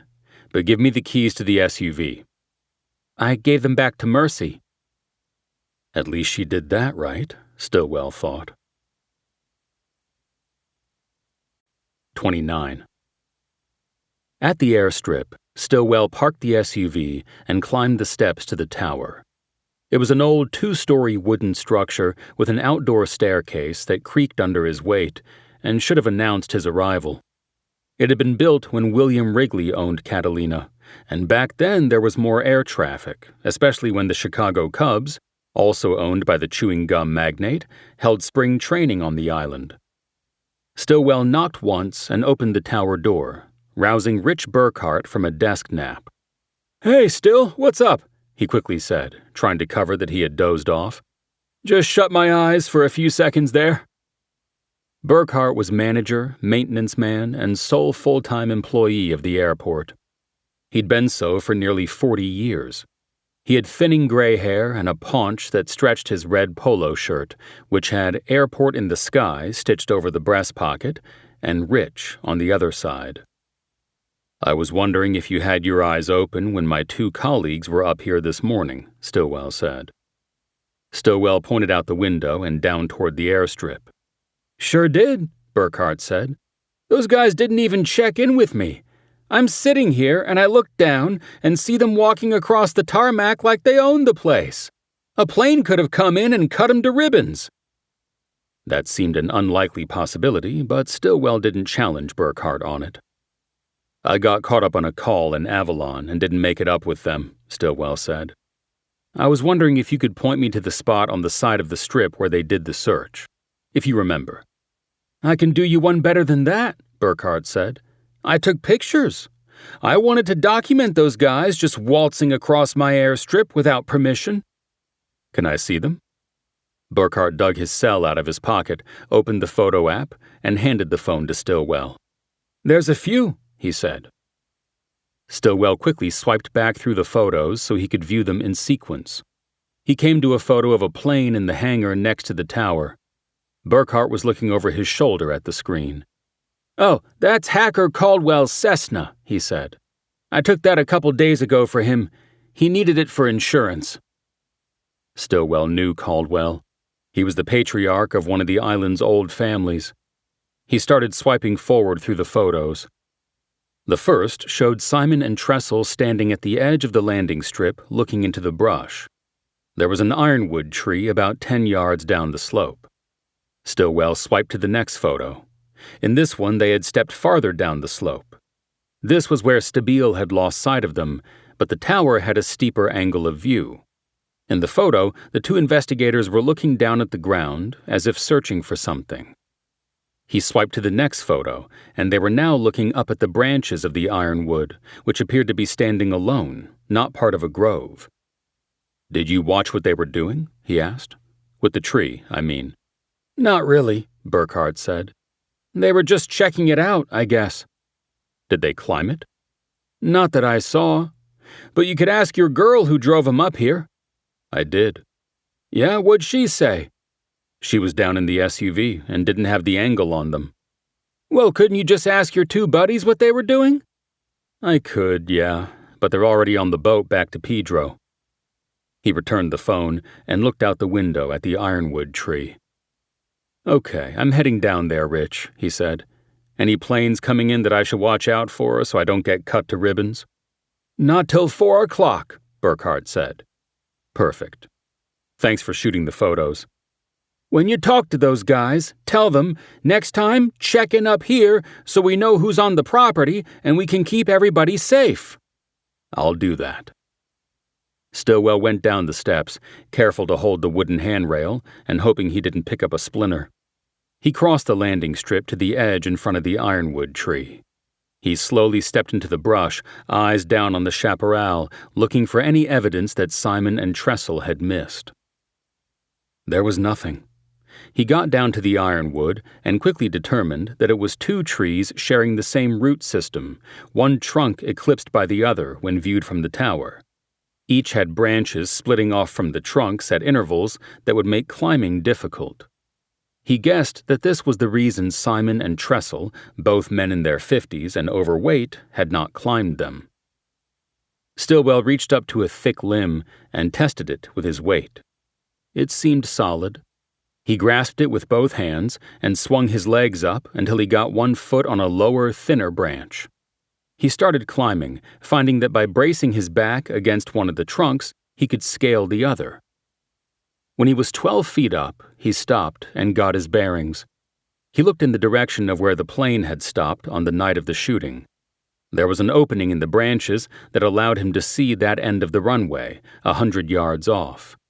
He realized that other branches hid him from the tower and the shed next to where he had parked while waiting for the airdrop. Holding a higher branch, Stillwell slowly stepped out on a limb below and found the reason there was an opening in the tree's canopy. Several small branches had been snapped off or cut to clear the space. He studied these breaks and saw that the interior pulp of the tree was reddish. The breaks had been recently made.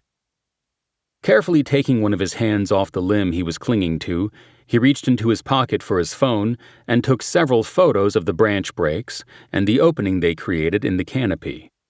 He put the phone back in his pocket and began the climb down. Once on the ground, Stillwell looked in the brush for the broken branches and found them in a heap in the chaparral 15 feet from the ironwood. The pile was too far from the tree's base to have naturally fallen there. The branches had been discarded there. He pulled out his phone and took more photos. Stillwell climbed up out of the brush and onto the tarmac. He checked both ways for incoming planes before rushing across the runway to his ATV. As he did so, Rich Burkhart stepped onto the tower's catwalk and called down to him. "You find something?"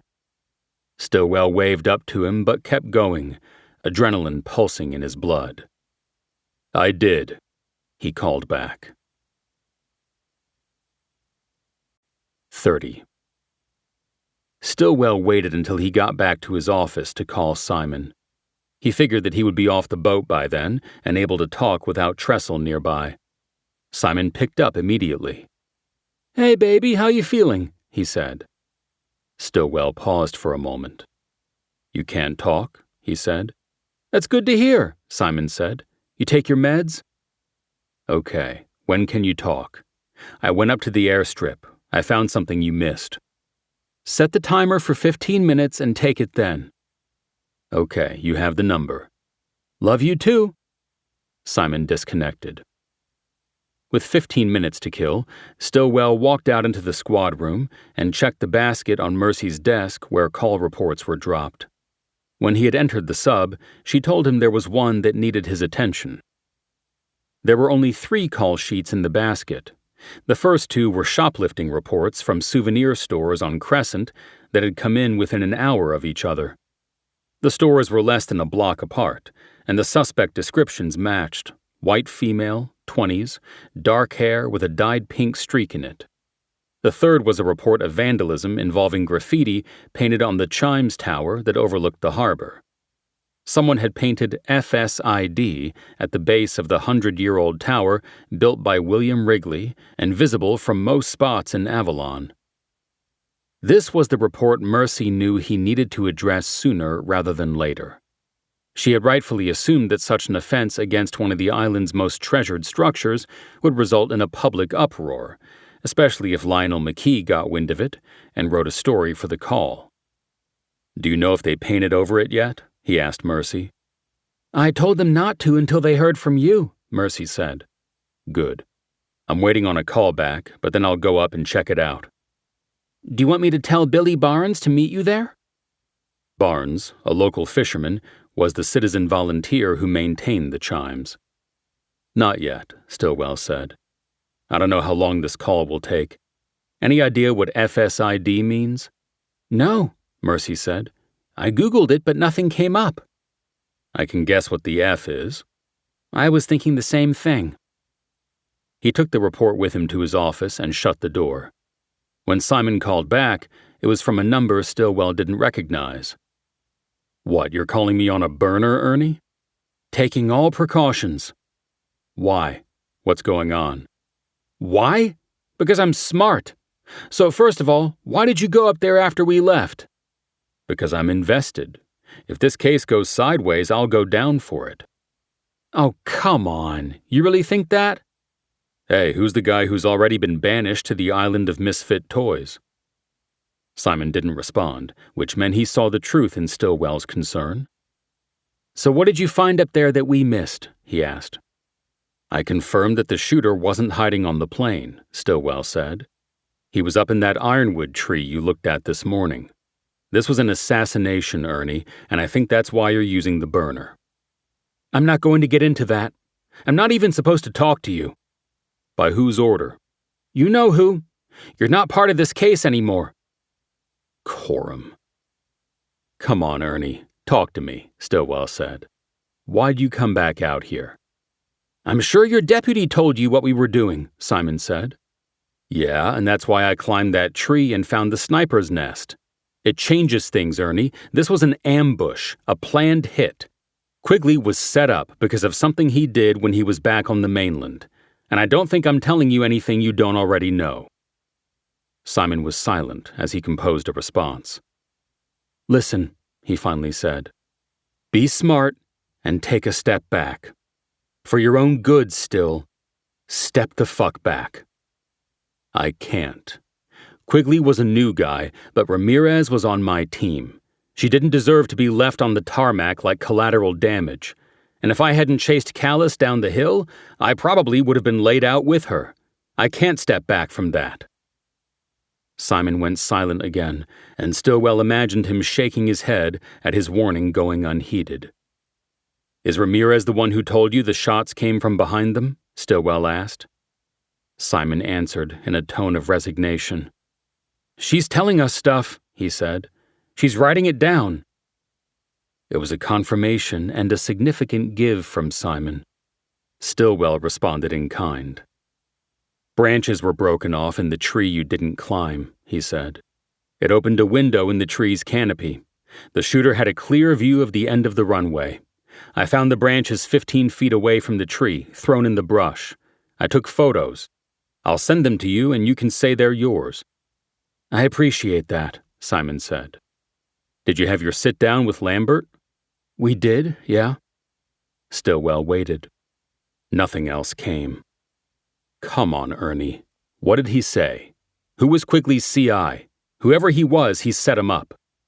"Lambert said he didn't know. He said he checked every name Quigley had put in the box. It had to have been someone he hadn't cleared." Simon was referring to department procedures for using confidential informants. Every CI was supposed to be validated and cleared by the commanding officer of the unit. Way back, those names were secured in a lockbox held by the CO. For decades now, the identities had been kept in an encrypted computer file, but it was still referred to as the box. In Quigley's case, the identities of the informants he procured and used while in the narco unit would have been kept by Lambert. This procedure was a safety backup, but also a way to track informants and determine the level of trust that should be placed in their tips. Stillwell knew it was common practice to test new CIs repeatedly before putting them up for approval and into the encrypted files. The person who had tipped Quigley to the airport drop could have been one of these new, uncleared informants, even though Quigley had said he was a 100%er. Stillwell found himself trying to recall exactly what Quigley had told him about the tip that led to the airport surveillance. He realized that it was another point of vulnerability for him. He had approved the quickly planned operation based on intel Quigley told him his CI had provided. He decided not to dwell on it and moved on. "Did you ask Lambert what he knew about Quigley's transfer out here?" he asked. "What did he do?" "I asked and got the same bullshit answer," Simon said. "He claimed that Quigley asked for the transfer and specifically said he wanted to go to Catalina. Don't take this personally, Still, but that is bullshit, because nobody asks to go to the Catalina station." So Lambert was covering something up. Did you ask Coram to apply some pressure on him? I did, yeah. He offered nothing else, and Stillwell had to read between the lines. If Coram did not pressure or even order Lambert to reveal more, then he was protecting either the department or himself. Stillwell had no reason to believe Coram even knew who Quigley was, at least based on the questions he had asked on the night of the shooting. Stillwell's conclusion, and he guessed it was Simon's as well, was that Coram was trying to head off what could be an embarrassing situation for the department. For Coram, this would be job one. The sheriff's department was obsessively sensitive to image and politics. It was headed by an elected sheriff, and any issue or controversy that might possibly threaten re-election was to be immediately and deeply buried. Status quo kept the sheriff and his command staff comfortably in their positions. It would be career suicide to go any other way. Part 2 of Stillwell's conclusion was that Coram's efforts could leave Stillwell hanging in the wind. Should the cover-up need a fall guy? Without a doubt, it would be him. Part 3. The Game Over Look. 31. As Stillwell drove up Chimes Tower Road in the ATV, he could see the graffiti on the tower's front wall, positioned to be visible from the harbor below. Graffiti was generally not a problem on the island.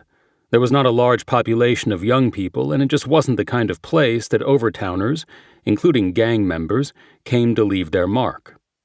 Stillwell thought before he even got there that he would be looking for a local, and that the suspect would likely be found at the high school. During his time in the homicide unit, Stillwell had learned to read graffiti. That is, he had studied the various styles and code words contained in gang tags. Often it led to clues, sometimes the identity of the gang responsible for the murder or even the killer himself. He could tell that the mark on the tower was in what was known as the bubble style, big, cartoonish letters meant to be seen from a distance. The letters were blue, outlined in black. When he got there, Bill Barnes was waiting with painting equipment at the ready. He wanted the message, whatever FSID meant, to be gone as soon as possible. Stillwell guessed that Barnes had taken the vandalism as a personal affront. He was one of Avalon's floaters, meaning he lived on a boat with a permanent mooring in the harbor. Stillwell had heard two different stories about Barnes. One was that he had been an attorney in Florida and moved to the island when he burned out on the law and wanted to get as far from the Sunshine State as he could. The other story was that he had made so much money in a personal injury case that he retired early, bought a boat, and planned to travel the world's oceans, fishing and exploring. But when he got to Catalina, he fell in love with the place and decided he need not go any further. Either way, he had volunteered to take care of the tower as a means of fitting into Avalon's established social structure and giving something back to his adopted home. The chimes sang out across the harbor and town every 15 minutes from 8 a.m. to 8 p.m. every day. They were custom-made tubular bells that William Wrigley had imported from Chicago. They were sacred to some, including Barnes. He was good and angry when Stillwell hopped out of the ATV. "I hope you catch the little asshole who did this," he said. "Gotta be some miscreant overtown gangbanger who can't stand the thought of what we have out here." "Miscreant overtown gangbanger, huh?" Stillwell said. "That's a profile. How do you know it's a he, and that he's from Overtown and is a gangbanger?" "The percentages! You think I'm wrong?" "I think the first place I'm going to look is up at the school." "It would pain me to know it was one of our own." "Well, we'll see. Any idea what it means?" Stillwell pointed to the tag. "I know what the F stands for," Barnes said. "After that, no." Stillwell pulled out his phone and took several photos from different angles. "Okay," he said when he was finished. "You can go ahead and paint." "I shouldn't be the one doing this," Barnes said. "It should be the prick who did it, but I can't stand it being seen all over the harbor." Stillwell looked down. He saw the harbor master's tower at the end of the pier and imagined Tosh in there, watching over the water and all the boats. "You saw it from the Bee?" he asked. He had heard that Barnes bought the boat with the name Bimini Bee already registered. Bimini was an island off the coast of Florida. The boat was an old carver that looked like it had plowed through too many waves. Based on that, Stillwell believed the first story about Barnes's origins. "I sure did," Barnes said. "Made my coffee, took it up to the bridge to enjoy, and what do I see?" He gestured to the tower's lower wall. The tag was centered right below the arched window that revealed the hanging lines of tubular bells. "Could read it plain as day," he added. "Just like everybody getting off the express boats. Not cool. Not cool at all." Barnes already had a 1-gallon can of wall paint open. The color matched the tower wall's off-white shade and had been used as part of his previous upkeep of the structure. He started pouring it into a roller pan, muttering about how many coats it would take to cover the blue letters.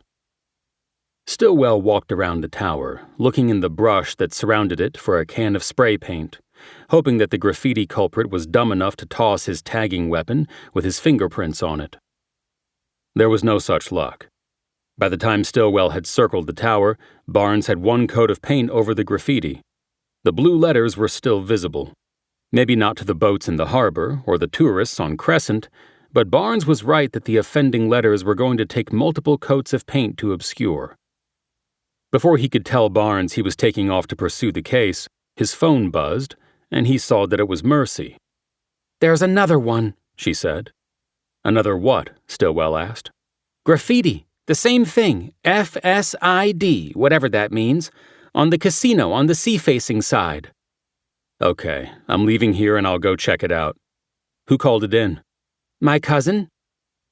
Her cousin was Jeff Danzy, the security and maintenance supervisor at the historic casino, the signature structure that graced every poster and postcard sold in the shops on Crescent.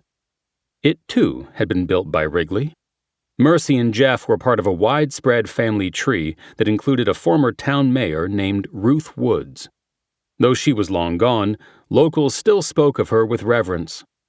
Affectionately known as Mom Woods, she was Mercy and Jeff's grandmother and was said to have been a stern taskmaster who'd kept a tight grip on town patronage and politics for more than a decade, from the 60s into the 70s. Among her many accomplishments, Mom Woods was said to have been the force behind the Wrigley family's decision to turn over most of their land to the Conservancy. After disconnecting, Stillwell told Barnes that there was another tag with the same message on the casino.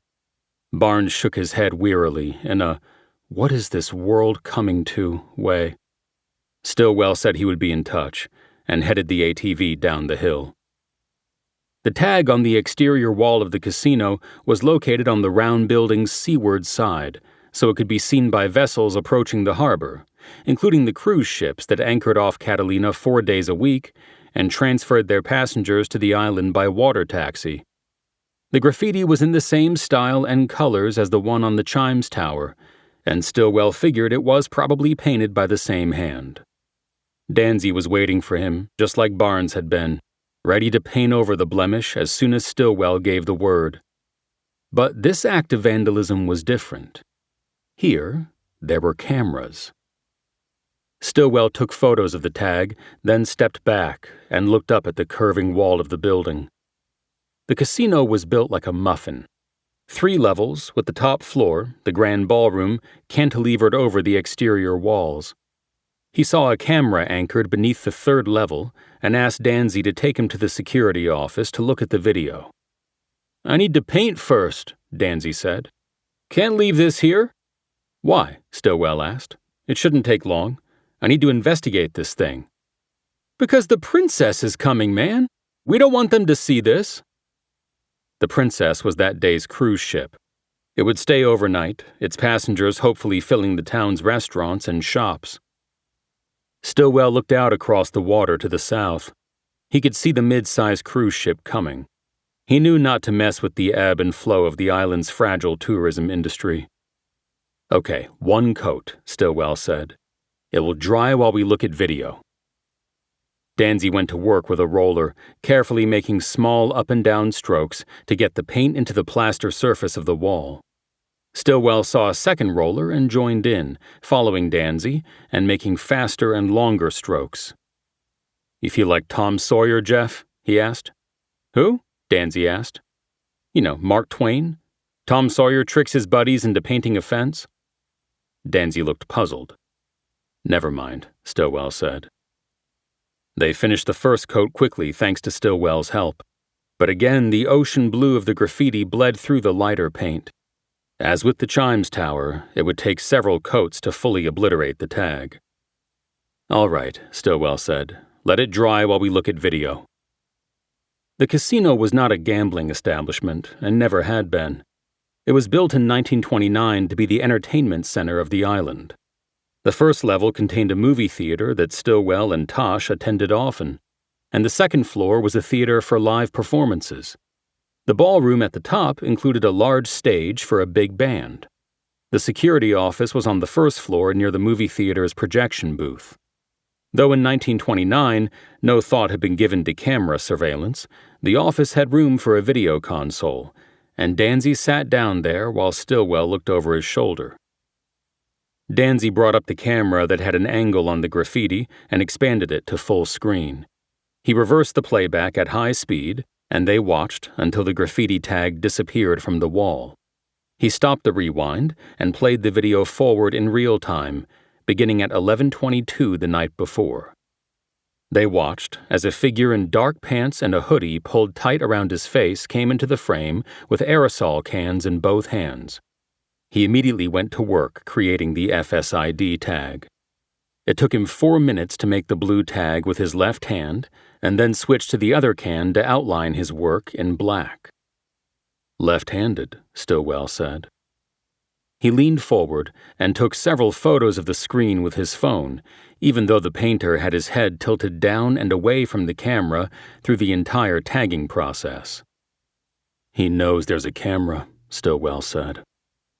When the tag was finished, the painter backed up to appreciate his work for a moment, then turned and ran out of the frame in the opposite direction he'd come from, heading toward Descanso Beach, which was around the bend. Descanso Beach was where some of the highest value homes on the island were located. It made Stillwell wonder whether the D in FSID stood for Descanso.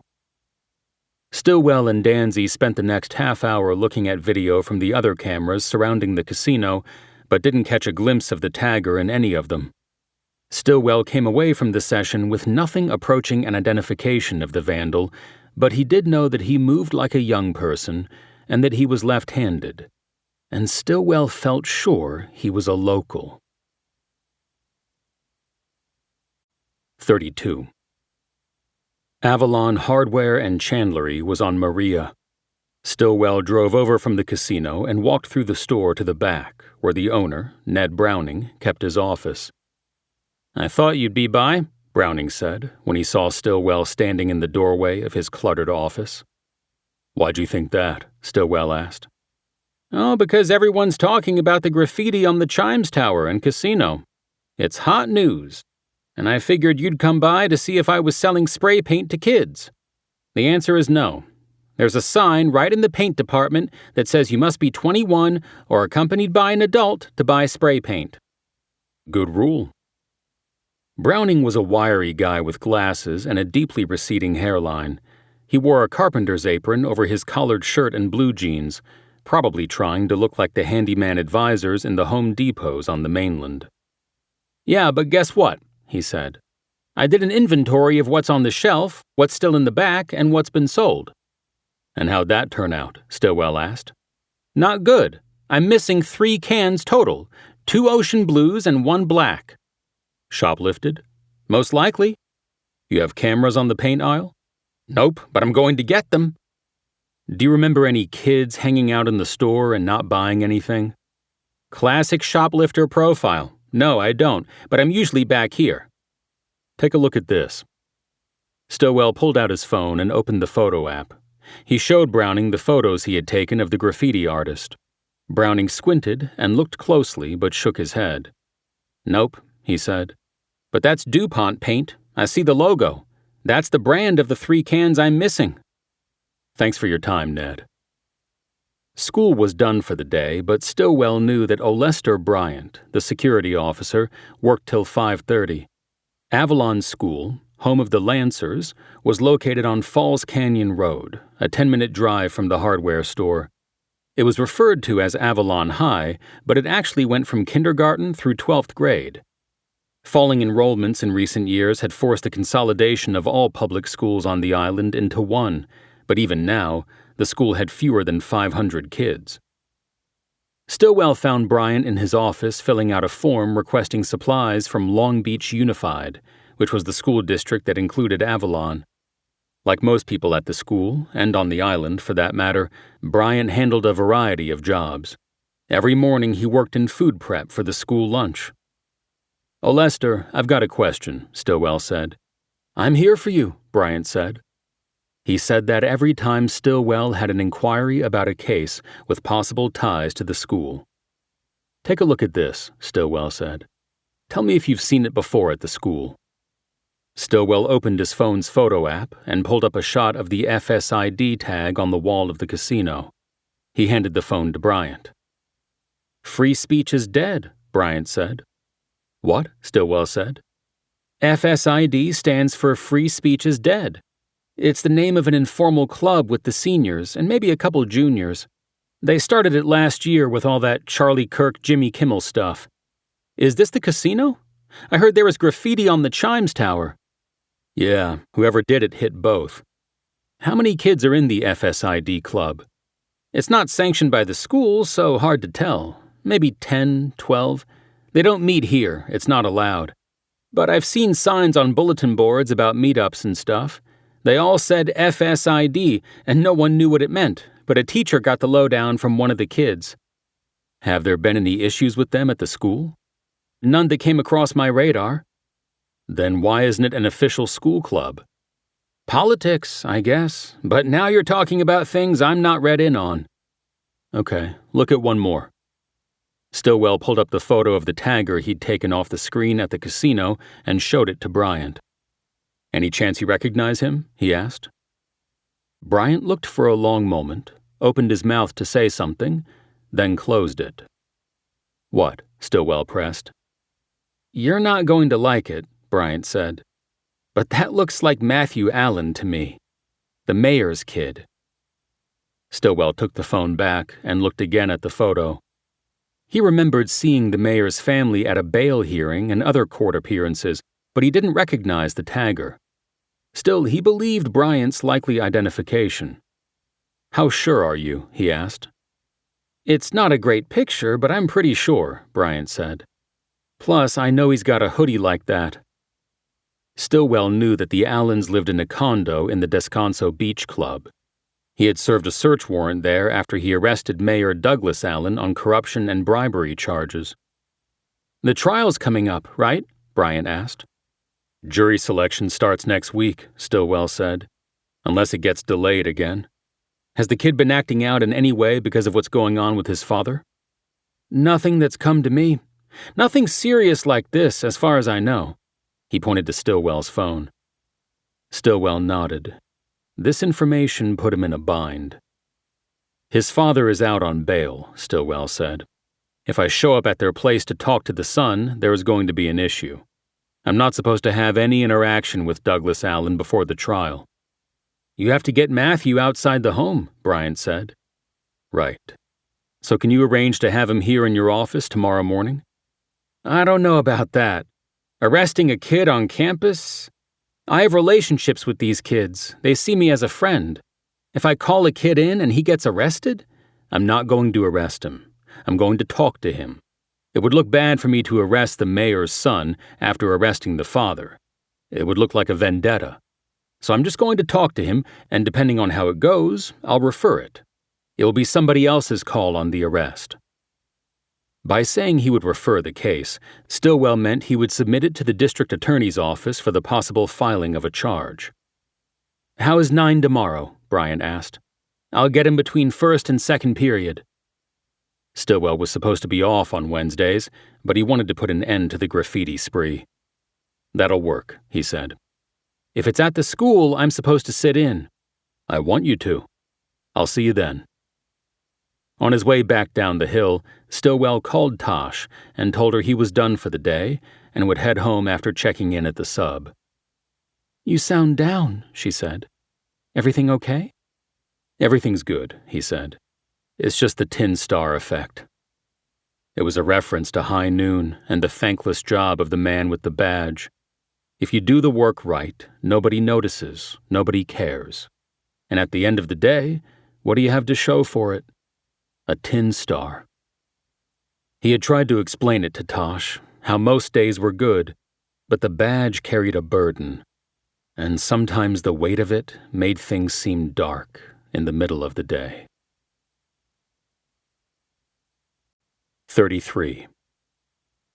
Stillwell was seated in a conference room when Lester Bryant arrived with a sullen Matthew Allen in tow. He had sandy brown hair, an acne-scarred face, and a strong resemblance to his father. In a decision that seemed to confirm Stillwell's belief that most people who break the law are not smart about it, Allen had come to school wearing a black hoodie with a smear of what looked like blue paint on the left sleeve. Stillwell saw recognition flare in the kid's eyes. Stillwell was the cop who was trying to put his father in prison. You, he said. What do you want? To talk, Stillwell said. Have a seat. He pointed across the table to an empty chair. I don't want to sit, Allen said. Just sit down and drop the tough guy act, Matthew, Stillwell said. I guarantee this will go better for you if you do.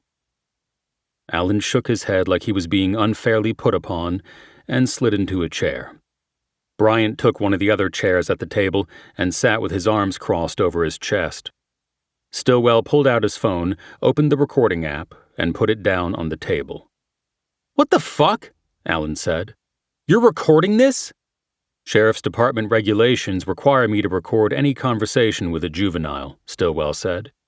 It protects you as well as me. Whatever. So tell me about free speech. You think it's dead? Don't you? I'm asking the questions. Tell me about your group of free speechers. What about it? We get together and talk about how fucked up the world is. That's it. Do you think that marking historic structures and buildings with graffiti is covered by the First Amendment right to free speech? I think that sometimes people need to stand up for their rights, and that's what FSID is about. You know, Matt, that hoodie you're wearing, that's evidence that could get you charged with felony vandalism. Oh, so putting my father away isn't good enough for you? You want me in jail too? This is not about your father. It's about you making bad choices. I know it's been a rough year for you with your father and Fuck my father! You think I care about him? He's a crook. I've known that my entire life, but you people just weren't smart enough to get him till now. As soon as I'm 18, I am gone. I'm off this rock and never coming back. Stillwell waited to respond in case there was more adolescent angst coming. He glanced at Bryant, who looked uncomfortable but familiar with the rantings of youth. Good luck on the mainland, Matt. I want to see you make it out there. So what I need from you right now is a promise to me and Mr. Bryant that we're not going to see any more damage to your hometown's buildings. You and your friends have to lay off that. Have your meetings, fight the good fight for free speech, but leave the paint cans on the shelf at the hardware store. Stillwell paused to let all of that sink in. He hoped that Allen would see the good deal he was being offered. Can I get that from you, Matt? He asked. You think this makes up for what you're doing to my dad? Allen said. Well, it doesn't. He's going to prison, and me and my mom have to live with it. Stillwell noticed the change. Earlier, it sounded like the son despised the father. Now the son was rallying behind him. Stillwell assumed the first response was a front. We all make choices, Matt. Your father is separate from you. You need to make a choice now, an important one. I want you to promise me that this graffiti stuff is over. It doesn't mean your fight is over. It's a noble cause, if you ask me. But you gotta be smart and do it the right way. Whatever. Fine. I won't do it anymore. You happy now? I want you to promise me and Mr. Bryant. Do that, and this doesn't have to go anywhere outside this room." "I promise, okay? Can I just go back to class now? I already missed some of it." "Yes, Matt, you can go. Just know this. If you break that promise, you're going to end up in juvie jail, and that's not a good place to be." Alan stood up. "I get it," he said. "I get it." "Good," Stillwell said. "Good luck." "Yeah, sure." Alan left, banging the door closed behind him. Stillwell was not a father, but he had been a son. In this case, he hoped the son would escape the legacy of the father. He looked at Bryant as he turned off the recording app and put his phone away. "What do you think?" he asked. "I think he doesn't realize right now what a break he just got," Bryant said. "But don't worry. Someday he will." "Maybe. You never know with people." "You got kids?" "No. You?" "2. They're all grown up and out on their own. You handled that like a father would." Stillwell stood up. "Well, Matt's going to be missing his father soon," he said. Stillwell thanked Bryant for his help and headed outside. He drove the ATV down to the town. Along the way, he checked his watch and saw he could make the 10 o'clock boat to Long Beach. He called Kim Craybill and asked if she had room for him. "Plenty," she said. "We leave in 15. "I'll be there," Stillwell said. He stopped at the sub first and checked in with Mercy. It had been a quiet morning, she reported, but he had gotten 2 calls from Lionel McKee about the graffiti on the casino in Chimes Tower. "Can you call him back and tell him it's an ongoing investigation?" Stillwell said. "No comment at this time, the usual." "I will," she said. "He won't like it." "He never does. I'm going over to the mainland. I might not be back till late." "Are you going to see Ilsa?" "First stop." Mercy opened a drawer and pulled out an envelope. "Please give her this card," she said. "We're all thinking about her." "Sure," Stillwell said. "That's really nice." He took the card. "Call me if anything comes up," he said. He headed out the door for the walk over to the ferry dock. He was indeed planning to visit Ilsa Ramirez on the mainland, but it wasn't the only stop he would make. Stillwell was one of the last down the gangway to the boat to Long Beach. It appeared to be half full. Once aboard, he went up the steps to the Commodore Lounge. He went directly to the pilot house and knocked. Captain Craybill opened the door, and he gave her his thanks. Afterward, he turned and scanned the lounge, looking for an empty aisle seat. Most were taken, but he saw some empties in the 2-seat rows that ran along the windows. When he spotted a row where both seats were empty, he headed toward it. Still. He turned and saw that he had walked right past Kent Middleton, who was sitting by a window with an open seat next to him. Stillwell forced a smile and went back to Middleton's row. "Hey, you're going over too," he said. He didn't have to fake his surprise. "Yeah, I've got an interview," Middleton said. Stillwell pointed to the empty seat. "Is Gwen sitting here?" he asked. "No, sit," Middleton said. "I'm on my own." As Stillwell took the seat, he glanced back across the lounge and saw LaFont and Masser sitting together. They briefly met Stillwell's eyes, but gave no sign of recognition. Stillwell, knowing he had stumbled into the Middleton surveillance, ignored them as well. "Who's it with?" he said. "The interview." "State Parks," Middleton said. "You going to tell them you want Malibu?" "I'm going to tell them I'll take whatever they've got." "Good plan." "What are you doing?" "Oh, I'm going to visit Ilsa Ramirez, the deputy who got shot last week. See how she's doing. Then I have to go downtown for a meeting at HQ." "How is she doing? I haven't seen anything in the news. It's kind of dropped off the radar." "She's good. I mean, she's fucked up for life, but she's going to live, and that's pretty lucky." "I guess."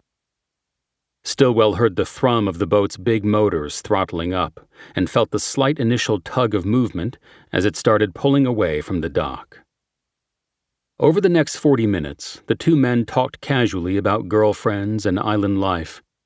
Middleton didn't ask one question about the investigation of the Angela Metier murder. That stood out to Stillwell as much as if he had asked repeated questions. 45 minutes into the crossing, Stillwell said he had to hit the head and got up. As he walked through the lounge, he locked eyes with LaFont and made a slight nod toward the restroom. Once inside the restroom, he checked under the stall doors. It was empty. He waited, and LaFont stepped in. "What the fuck are you doing?" LaFont said. "What the fuck am I doing?" Stillwell said. "What the fuck are you doing? Why wasn't I told he was on the move? I walked into this because I had no idea." Okay. Our bad. We should have told you. But you sit down with the guy? What is that?"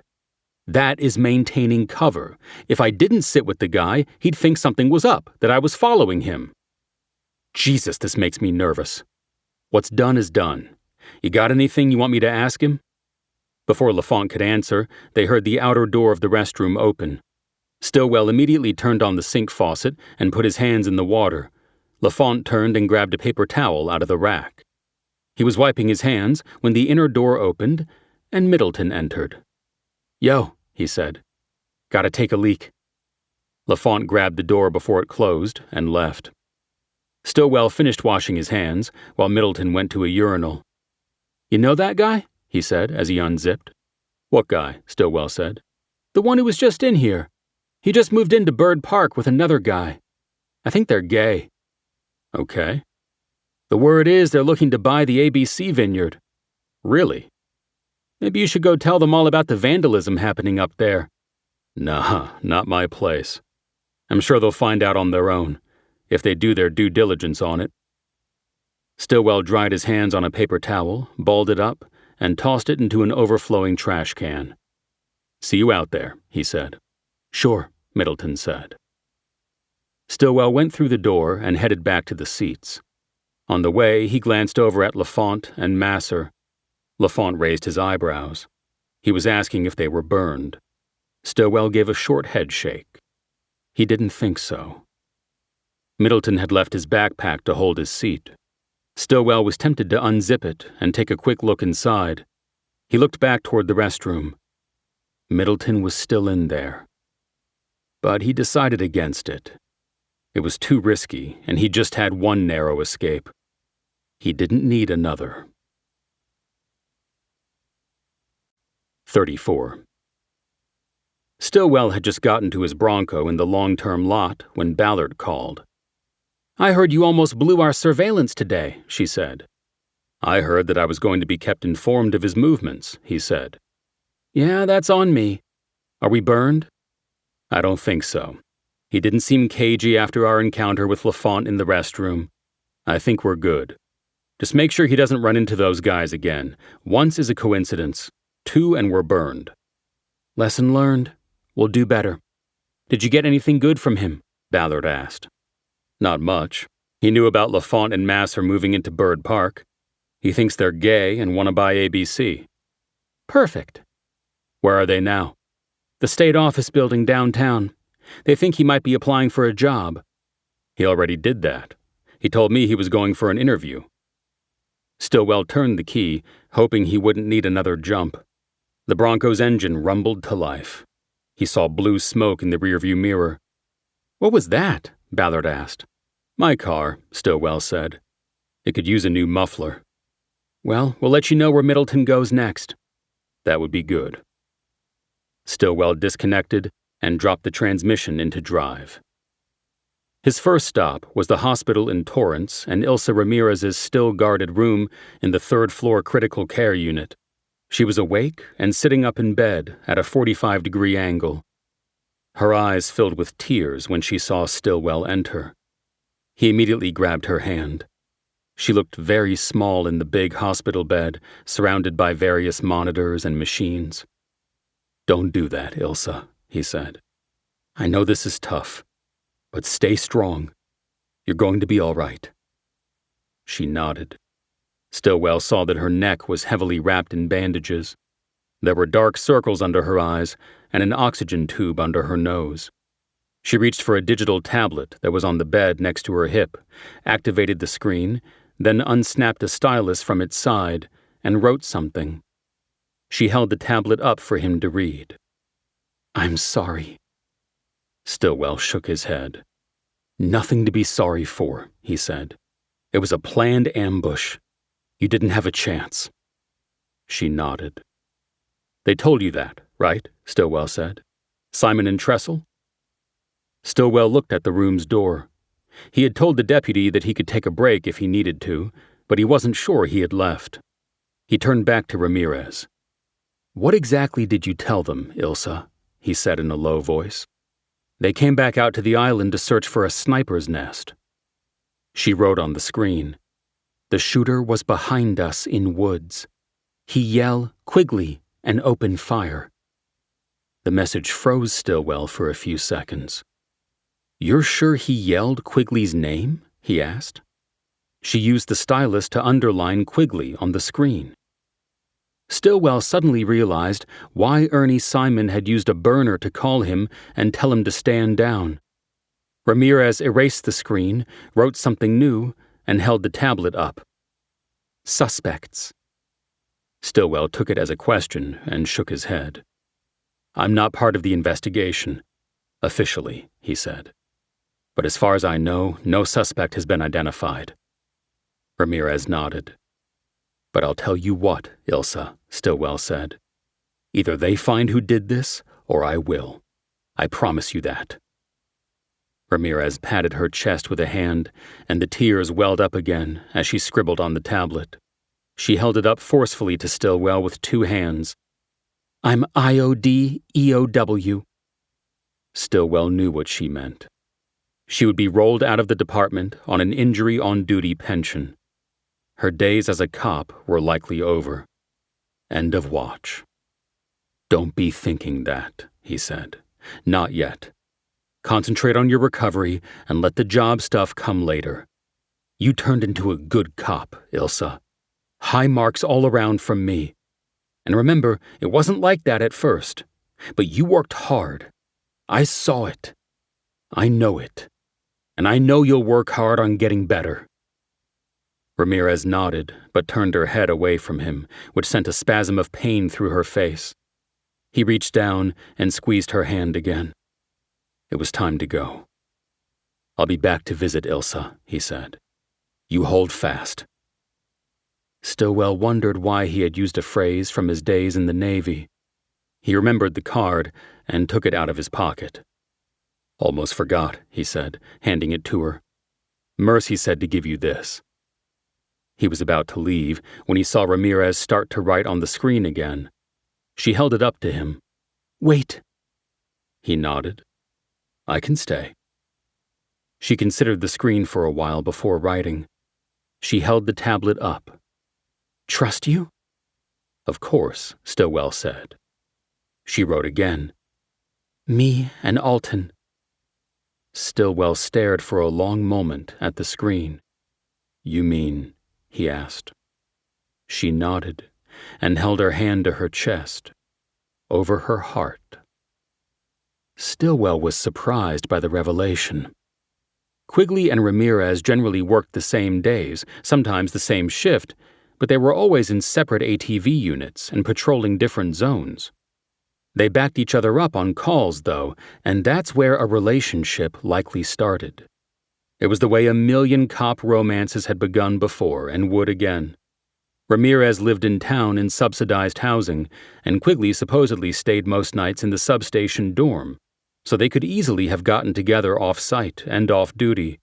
But Stillwell was surprised that they had been able to hide their relationship from him, their supervisor, and apparently everybody else. They'd had to hide it, because it was against department regulations, not to mention that Quigley was married. A cascade of thoughts and images went through Stillwell's mind, beginning with how empty Quigley's locker was, and ending with how his widow had shed no tears at his funeral. How long? He asked. Ramirez wrote on the screen without hesitation. New. 5 weeks. That meant their romance had started pretty quickly after Quigley transferred out to Catalina. Did his wife know? Stillwell asked. Nobody knew. He was already in a divorce. It would have been bad for him. You're sure no one knew? Nobody. Did you tell this to Simon and Tressel? No, only trust you. Stillwell nodded. In a messed-up way, it was a compliment. It also put him in a bind. This information was important, and Simon and Tressel should have it. But passing it along could come back on Stillwell because this relationship had gone on under his nose. And if it turned out that it had played a part in the ambush, the consequences for him could multiply exponentially. Stillwell thought about all this as he tried to come up with the next question. Ramirez's shorthand had carried a lot of new information that came out of left field. "You said he was already getting a divorce?" he finally asked. Ramirez wrote, "Since when he transferred." Another secret kept from Stillwell. He was beginning to feel like one of the idiot supervisors he'd had over the course of his history in the department, people oblivious to what was going on around them. It was depressing to think he was like them, but he tried to stay in the moment with Ramirez. "Did Quigley ever mention who his divorce lawyer was?" he asked. Ramirez nodded and wrote, "Benny Martinez." Stillwell knew Benito Martinez. He was a former Long Beach cop who'd quit to go to law school and was now a divorce attorney. Remembering his brethren in blue, Martinez offered his services to law enforcement officers at a discount. His business cards were pinned to bulletin boards in every police station and substation in the county. It kept him so busy he didn't need to pay for billboards on the 405 freeway, like so many of the other law lizards in town did. Stillwell also knew him because Martinez had been his own attorney when he'd gone through a divorce a year before he came to the island. "Did Quigley ever tell you why they were getting divorced?" he asked. Ramirez wrote, "He said she cheated." Stillwell nodded, but didn't take that as the truth. The percentages said that in most divorces based on adultery, the husband was the unfaithful one. And what else would Quigley say to a new girlfriend when asked about the reason for his pending divorce? "I'm a cheater?" No. He would throw the shade on his soon-to-be ex-wife. "Did he say anything else about it?" he asked. Ramirez shook her head, and once again Stillwell saw that the simple movement of her neck caused her pain. "Okay, Ilsa. I'm going to go now and let you get some rest," he said. "But I'll be back, I promise. Meantime, you take care. Stay strong." Ramirez held her hand to her chest again. It was less painful than nodding. Back in the Bronco, Stillwell closed his eyes when he turned the key in the ignition. He heard the engine start to grind, then finally spark to life. He opened his eyes, pinned the accelerator to the floor, and redlined the tack. He looked up and saw the cloud of exhaust smoke in his rearview mirror. The old horse was ready to go. He had intended to make the home of the widow Quigley his next stop, but the new information from Ramirez changed things. He headed for downtown Long Beach instead. 35. In California, divorces are filed under seal, but the initial pleading of the legal action is public. Stillwell went to the office of the clerk of the Long Beach Superior Court, where he knew from experience Benito Martinez handled most cases, and asked for the filing on Quigley v. Quigley. He knew he wouldn't get the details of what brought about the divorce, but he would get at least two important pieces of information he needed before he made his next move. The clerk gave him the cover page of the Quigley v. Quigley case, and he confirmed that it was Alton who started the divorce action. The date of the filing showed that Quigley had taken the step to dissolve his marriage a month before he transferred to the Catalina sub and met Ilsa Ramirez. In Stillwell's mind, that absolved Ramirez of any wrongdoing in her relationship with Quigley. And it seemed to confirm what Lieutenant Lambert had told Simon about Quigley asking for the transfer. It appeared that Quigley wanted a fresh start while still remaining in the department and being close, a boat ride away, to his kids. Stillwell didn't need the Bronco to get to Benito Martinez's office. He worked out of a building across the street from the courthouse. Its address was 100 Magnolia Avenue, and since most of its offices were occupied by lawyers plying their trade in Long Beach Superior Court, it was known as the 100 Lawyers Building. Martinez was on the 4th floor. Stillwell knew this without having to look at the electronic directory in the lobby. When he walked through the door to the one lawyer suite, he even knew the receptionist's name. "Hello, Marta. You remember me?" "Of course, Sergeant Steele. How are you?" She spoke with a thick Spanish accent, as did her boss, and when she said his name, it sounded like Sergeant Steele, Steel.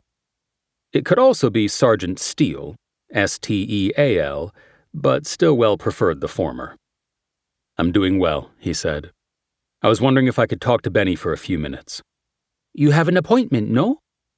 No appointment. I just need 5 minutes." "Okay, let me check for you." She got up and disappeared behind a wall that was painted with pithy slogans about divorce. "Marriage is the chief cause of divorce," Groucho Marx. "Half of all marriages end in divorce. Then there's the really unhappy ones," Joan Rivers. They'd been up there when Stillwell was a client. At the time, he hadn't found them humorous. Marta came back and told Stillwell that Mr. Martinez was finishing up a call and that he'd be available right after that. Stillwell walked over to a little waiting area where there was a couch and 2 chairs.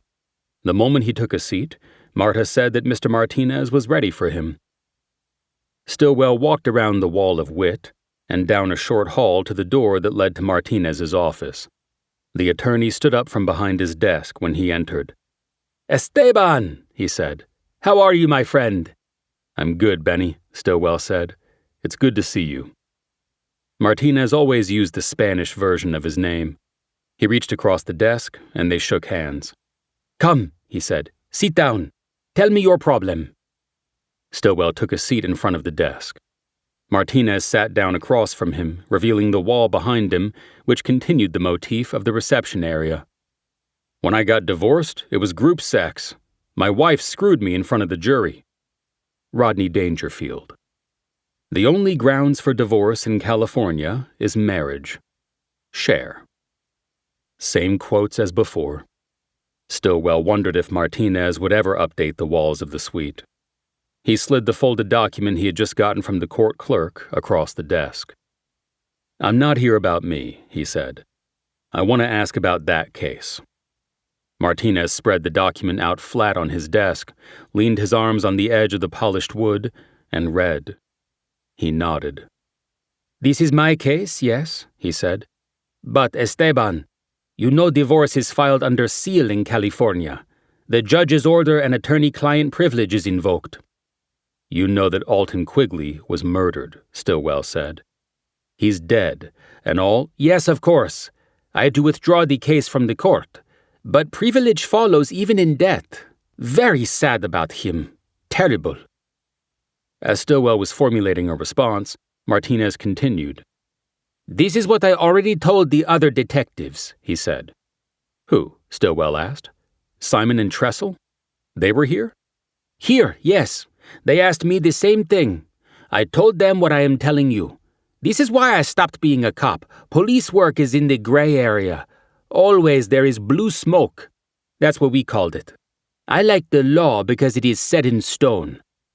"Don't tell me that," Stillwell said. "Every lawyer in this building is looking for loopholes in the law on some case somewhere.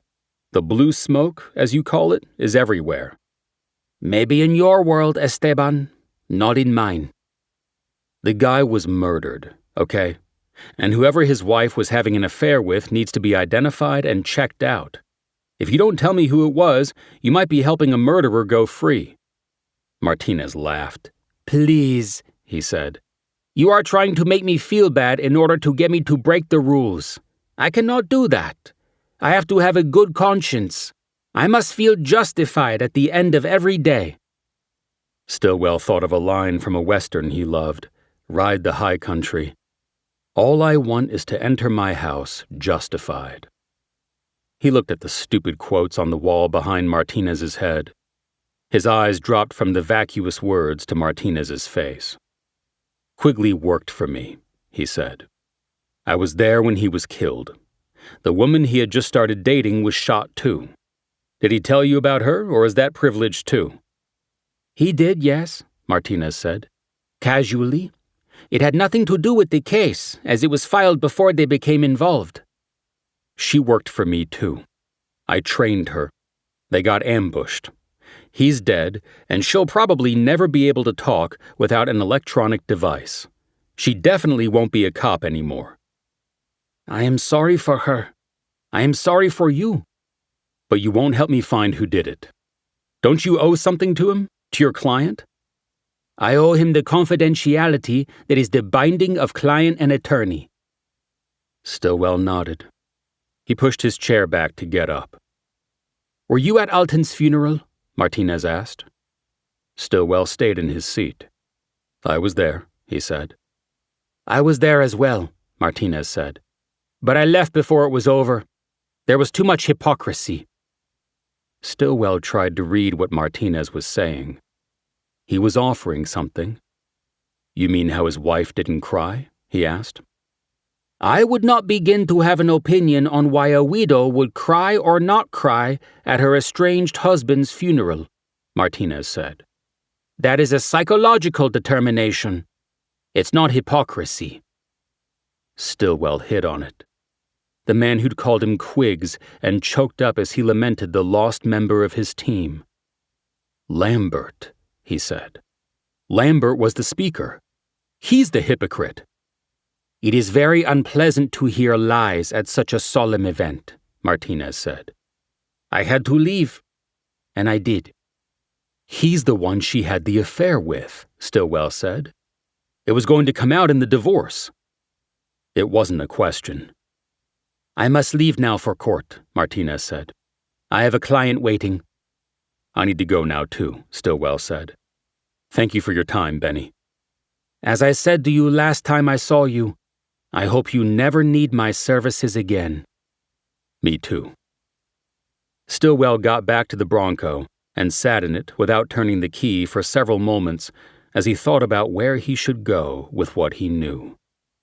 Martinez had obliquely given him something that even Ernie Simon didn't have, unless he had gotten it from another source. But it further obscured things in blue smoke and made them even more dangerous.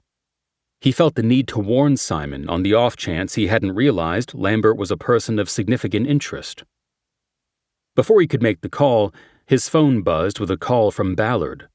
Stillwell picked up, forcing himself to mentally jump back into the Middleton case. "Renee, what's up?" he said. "He's stalking someone," she said. 36. They held up the briefing at the LAPD Open Unsolved Unit until Stillwell could get there from Long Beach. The room was crowded, and there weren't enough chairs for everybody. 7 people were left standing, including Stillwell. Ballard handled introductions at the top of the meeting. She first introduced her team, her volunteers. There were Lafont and Masser, a woman named Lilia Agzafi, a Swedish tech guy named Anders Persson, and a young cop named Maddie Bosch, who Stillwell assumed was the wise old Harry Bosch's daughter. After that, Ballard introduced the captain of the Special Investigations Section, who in turn introduced the 8 men he had brought with him. The SIS was LAPD's vaunted surveillance unit, known for its multiple takedowns of violent criminals caught in the act. Many of these takedowns ended in fatal shootings of the alleged bad guys and subsequent wrongful death lawsuits. The ACLU and other civil rights groups, as well as some local bloggers and podcasters, had long labeled the SIS a kill squad. And yet it was also the most sought-after assignment in the entire department. The lead came back to Ballard, and Stillwell was introduced last, and in embarrassingly glowing terms. She said that it was his good work that had led to recovering the body of a long-missing woman and identifying the suspect who was the focus of the meeting. "Some of you know everything I know, and some of you don't," Ballard said. "So, to make sure we're all on the same page, we're going to run it down from the top. It's important that we act in concert. There is a life at stake." Stillwell raised his hand. "Still, you don't have to raise your hand," Ballard said. "If anybody has a question, just call it out. There are no dumb questions."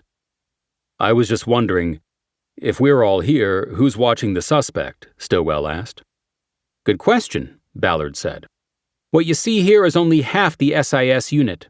The other 8 guys are on overwatch on our suspect or prepping tomorrow's op, which we'll get to in a second. At the moment, our suspect, Kent Middleton, is in a room at a hotel in Burbank. If he makes a move, even to get a bucket of ice from the machine down the hall, he'll have 8 pairs of eyes on him. He is covered, and we don't have to worry about that. Stillwell waved in a "that answers my question" gesture. All right, Tom, why don't you start us off? Ballard said. LaFont stood in front of a whiteboard with a map of northern LA County, including Burbank, displayed on it. He briefly summarized the activities on Catalina that had made Middleton a person of interest in the missing hikers case. We developed intel that Middleton was looking to leave his job on Catalina and find work as a park ranger somewhere else, LaFont said. Today was the first of 3 days off from his job on the island, and this morning he took the Catalina Express to the mainland and rented a car. He was followed to the Reagan State Building downtown, where he presumably had an interview with the State Parks Service. LaFont said SIS then took over the surveillance and followed Middleton from the State Building to a Hilton hotel near Burbank Airport. For those of you not up on your local geography, LaFont said, pointing to the whiteboard, I draw your attention to the map. You will see that the airport and the hotel are here, situated at the foothills of the San Gabriel Mountains, which of course contains the vast Angeles National Forest. You're talking about 1,000 square miles of rugged wilderness. This is of great concern to us because 4 and maybe 5 young women have disappeared while hiking in smaller but similar parks over the past 15 years. So I made a call, Ballard said. Based on the exigent circumstances of Middleton's proximity to the national park and the fact that a previous victim disappeared from this park, we began to infiltrate his electronic media. Exigent circumstances. Stillwell knew this meant they had justified a warrantless search of Middleton's internet activities when he got near a public park and could be a threat to public safety. I'll let Anders tell you how we accomplished that, Ballard said. In a Swedish accent, Persson explained that after Middleton left his appointment with the State Park Service, Ballard went into the office and learned whom he had met with and what job he was seeking. With that information, I composed a Trojan horse email which was sent to the suspect's email address, Persson said. The message appeared to be from the man Middleton had interviewed with earlier. It was a simple note thanking him for coming in and saying that he, Middleton, would hear from them soon regarding the job. Persson explained that when Middleton opened the email, it triggered a malware virus that installed keystroke logging software on his computer. This allowed the cold case team to set up a computer that mirrored every move the suspect made on his own device. From there, Ballard took back the narrative. We basically watched while Middleton spent the afternoon cyberstalking a woman named Molly Young across multiple social media platforms, using a variety of usernames and identities. We're talking about Instagram, X, Facebook, and LinkedIn, as well as groups specifically for outdoor enthusiasts on Meetup, Strava, and social hikers. Through these, we learned that Molly Young is a hiking guide specializing in day trips into the Angeles National Forest. Ballard paused there in case there were questions. There was only rapt silence. Now, here's the clincher, she continued. Since we've been watching him, he's responded to 2 emails from 2 different accounts reminding him of a prepaid hike reserved for tomorrow morning in Angeles National. In other words, he paid twice under 2 different aliases for the same trip, a 4-hour hike that leaves from the Tujunga entrance to the forest and goes to a remote waterfall and spring. Why did he reserve it twice? One of the SIS men called out. Because Molly Young, according to her website, has a safety protocol, Ballard said. She does not do one-on-one hikes into the forest. Her private tours require a minimum of 2 hikers. Our thinking was that Middleton reserved the 2 spots on the private tour under different identities, and by the way, one of the aliases he used is female, and then he's the only one who shows up in the morning. Molly Young then has to decide to cancel or break protocol and take him alone up to the waterfall. If he presents as harmless, maybe even offers to do it another day, then he has a shot at going into the woods alone with her. Ballard did not have to say what was expected to happen if Young proceeded with the hike. The next half hour was spent discussing how tomorrow morning's hike would be handled. Ballard told them that the department's command staff had informed the Park Service managers at Angeles National of the investigation and the need for secrecy. Using a map that showed the trail to Switzer Falls, SIS officers were scouting locations and prepping to go into the forest shortly after dawn to set up surveillance blinds along the path that Molly Young would take. Additional SIS men would be posing as hikers along the trail, attempting to restrict the alone time Middleton would have with Young to a short stretch of the trail called the Control Zone. At no point would Young be out of sight or reach of the SIS. The first debate that followed the reveal of the operational plan was about when the SIS team should move in on Middleton to make an arrest. There was talk of needing to see an overt act by him before engaging. Ballard countered by saying that an overt act could be a fatal act. "The previous victims were strangled," she said. "Hyoid bones crushed like potato chips. We can't let it get close to that." "We won't let that happen," Captain Vance Dawkins, head of the SIS unit, stated confidently. "This is what we do. In 60 years, SIS has not lost a single potential victim under surveillance, not one. We are going to have men in the trees and on the ground in the control zone. We'll have cameras on the gate and in the zone. Believe me, we are putting all our resources into this. This young woman is going to be safe as a baby. She'll be scared when we move in, but abso-fucking-lutely safe. You have my guarantee." The force with which Dawkins spoke seemed to end the debate right there, but Stillwell could still see a trace of doubt in Ballard's face. "What's the plan if Molly calls it when the second hiker doesn't show up?" he asked. "We have to be ready if he makes his move then," Ballard said. "But if he doesn't, we wait and take him once he gets back in his vehicle. Then we get him, whatever he's carrying, and whatever's in the car." She was talking about evidence. She moved on to what became another debate, this one about whether to tell Young about the operation and give her the option of not going forward with the hike. It was decided pretty quickly that if she was informed and agreed to carry on with the hike, her nervousness might tip off Middleton that law enforcement was on to him. There was also a brief discussion about replacing Young with a police officer with similar looks and build. But Ballard said that plan was too risky because there were many photos of Young on her website and Instagram feed that showed her hiking in the forest. Many of these were close-up selfies. Middleton had accessed these in his hotel room and might easily spot a stand-in for the real Molly Young. On top of that, finding an officer or even a park ranger who could lead a hike as professionally and as well as the real Molly Young was a long shot, especially on such short notice. It was decided. Molly Young would be a pigeon, SIS parlance for a potential victim who did not know she was under surveillance and was the intended target of a violent criminal. Ballard finished the briefing by saying the meeting point Molly Young had set for the hike was the gated entrance to the forest on Angeles Crest Highway in Tujunga. She said the command post vehicle for the operation would be in the parking lot of the LAPD's Foothill Division Station, which included Tujunga and its patrol zone, but was located far enough from the forest gate for Middleton not to stumble upon it.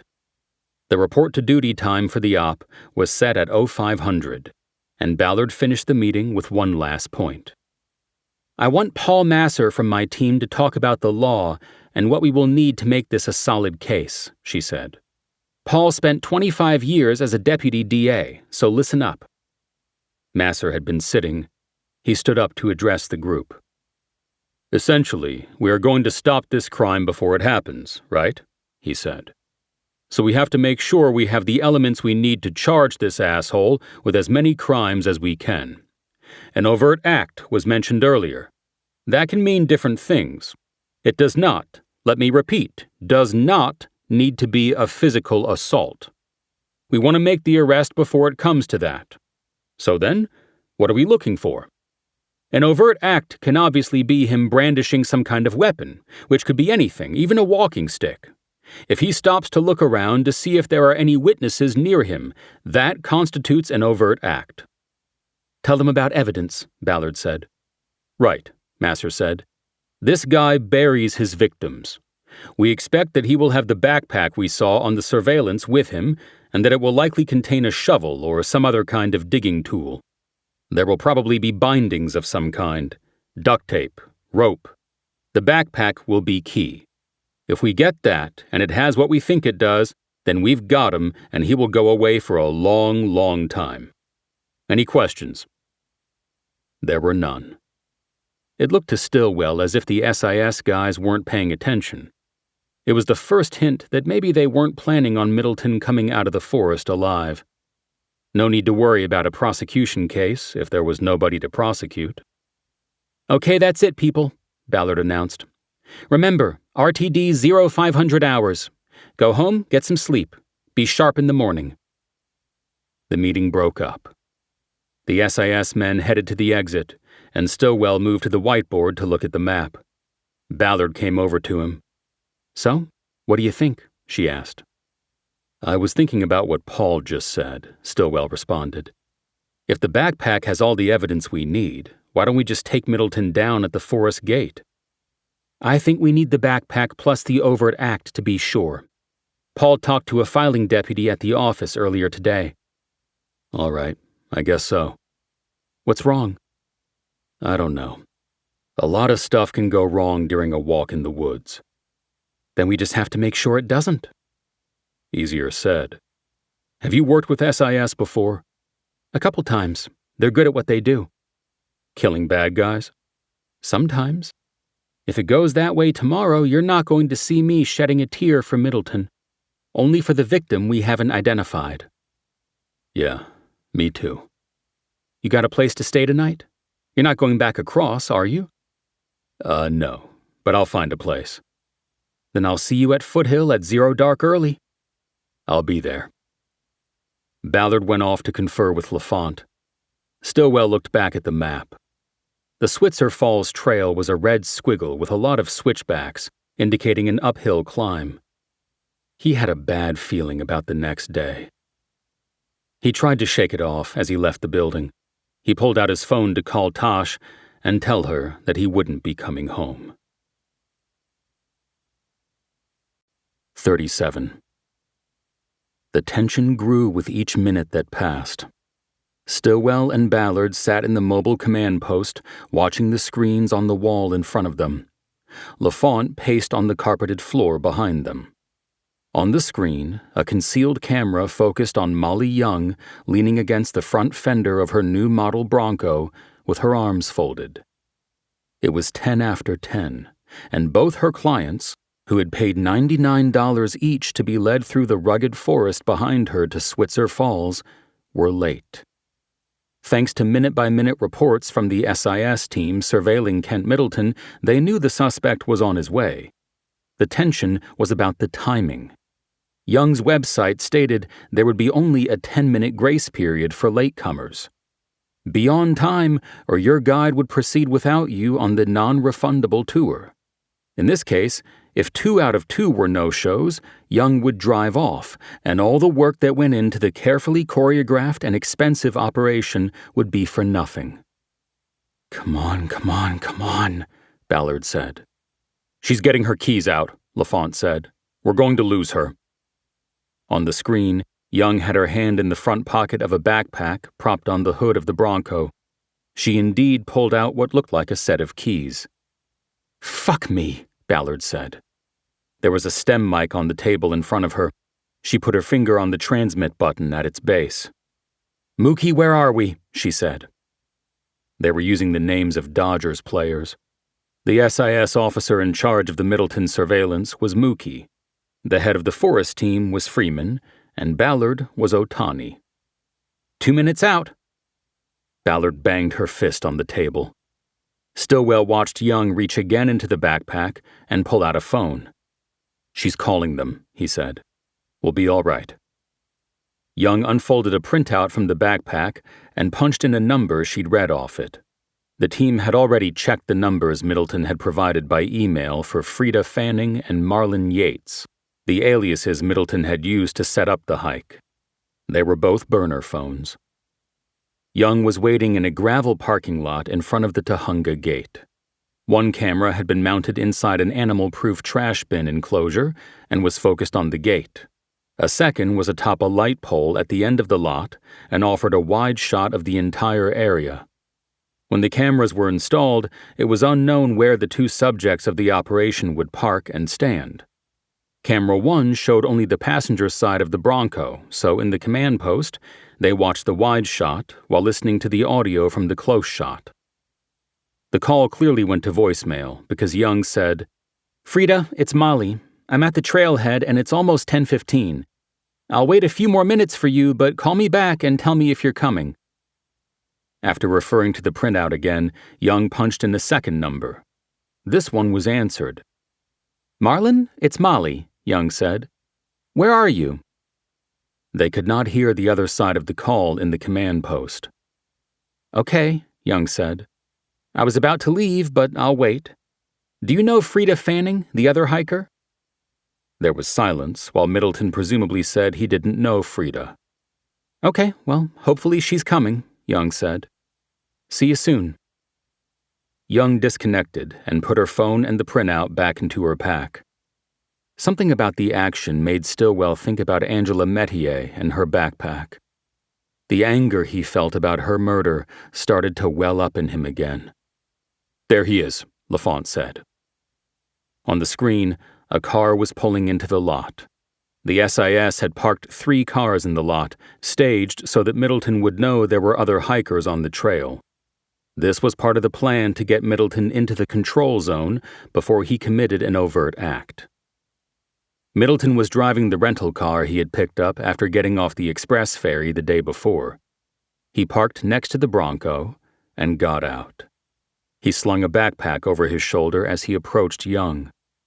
It was the same one Stillwell had seen with Middleton on the express and had chosen not to inspect. "Molly?" Middleton said. He gestured toward her as if unsure it was her. But the watchers knew, thanks to the keystroke logger, that he had viewed several photos of her on his computer the night before. "Yes," Young said. "Marlon?" "That's me," Middleton said. They shook hands. They still weren't in the close-in camera's frame, but the audio from it was clear. We might have a problem," Young said. "The other hiker is not here and I can't get her on the phone." "Really?" Middleton said. "And she paid and everything?" "Yeah. So let's give it a few more minutes, but if she doesn't show, we'll have to reschedule." "Oh no. I came all the way from Catalina." "Wow. I'm so sorry, but it's sort of a safety thing." "Yeah, right, I understand. Can you try calling her again?" "Good idea." On the screen, Young turned from Middleton to open her backpack. With her back to him, Middleton himself turned and did a sweep of the parking area. "Shit," Stillwell said. He believed that Middleton might make his move right there. Ballard quickly pressed the radio transmit button. "Muncie, be ready. This could be it."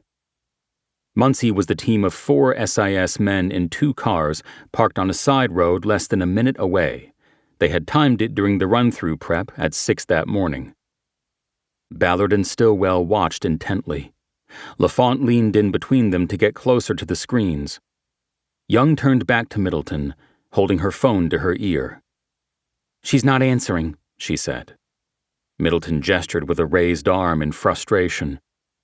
"Frida, you are now a half hour late," Young said into the phone. "I'm going to have to cancel the hike."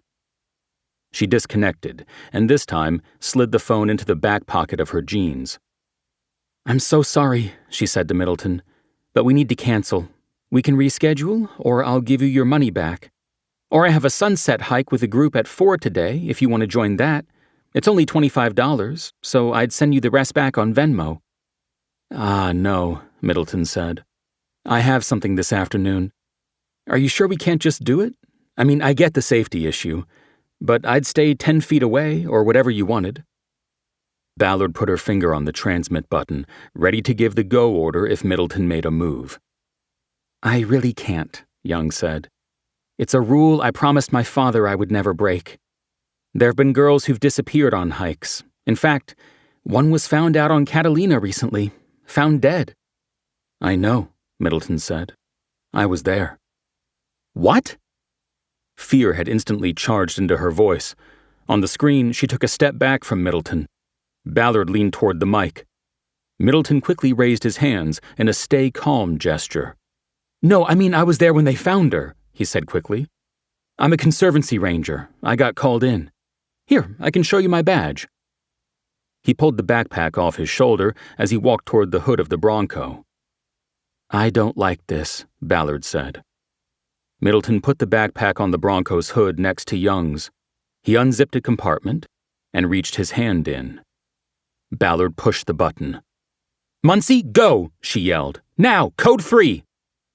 Almost immediately, a piercing chirp from a police siren could be heard on the audio. Middleton stepped back from the Bronco and pivoted toward the parking lot entrance. A full-throated siren wailed as 2 black SUVs charged into the lot and across the gravel toward Middleton and Young. Middleton raised his hands and yelled something, but it was unintelligible with the siren jamming the audio feed. The unmarked SUVs skidded to a stop and the siren ceased. The 4 SIS officers, dressed in black raid gear, quickly emerged. 2 used their open doors as shields as they aimed weapons at Middleton. The other 2 rushed him and took him down to the gravel. Middleton was silent as his hands were cuffed behind his back by one officer while the other searched his pockets. "What is this?" Young yelled. "What's going on?" One of the men pointed toward the trash enclosure. "Ma'am, stand over there," he ordered. "An officer will be with you in a moment." Young did as she had been told as the cover officers holstered their weapons and approached the others. More SIS vehicles from the surveillance crew entered the lot. Ballard leaned down to the mic. "Check his backpack," she said. One man went to the backpack. He had the microphone stem from an earpiece and gave a running inventory as he put the contents of the pack on the hood of the Bronco. "We've got 1 thermos," he said, 1 wrapped sandwich, a 2nd wrapped sandwich, 1 35mm camera, a folded space blanket, 3 power bars." They could hear the zippers as the officer went through the other compartments of the pack and repeatedly said, "Nothing," until he opened an internal pocket. 1 Conservancy Ranger badge. That's it." Stillwell was stunned. "I'm going over there," he said. "I'll drive," Ballard said. 38. Ballard, Lafont, and Stillwell got there in 10 minutes. Ballard killed the siren as she pulled off the highway. The parking area was already a nest of police activity, as several more vehicles and officers had arrived. Stillwell noticed that the doors of Middleton's rental car were open and the trunk lid was up. "That's not good," Lafont said from the back seat. Ballard and Stillwell remained silent, and they all got out. Masser came out of the crowd and approached them. He had been riding with Captain Dawkins and the Mookie surveillance team. He looked like his dog had just died. Ballard pointed at the rental. "Paul, what the fuck?" she said. "You let them search the car? They needed a warrant." I know, Masser said. "I couldn't stop them. They claimed exigent circumstances. But look, it doesn't matter. There's nothing in the car. We've got nothing, and we're going to have to cut them loose." Ballard froze. "Nothing?" Ballard said. Lafont spread his hands wide. "How can that be?" he said. "He knew," Stillwell said. "He made us." Just as he said it, Stillwell saw Middleton behind the glass in the back seat of one of the unmarked cars. He was leaning forward because he was still cuffed. They locked eyes for a moment, and Middleton smiled at him. It was a fuck you smile. "How?" Lafont asked. Stillwell looked at Lafont. "What do you mean, how?" he said. "He saw us on the boat. He saw us in the restroom. It could have been you drying hands that weren't wet, or it could have been any number of—" "Oh, so it's on me," Lafont said, squaring up in front of Stillwell. "Guys," Ballard said, "not here, not now. Save that shit for later. We need to think this through. I have to go talk to the girl, and then we're going to huddle and figure out what to do to unfuck this situation." She walked away, with Lafont still staring at Stillwell. "You know," he said, Middleton wouldn't have found us in that restroom, and I wouldn't have been drying my unwet hands if you hadn't stumbled into our surveillance. And I wouldn't have stumbled into your surveillance if I had been told he was on the move, Stillwell said. Guys, what did Renee just say? Masser interjected. We're all pissed off about this, but let's cool our jets and work this out. Fine, LaFont said. He turned and stepped away, scuffing the gravel with the heel of his shoe. Stillwell glanced back at the car, and this time Middleton gave him a slight nod, as if to say, I got you. Stillwell looked away and saw Ballard in a one-on-one with Molly Young by the front of the Bronco. He could not hear what was being said, but guessed that Ballard was assuring her that she had never been in danger. The young woman had her chin down and her arms folded tightly across her chest. A classic defensive pose. Stillwell looked past her and toward the mountain chain rising in the distance. He started reviewing every detail he could remember about the past 2 days. He was looking for what they had missed. By the time Ballard came over to talk, he thought he had something. She waved her team together in a huddle. Okay, guys, what's our next move? She said. Masser and LaFont said nothing. Ballard looked at Stillwell. Still? She prompted him. We need to hold him, Stillwell said. Middleton. With what? LaFont said. He played us. We don't have a shred of evidence to hold him with. Actually, Masser said. What, Paul? Ballard said. Masser looked at Stillwell. You're talking about a 48-hour hold, right? He asked. Not actually charging him. Yes, hold him while we find evidence to charge him, Stillwell said. LaFont made a snorting sound. Ballard held up her hand to quiet him. Paul? She said. Anything? Masser bumped a fist against his chin as he thought something through. Okay, just thinking out loud here, he began. He brought her here under false pretenses. He used a false name. And he set up a phony second hiker. We have the evidence to support all of that. But none of that is technically illegal, LaFont said.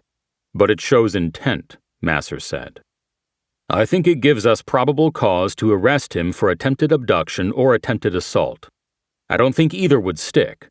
There's not enough there to ultimately file the charge, but you'd get your 48 hours. Under California law, probable cause was needed for arrest and detainment. Evidence had to be presented to the district attorney and charges filed within 48 hours, or the detainee had to be released. He could post bail and be out before the end of the day, LaFont said. But if we kick the attempted assault up to attempted rape, we can go for no bail until he appears in front of a judge, Ballard said. That would give us till tomorrow. Masser nodded. Ballard looked at Stillwell. Better than nothing, she said. Stillwell nodded too, and felt a charge of adrenaline hit his blood. He booked these hikes while he was still back on Catalina, right? He said. Before he knew about us. That means when he got on the express and left the island, he had his abduction and murder kit with him. In his backpack, Masser said. Which I almost opened when he was in the restroom, Stillwell said. So he must have dumped it all after he made you guys, Ballard said. Stillwell turned to LaFont and said, putting all animosity aside, You guys had him from the boat to the state building, he said. Where did he dump it? LaFont tucked his chin down as he mentally reviewed the surveillance of the day before. What stops did he make? Ballard pressed. He went to the rental car counter at the express dock, Masser said. I watched him while Tom got our car. He went to the rental lot and got in the car. Then he drove. Tom picked me up, and we never lost sight of him.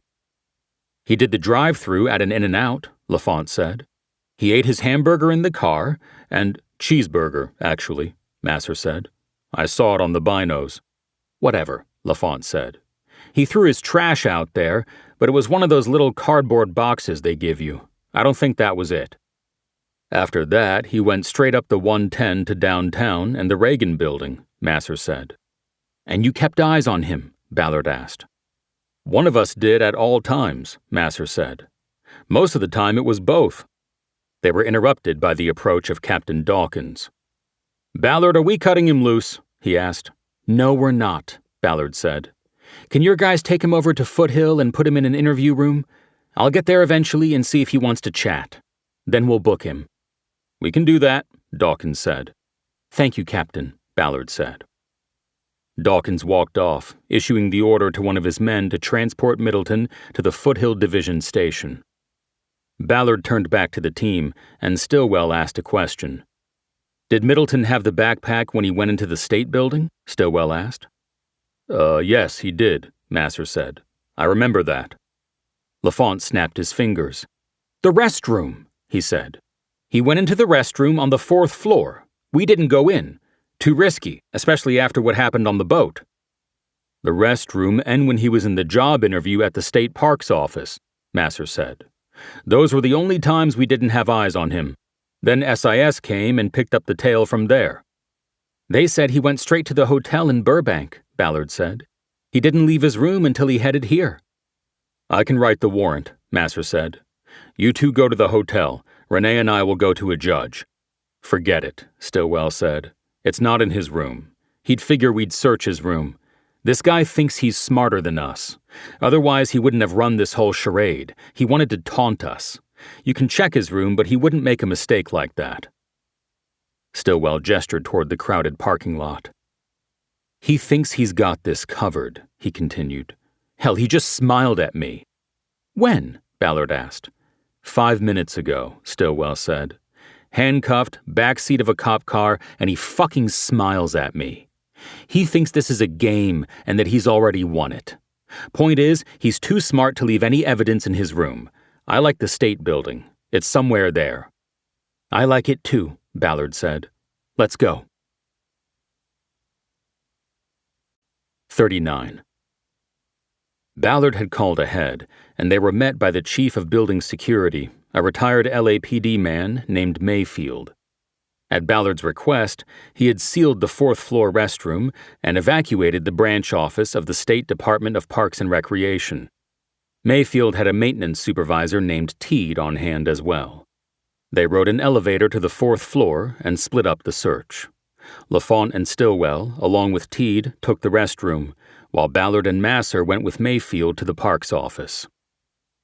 The restroom had 4 toilet stalls, 4 urinals, and 4 sinks.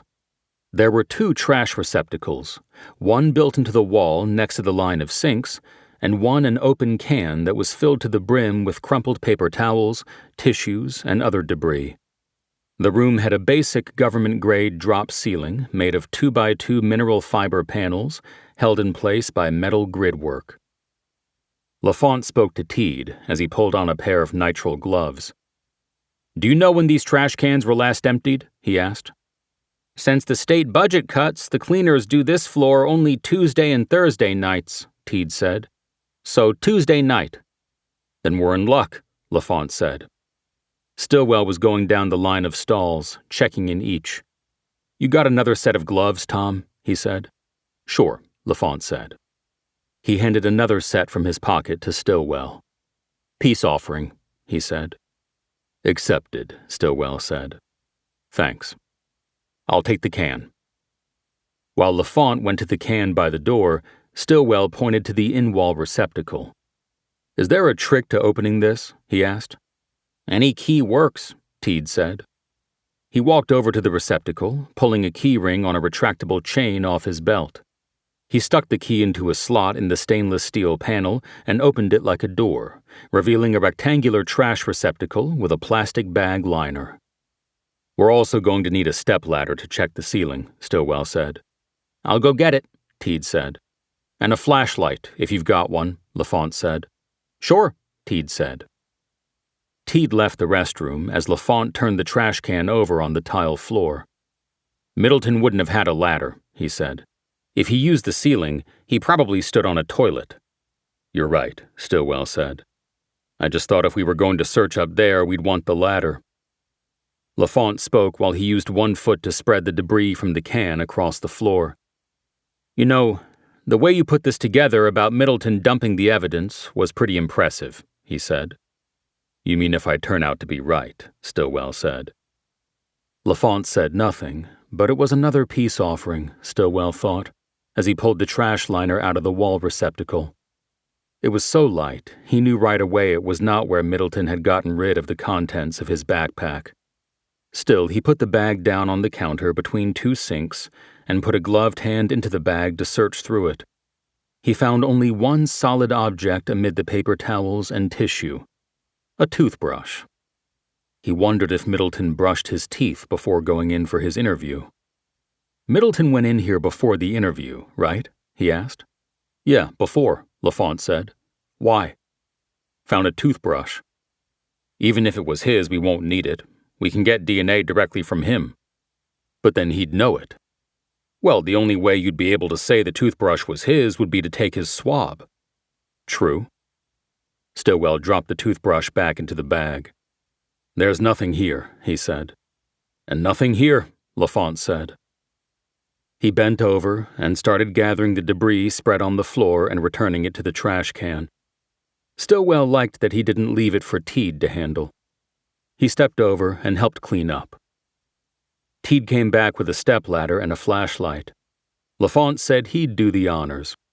He set the ladder up in the center of the room, climbed 3 steps, and reached up to one of the mineral fiber panels. He pushed it up and over, creating a 2x2 opening in the ceiling. Stillwell saw that there was about 2 feet of crawl space there, but it was crowded with piping from the building's fire suppression system and cables from its computer network. LaFont climbed to the top step of the ladder and put his head and shoulders through the opening. Stillwell turned on the flashlight and handed it up to him, then used both hands to hold the ladder steady while LaFont swept the light around in the crawl space. "Nothing," he said. "No, wait. There's something in the corner. Looks like a bag." He carefully climbed down and carried the ladder to the last stall.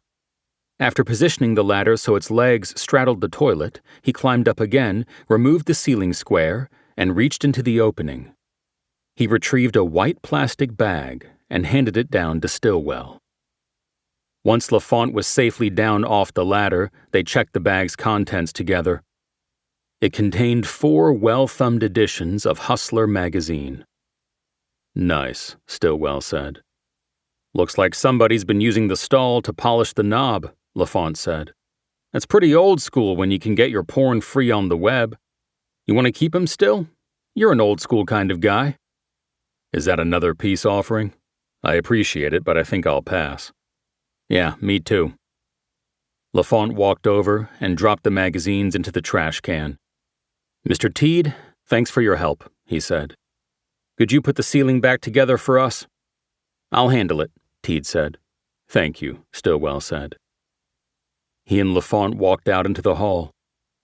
"Well, that was a bust," LaFont said. "Let's see if Paul and Renee got lucky." They walked down the corridor to the state parks office and got there just as Ballard and Masser were coming out. "Anything?" LaFont said. "Nothing," Ballard said. "We looked in every possible spot he had access to. There was nothing there." "What about the drop ceiling?" Stillwell asked.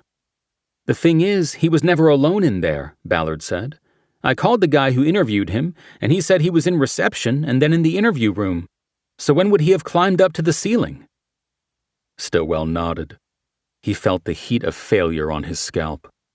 He'd been sure Middleton dumped the incriminating evidence somewhere along the way after leaving the boat. "I think we're going to have to get a warrant and check his hotel room after all," Ballard said. "I'll write it," Masser said. It was a prime moment for LaFont to come down on Stillwell for the waste of time, but he said nothing. They headed down the hall and got on the elevator. Mayfield kept offering names to Ballard, seeing who was still around from the old days when he was working cases. As they descended, Stillwell tuned them out. A thought came to him.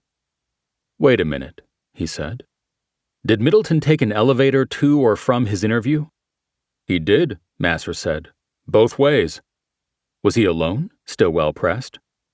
"We didn't ride with him, obviously," LaFont said. "But he got on by himself and went right to the 4th floor. We watched from the lobby." In unison, everyone looked up at the ceiling of the elevator. There was a 2x2 emergency escape panel. Do you remember which elevator he took? Ballard asked. The other one, Masser said. Coming and going. While the others were still looking up, Stillwell looked down at the brushed steel handrail that was on 3 walls of the elevator. Middleton could have used it as a foothold in climbing to the escape hatch. We need to get the stepladder back, Lafont said. 40. Stillwell followed Ballard into the interview room, carrying a cardboard evidence box. He put it down on the left side of the table, and they took the 2 seats across from Middleton. What the fuck is this? Middleton said angrily. I've been waiting here 3 fucking hours. You need to charge me or let me go, and I know you can't charge me because you don't have shit. Stop playing games, take your loss, and go home. He jerked the chain that linked his handcuffs to an iron ring at the center of the table. Games? Ballard said. We're not the ones playing games. But we can talk about that after I take care of 2 pieces of business. The first is to tell you that you are being recorded in this room, video and sound. The second is that I will give Sergeant Stillwell the honor of informing you of your constitutionally guaranteed rights. Stillwell recited the Miranda advisement. Do you understand these rights as I have explained them to you? He said after finishing. Oh, you're really scaring me now, Middleton said sarcastically. With your rights and your mystery box. I hope there's a sandwich for me in there because those bozos out at the trail took mine and I'm fucking starved. Do you understand your rights as I have recited them? Stillwell asked again. Yes, I understand my rights, Middleton said. Okay, I took Law Enforcement 101, you know. You're just trying to scare me because you've got nothing. I'm supposed to be like, oh, what's in the box? Ballard and Stillwell said nothing. You get the reference? Middleton said. 7? Good movie. But it was about smart cops. You wouldn't know anything about that. You like serial killer movies, Kent? Ballard asked. Oh, you know the flick then, Middleton said. Spacey was awesome. Is that what this is? We're discussing serial killer movies? Mr. Middleton, you're under arrest for the murder of Angela Metier, Ballard said. Now that you've heard your rights, do you wish to talk to us about it? Middleton threw his head back and laughed loudly, then leveled his eyes at Ballard. They were piercing with hate. You people are a fucking joke, he said. You think you can bluff me? No chance, lady. You've got nothing. This is no bluff, Ballard said. We are offering you the opportunity to tell us how it happened. I'm sure it's been a heavy burden to carry. Middleton shook his head like he was dealing with a child. Honey, you need to polish your act if you want to talk to me, he said. Because this is a joke. You're a joke. Ballard looked at Stillwell and nodded. Then she looked back at Middleton. We found your stash, she said. It makes sense that you'd put it in a place you knew you could go back to. You know, to retrieve it. But that really wasn't very smart. Stillwell opened the box. He reached in, took out a sealed plastic evidence bag containing a spiral-bound notebook, and placed it on the table. He watched Middleton's face as he registered what it was, and understood that there had been no bluff. They had indeed found the evidence he had hidden above the ceiling of the elevator. For that fraction of a second, Stillwell saw recognition. It was the game over look. But just as quickly, it was gone. What do you have there? Middleton said, his bravado coming back. A how-to manual on getting away with murder? Close, Ballard said. More like how to get caught by describing and sketching your kills. I guess it might be hard to remember where all the bodies are buried when you feel like visiting your victims. She pointed at the notebook. What's really great about this is we hadn't been able to find anyone for the 5th key on the ring you left us. Now we have a map to her. Thanks for that. And as soon as we find her, we'll add that charge. We are going to be adding a lot of charges, Kent. I don't know what you're talking about, Middleton said. I've never seen that before, and you can't prove I have. Well, we've got this thing now called touch DNA, Ballard said. And we're going to get it off every page in that notebook. Every page. So what? It's not going to match me, Middleton countered. But the fight had gone out of his voice. He knew what his future was. Sure it won't, Ballard said. You keep telling yourself that. Stillwell reached into the box and started taking out the other items. First, a carton of nitrile gloves, the kind used by law enforcement. This is interesting, Ballard said. Sergeant Stillwell called your boss out on the island a few minutes ago. What's his name, Still? Mick Dunaway. Right, Mick Dunaway. Sergeant Stillwell called him up and asked what brand of gloves you have out there in the Ranger's supply closet. And guess what? They're true blue, too, the same brand we found in your stash. Mick was very helpful. He said he'd do an inventory for us and see if he's missing a box. Fuck you and fuck him, Middleton said. Stillwell next brought out a roll of duct tape, followed by a rubber-banded coil of snap ties. After that came the black hood and the ball gag, the handcuffs, the knife, the slipknot garrote, and, last, the folding tactical shovel. Each item had been separately sealed in plastic. That shovel is cool, Ballard said. Folds up and fits into a backpack. This is the most well-thought-out abduction and murder kit I've ever seen. I'm betting it gets written up in the FBI law enforcement bulletin. That's big time. Middleton just shook his head and looked down at the table. Reality got your tongue, Kent? Ballard said. You sure you don't want to tell us about how you use the garrote?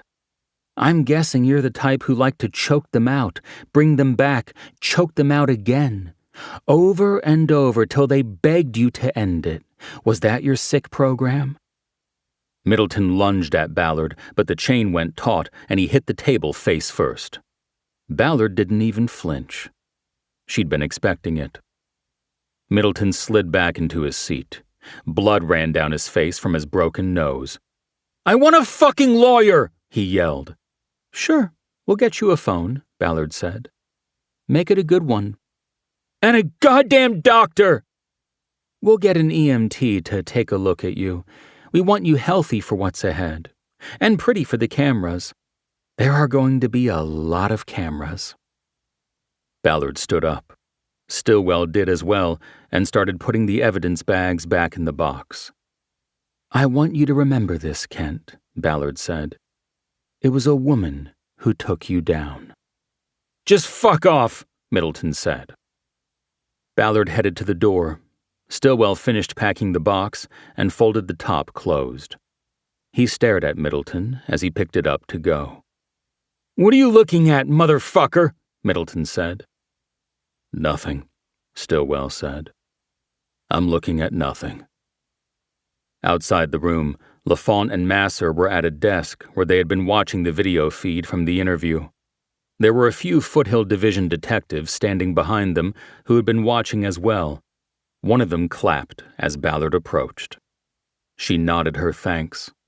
Stillwell put the evidence box down on the desk. Can one of you go to the firehouse next door and get an EMT to come take a look at him? She asked. Somebody's got to stuff some cotton up his nose. I'll go, Lafont said, heading out. After we get him fixed up, we'll bring him downtown and book him, Ballard said. Then I want to take the evidence directly to the lab. Hopefully Darcy will fast-track the DNA. You've got a lab go-to? Stillwell asked. Ballard turned to Stillwell. We do, she said. Darcy Troy. You know her? No, Stillwell said. Catalina cases always go to the end of the line. Speaking of Catalina, when do you head back? If you don't need me for anything more here, I think I'll go now. Actually, we need you over there. Stillwell nodded. Bird Park? He asked. Right, Ballard said. I'd like to seal the apartment and put the girlfriend in a hotel room. Thursday nights are busy at the Nickel, Stillwell said. Means she'll be working tonight. I heard there are a couple rooms behind the bar for seasonal staff. I can probably get her into one of those if they're open. Good, Ballard said. We'll get a search warrant tomorrow. We'll also need to interview her. I'll write the warrant tonight so we can hit up a judge first thing, Masser said. You want me to do any of it? Stillwell asked. The search or the interview? Or will you be coming over? Let's see in the morning, Ballard said. But if you can seal the apartment and handle the girlfriend tonight, that would be great. Consider it done, Stillwell said. Then I'll walk you out, Ballard said. Stillwell held his hand out to Masser. They shook, and Stillwell asked him to tell LaFont he said goodbye as well. Stillwell and Ballard walked out the back door of the station into the lot where Stillwell had parked the Bronco at 5 that morning. Now I just gotta hope I don't need a jump, he said. I'm sure we can get you a jump if you need it, Ballard said. When's the last boat over? I think it's at 8. I'll make it. Look, Still, I need to tell you something. You heard me tell Middleton it was a girl who took him down, but that was just to bust his balls and get inside his head. I know it was you. We're here because of you. You found him. And when this hits the media, as I'm sure it will, I'll make sure you get the credit you deserve. Don't worry about that. You could probably use the credit more than me. A story like this might get you more volunteers. That would be nice. I wouldn't have to lean on Paul and Tom so much. Paul and Tom. There was a little friction between us, but they're good guys. They do good work. You do too. I'd even say you're a wasted talent out there on that little island, but man, you've got a lot of shit going down on Catalina. Small island, big crime, as they say. Ballard nodded as they came to the Bronco. You know, she said, I was thinking about the ironwood tree where we found Angela. And? Stillwell prompted. I'm always going to think of you when I see that tree. Ironwood. I hope we cross paths again, Still. Yeah, me too, Renee. Stillwell shook her hand and got into the Bronco. She waited while he buckled up and turned the key. The engine came to life. He gave Ballard a thumbs up. She gave a short wave in reply. Aloha e ku'u aloha, she said. Stillwell smiled. Goodbye, my friend, he said back. He closed the door and watched Ballard walk back into the station. 41. It was late by the time Stillwell got home. Handling Gwen Bassett turned into an issue, as she had trouble grappling with the news that her live-in boyfriend had been arrested for murder and that she would not be allowed to return to her apartment for the time being. Then Mac Fanning, her boss at the Nickel, and the man from whom Middleton presumably got one of his aliases, became upset because it was the eve of a busy weekend, and his lead bartender was incapacitated by the information Stillwell had delivered. He initially refused to let Bassett use the seasonal crew quarters, but eventually he relented, and she was allowed to stay. After that confrontation, Stillwell went up to Bird Park and crisscrossed the door to the apartment shared by Middleton and Bassett with yellow crime scene tape and a do not enter sign. He posted Dawn Stabile, who was on second shift at the complex, until calls for service took her elsewhere. His house was dark when he entered, but he could hear TV noise from the bedroom. Then he heard Doris Day singing Que Sera, Sera in a duet with Arthur Godfrey, and he knew Tosh was watching The Glass Bottom Boat. To Tosh, the romantic comedy was comfort food. She had grown up in a family that took pride in the island and loved seeing it in movies and on television shows. Over the years, Tosh had curated a selection of DVDs of movies and shows that were either set on the island as part of the story or filmed there and presented as somewhere else. The collection included everything from Captain Blood to Baywatch. The most notable of the obscurely connected productions was the classic film Jaws. The underwater shots of the terrifying opening sequence of a young, skinny-dipping woman being stalked by a great white shark were filmed in the clear waters off Catalina. Tosh insisted on having a movie night once a month, during which they shared a bottle of wine and discussed Catalina's role in that night's film. While Tosh preferred romantic comedies like The Glass-Bottom Boat and Catalina Caper, Stillwell really only engaged with suspenseful films like Jaws and Chinatown, the latter of which had used a club in Catalina as the setting for the shady Albacore Club. Tosh heard Stillwell come in and called his name. "Be right there," he called back. He left the go bag he kept in the Bronco by the door so he would remember to replenish it with a clean set of clothes. He went into the kitchen, put an ice cube in a glass, and liberally soaked it in Blanton's bourbon, then headed to the bedroom. "Que sera, sera," he said. "You must be beat," Tosh said. "Definitely. Last night I stayed in this cheap motel on Sepulveda up in the valley. I got no sleep because of the people who use the place for their various businesses, if you know what I mean." "I do. Why didn't you stay somewhere nicer?" "Because we had a 5 o'clock start, and I knew I'd only get a few hours in. Anyway, right now all I want to do is take a hot shower and crawl into bed." "Good. I'll finish watching this while you're cleaning up." He came around to her side of the bed, leaned down, and kissed her.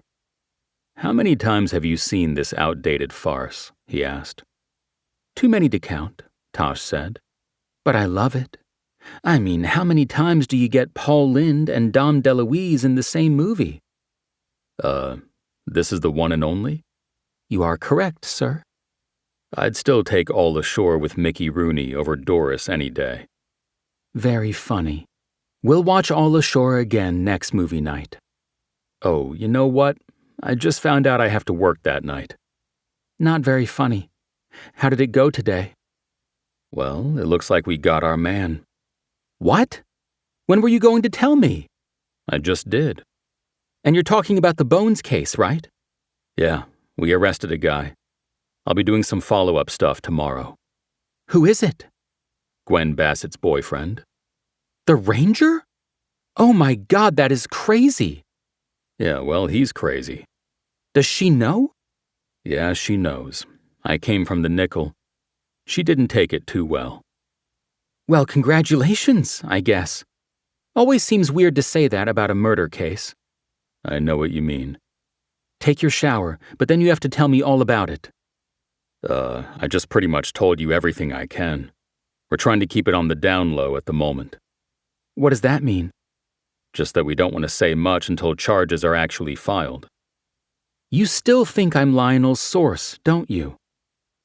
In his exhaustion, Stillwell had stumbled into the one spot of friction between them. "No, Tosh, I don't. We hashed that out a long time ago, and I really don't. I'm just tired and said the wrong thing. I completely trust you on that." "But not on other stuff?" "God, no, I just can't seem to say the right thing here. I'm going to take a shower, and then we can start over, okay?" "Okay, fine." Stillwell took his glass of bourbon into the shower with him and put it on the shampoo shelf. He sipped it after dousing his head under the spray. He soon felt its burn start to work on the tightness between his shoulder blades and the angst between his ears. When he came back to the bedroom, the movie was over, and Tosh had fallen asleep. That was okay with him. It was probably for the best, since he had messed up by saying the wrong thing earlier. He now wanted quiet so he could think. He knew there was still work to be done on the Middleton case, but he was already disengaging and getting ready to go after something that was possibly more dangerous than a madman. Part 4. Blue Smoke. 42. Stillwell was at his desk prepping for the 7 a.m. roll call when he got the news. He held roll call on Fridays only because that was when he had 4 to 6 deputies on duty to handle the start of the weekend. It was pre-season, so it would be only 4 this time. Stillwell was figuring out how to deploy them while still keeping at least one deputy on post at Bird Park until it was decided when the search of Kent Middleton's apartment would be and who would conduct it. But everything changed when his cell phone buzzed. It was Ballard. "Morning, Renee." "He's gone still." "Who?" "Middleton." They found him in his cell an hour ago. He's dead." Stillwell's chin dropped. He leaned forward, elbows on the desk, one hand over one ear, the phone to the other. "How?" he asked. "He killed himself," Ballard said. "They're telling me he took the cotton pack out of his nose and the tape off his face and made some kind of ball with it. Then he swallowed it and choked to death." Stillwell closed his eyes. He said nothing, and a long silence went by. "Still?" "He got away with it." "No. He spent one night in jail. For 5 women, maybe more. Don't kid yourself, he got away with it." Another silence before Ballard spoke. "At least we stopped him. There would have been more than 5 if we hadn't." Somehow that didn't make Stillwell feel any better. "Where was he booked?" he asked. "Didn't they have him on suicide watch?" "Metro City, and they tell me they did," Ballard said. "Tearaway blanket, no shoelaces, 24-hour camera, lit cell, the whole 9 yards. But they didn't see it. They thought he'd put the blanket over his head because of the light, so he could sleep. He did the whole thing under the blanket. They should have seen that coming." "I don't know about that. You were in the interview. I think at first he thought he could beat this." "No, I saw it. For just a moment when I pulled out the notebook, I saw it in his eyes. He knew. He knew what his future was, and it was bleak. It was prison for the rest of his life. He had the game over look." Ballard didn't respond right away, and Stillwell waited. "You know, I should have seen it too," she finally said. "You were asking the questions," Stillwell said. "You had to concentrate on that." "No, I mean later, when we were taking him to Metro. He said something that was almost a confession." "What was it?" "I was in the back seat with him. LaFont was driving, and Paul was in the front passenger seat. At first I was just trying to bait him into an admission. I reminded him that he'd been flying completely under the radar until he started engaging with us, taunting us. I asked what was up with that, and he answered, but carefully. He said, 'The person you have me confused with probably realized that he had to raise the stakes, that he had to make it more dangerous.'" "That doesn't seem very suicidal." "Right, but then he went back to that movie 7 and said he would be remembered forever and that I wouldn't be remembered for anything." Stillwell said nothing. "It was like you said," Ballard continued. "He was thinking about the future. I even said to him, 'Is that a confession?' And he said, 'It was nothing.' I should have read it right." "Do you think that means he broke his nose on purpose?" Stillwell asked. "Part of the endgame?" "Whoa, that's a little bit of a stretch, don't you think?" "Maybe. So what happens now?" "Media relations still wants to do it up big," Ballard said. "A press briefing later this morning with the chief talking about closing the case. They'll invite the sheriff and you if you want to come over." "No, count me out. It's the start of the weekend, and I'm going to be busy here. You still going for a search warrant on the apartment?" "No, we'll let that go for now and just wrap things up.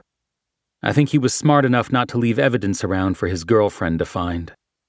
"You sure? He had that camera in his backpack. There might be photos, possible leads to other victims." "His notebook will give us that. For now, I think we leave things as they are.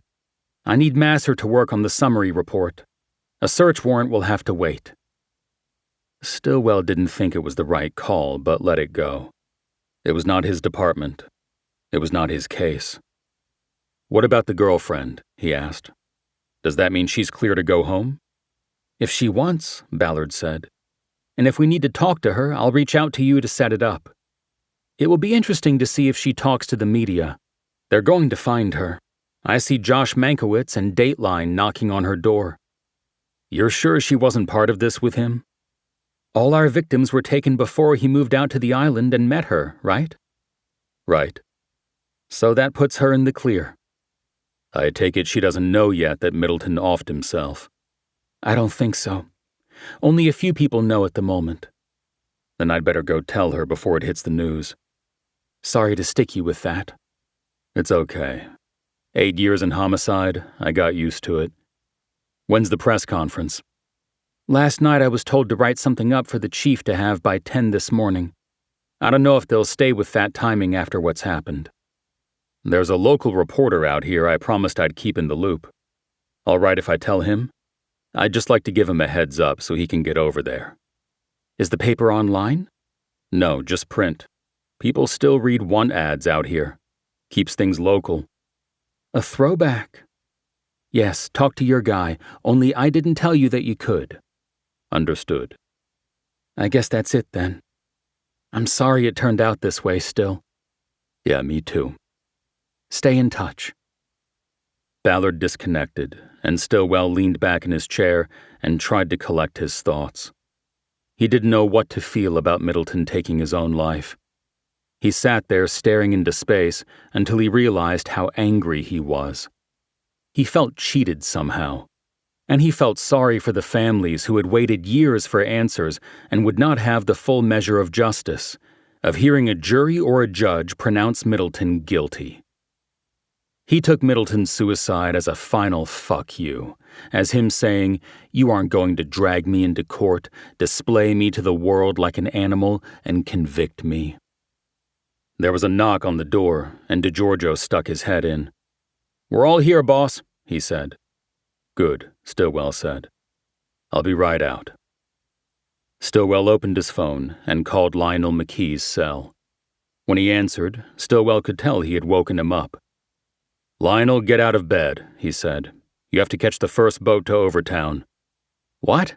McKee said. "Why?" "For the press conference on the Bones case. You don't want to miss it. We got somebody." Okay. You mean you made an actual arrest?" "We did, yeah. So get up and get over there. I heard the press conference is at 10. Call me after and I'll fill in the blanks." "Okay, I'm going." "Good." Stillwell disconnected and got up to meet with his deputies. 43. The Buffalo Nickel was on Pebbly Beach Road by the freight docks, through which much of the island was supplied. Behind it was the heliport, where the better-heeled visitors arrived from the mainland. A helicopter got you to the island 50 minutes faster than the express. The Nickel didn't open until lunchtime, but Stillwell wanted to get to Gwen Bassett before the news from the press conference Overtown came ashore in Catalina. He walked around behind the bar and knocked on the door of the crew room, where he had left Bassett the previous night. It was 9 a.m., which he believed was a reasonable time to knock. The first knock got no response. The second and louder effort got a rebuke from inside. "Go fuck yourself!" "Gwen, it's Sergeant Stillwell. I need to speak with you." There was silence. He knocked again, more gently this time, a reminder that he was waiting. All right, I'm coming," he heard through the door. "Hold your freaking horses." The door finally opened, and Bassett peered out from darkness, squinting against the exterior light as she finished pulling a polo shirt with the bar's Buffalo Head logo down over her hips. "What?" she said. "I'm here to tell you that you can return to your apartment," Stillwell said. "I said last night it was being sealed and then searched today. That won't be happening now." "Why? Because you realized how wrong you all are about Kent?" Gwen, I have some bad news about that. I'm very sorry to tell you this. Last night, at the jail, Kent Middleton took his own— "No! Don't say that! You're wrong. You're so fucking wrong!" "I'm sorry, Gwen. He's gone." She held a hand over her eyes. "He wouldn't have done that.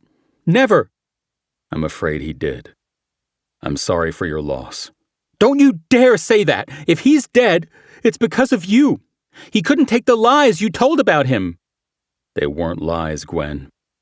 She dropped her hand and looked at him through tearful eyes. "Yes, they were," she said. "Kent wouldn't do the things you say he did." "I'll tell you what," Stillwell said. "Whenever you're up to it, come over to the substation and I'll sit down with you and we can go over the investigation and the evidence the police gathered. I think if you do that, you will realize that you probably dodged a bullet with him. Fuck you! Would you like me to give you a ride up to Bird Park? She slammed the door. It sounded like a shot. I guess not, Stillwell said. He stood there for a moment. He heard a door open behind him and turned to see that the slamming had drawn Mac Fanning out of the kitchen to see what was going on. "Aw, shit," he said. "You gotta leave her alone, man. I need her today or I'm fucked." Good luck with that, Stillwell said. Her boyfriend died. No shit. No shit. Stillwell started walking back to his ATV. Fanning called after him. "You're not helping much around here, bud," he said. Yeah, I get that a lot, Stillwell said.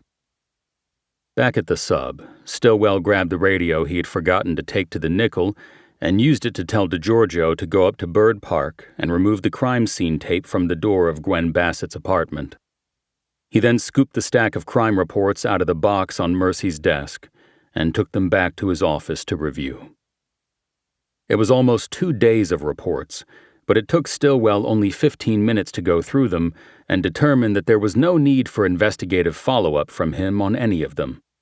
It was the usual fare. There had been several calls to the bars the night before to handle drunk and disorderly patrons, some noise complaints from residents in the bar district of Avalon, and 2 DUIs. Golf carts and automobiles fell under the same drunk driving laws. Most of the reports in the first 2 categories had been handled or resolved on the scene and involved written citations requiring the accused to either pay a fine or appear in court to dispute the charge. Since most offenders were visitors to the island, they paid the fines to avoid having to come back for a court appearance. The DUIs were a bit more complicated. The offenders were brought to the sub, fingerprinted, photographed, and booked, then ROR'd, released on their own recognizance, on the promise that they would not drive to their home or hotel. Once these cases were forwarded to the district attorney's office, offenders were offered a choice. They could enter a diversion program or go to court, which in Avalon was held only on Fridays and presided over by a traveling judge. There were also a handful of reports of golf cart thefts in the stack. All these had been resolved quickly on the scene as unintentional, since many of the carts looked identical, especially to someone inebriated or close to it. It was rare that locals took their keys out of the carts. To Stillwell's relief, no reports in the stack had to do with graffiti on historic structures or vandalism up at the ABC Vineyard. Stillwell was now clear to work on other active cases, and he began by using his phone to sign into the county's intranet system. By using his cell, he avoided leaving a digital trail on his department-issued desktop computer. He navigated to the page for the sheriff's department, and from there went to the personnel page. As a unit supervisor, he had low-level access to basic information about department employees. Since he had little to no involvement in choosing who was transferred to Catalina, he usually used his access only after the fact to see what he could learn about those who were coming in. But now he had a different purpose. He typed Gavin Lambert into the search bar. Soon he was viewing the resume Lambert had submitted to the department 18 years earlier as part of his application. The birth date on the resume put Lambert currently at 48 years old. It said he was born and raised in Riverside in the next county east. He attended classes at UC Riverside for 1 year before joining the U.S. Marine Corps. In 2003, he was deployed with a regimental combat team that took part in the invasion of Iraq. He was deployed a second time the following year with his RCT and fought in Fallujah. He retired from the Marines in 2006 to pursue a career in law enforcement. According to the resume, Lambert received a chest full of commendations while serving, including a Purple Heart, a Bronze Star for Valor, and a Combat Action Ribbon, and he had been awarded a Hog's Tooth. Stillwell was unfamiliar with the Hog's Tooth and typed it into his search engine on the desktop. What he got back sent an ice-cold finger down his spine. A hog's tooth is a round presented to a U.S. Marine upon graduating from the Marine Corps Scout Sniper School. It is traditionally a 7.62mm NATO round, the cartridge fired by an M40A3, the primary rifle used by Marine sharpshooters. Stillwell now knew that Lambert was a sniper. 44. Stillwell dug deeper and found a military site that revealed that the sniper round necklace was called a hog's tooth because hog was an acronym for Hunter of Gunmen. This was derived from a military superstition that held that every soldier had a bullet out there with his or her name on it, and it was just a matter of time before that bullet was fired. But if a Marine sniper took out an enemy sniper and then took a round from the dead shooter's gun, he had retrieved the bullet with his name on it. If he wore it on a shoestring around his neck, he would be invincible. He couldn't be killed. Stillwell went back to the Gavin Lambert resume and learned that after he retired from the Marine Corps in 2006, he immediately joined Blackwater, the contract private security force. He stayed in Iraq for another 18 months, where he was assigned to protect diplomats and embassy employees. Stillwell assumed that the job could have included work as a sniper, running overwatch on motorcades, and scanning rooftops for enemy combatants. Stillwell had a better understanding of why Simon and Tressel had come back to the island for measurements. They were looking for ballistic evidence that might tie Lambert's past as a sniper to the ambush at the airstrip. Stillwell took out his phone and called his friend Monty West, an investigator with the medical examiner's office. They had worked multiple cases together when Stillwell was in the sheriff's homicide unit.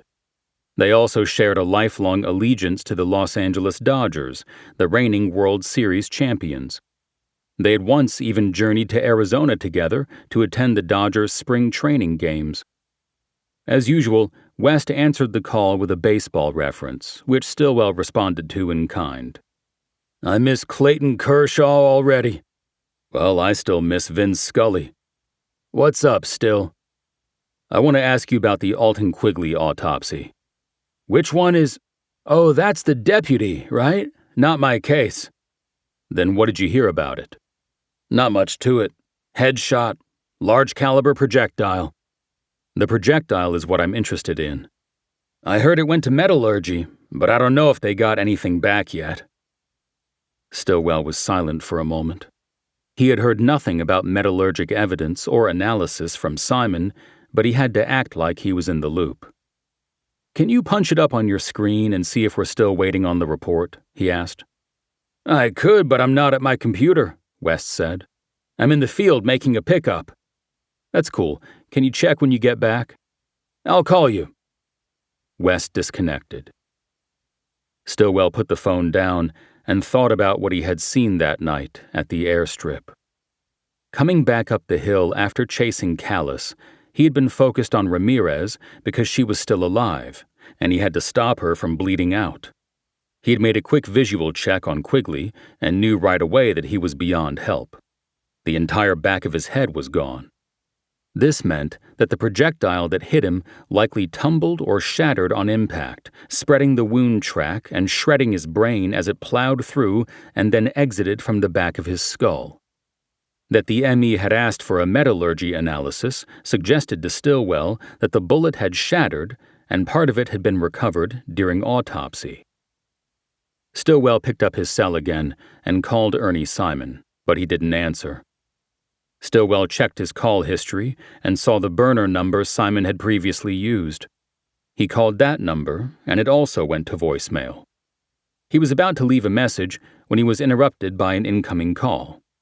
He checked the screen and saw that it was Captain Coram, probably calling about the press conference. He sent the call to voicemail and left a message for Simon. "Ernie, I know about the bullet fragment. Call me back." Stillwell thought he had phrased the message in a way that would make Simon return the call. Stillwell sat back and wondered if he was going down a rabbit hole. The ME request for a metallurgic analysis was an effort to identify the type and manufacturer of the round that killed Quigley. That was good, thorough work, but what would it achieve? Identifying the manufacturer would be useful only if they could prove that a suspect had bought or possessed matching ammunition. The question was, could they? Stillwell didn't know the answer, but Ernie Simon probably did, and maybe that was why he hadn't picked up either of Stillwell's calls. There was a single knock on the door, and Mercy stuck her head in. "Still, Captain Coram just called me," she said. "He wants you to call him back ASAP." "Did you tell him I was here?" Stillwell asked. Yes. But he knew from the cameras, I guess. Was that wrong?" "No, it's all right. How did he sound?" "Sort of mad." "Okay, I'll call him. You can shut the door." Stillwell braced himself and made the call. As expected, Coram came in hot, not bothering with any salutation. "Why am I hearing about this press conference from the sheriff's adjutant?" he said. "Why am I being asked to brief the sheriff on something I haven't been briefed on myself?" "Sorry, Captain," Stillwell said. "I'm writing up the report now. I was going to get it to you before there was a press conference, but it's Friday and things are getting busy out here. A lot of weekenders landing." "I don't have time to wait for you to write a report. Tell me right now what's going on and what I need to tell the sheriff so that he doesn't come off as a complete ass in front of the cameras." It's always about the cameras, Stillwell thought. He spent the next 10 minutes giving Coram a short summary of what had occurred in the past 24 hours on the Middleton and missing hikers case. He ended it with a piece of information he knew Coram would like. "The good news is he killed himself at Metropolitan," he said. "The city's jail, not ours. If anybody goes Epstein on this, LAPD has to deal with it, not us." "Thank God for that," Coram said. "Is that enough for the sheriff?" Stillwell asked. "We'll see. You know, Still, it looks like you did good work here, and the LAPD is going to give us a piece of the credit pie, but it still bothers me that I wasn't in the loop on this thing till it was all over but the shouting. You have a big problem with keeping me informed, and all I can tell you is that it's wearing thin. It's really wearing thin." "All I can say, Cap, is that I will do better." "You'd better do better. I have to go brief the sheriff now, but we need to talk about Callus and how the fuck you let him escape." "I didn't let him escape, Captain. I don't have time for this now, but you're going to need me on your side when the shit hits the fan. Start acting like you want that." He disconnected before Stillwell could respond. He was still holding the phone to his ear when Monty West called back. "What do you got?" "Jones said they haven't typed up a report yet." "Who's Jones?" "Hunter Jones, our metal man. He's a subcontractor. He's writing the report now. You want to wait for that report, or hear what he told me? I took notes." "Go ahead, you tell me." "Okay, first of all, it was a frangible projectile, basically built to disintegrate on impact, as it did in this case. But a small fragment was recovered from a piece of the skull collected at the scene. The fragment was embedded on the interior lining of the occipital bone. The report will have photos of all this." "Can't wait." "Let's see, what else? I can barely read my own writing. Okay, it was an MIP round. That means metal-impregnated polymer. That's a polymer matrix mixed with metal particles, in this case copper. The composition of the recovered fragment is consistent with MIP projectiles manufactured by a company called MIPCO Ammo. That's what I've got." Stillwell was silent as he finished taking his own notes. "Okay, this is good," he said. "I appreciate it. Let's go to a game soon." "Anytime you want to get off that rock out there," West said. "I'm here." Stillwell disconnected and looked down at his notes, then typed MIPCO Ammo into his search engine and clicked on the company's website. There were several photos on the homepage of men wearing military uniforms and brandishing assault rifles, presumably engaged in combat. Quotes from satisfied MIPCO customers recommended the polymer ammunition. The site listed the many virtues of the product, which was described as environmentally friendly because each round was lead-free. The MIP round was deemed to be safer than traditional ammunition because the disintegration of the projectile upon impact reduced ricochets and overpenetration, which occurred when jacketed lead ammunition passed cleanly through a target and went on to cause unintended damage. What was not extolled on the site was that the MIP ammunition was perfect for a sniper.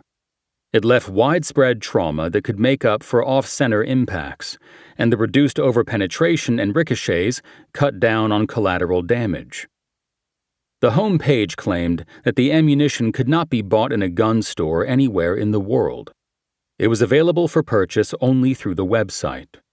Stillwell saw that the company was based in Temecula, which was in Riverside County, not far from where Gavin Lambert had grown up. This led Stillwell to go to the Who We Are page on the site to check out the owners and staff. He didn't see Lambert's name and didn't recognize any of the people listed, but he knew that many law enforcement officers were licensed gun dealers or had other side gigs in the gun trade. Considering Lambert's resume, it would not be surprising for him to have a relationship with an ammunition manufacturer.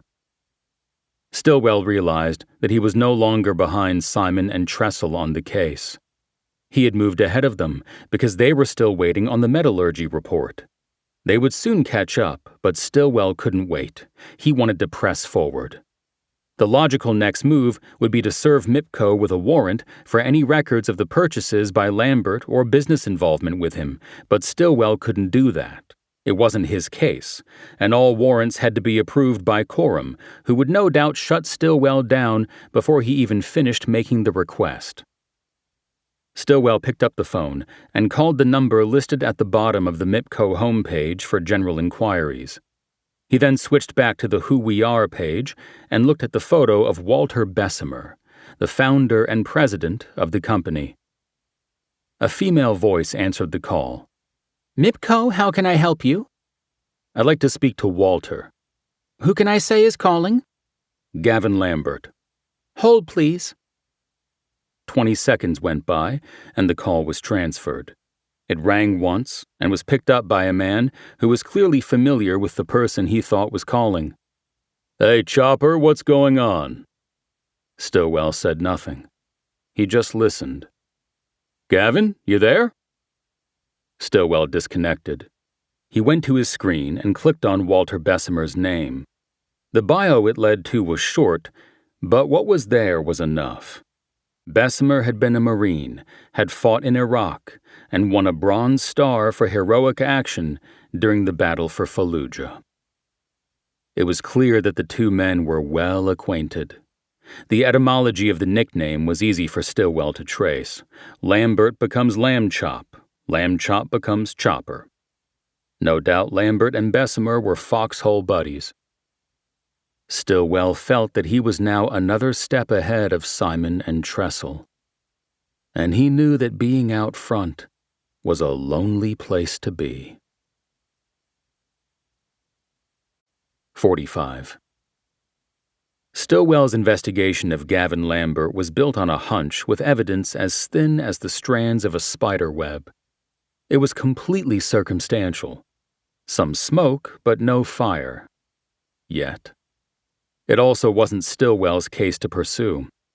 But none of that mattered. He had been there that night when his two deputies were ambushed by a sniper. He felt a responsibility to them, and a responsibility to make sure justice prevailed. He couldn't trust that the investigators assigned to the case would accomplish that. So he remained a dog with a bone, unable to let it go. Stillwell had always trusted his instincts. Lambert was a trained killer who had shot at people from a distance during a war. Stillwell knew from his own experience that taking a life, in combat or not, from afar or not, carried a burden. But the burden lessened the next time it happened. You had already crossed a border within yourself. Killing, no matter what the circumstance, became easier. His instincts told him that Lambert would have no boundaries when it came to taking a life to head off a career-threatening scandal. He was aware of what he was missing. The case could jump from the circumstantial to solid ground if he could prove that Gavin Lambert was on the island at the time of the shooting. He knew that a sniper treasures his weapon the way a violinist treasures a Stradivarius. He would bet his house that Lambert had kept the gun. He had used disintegrating ammunition so that there could be no ties to it. It might be hidden somewhere, but Stillwell knew he still had it. Finding the gun would be a key part of the puzzle, even if ballistics would not.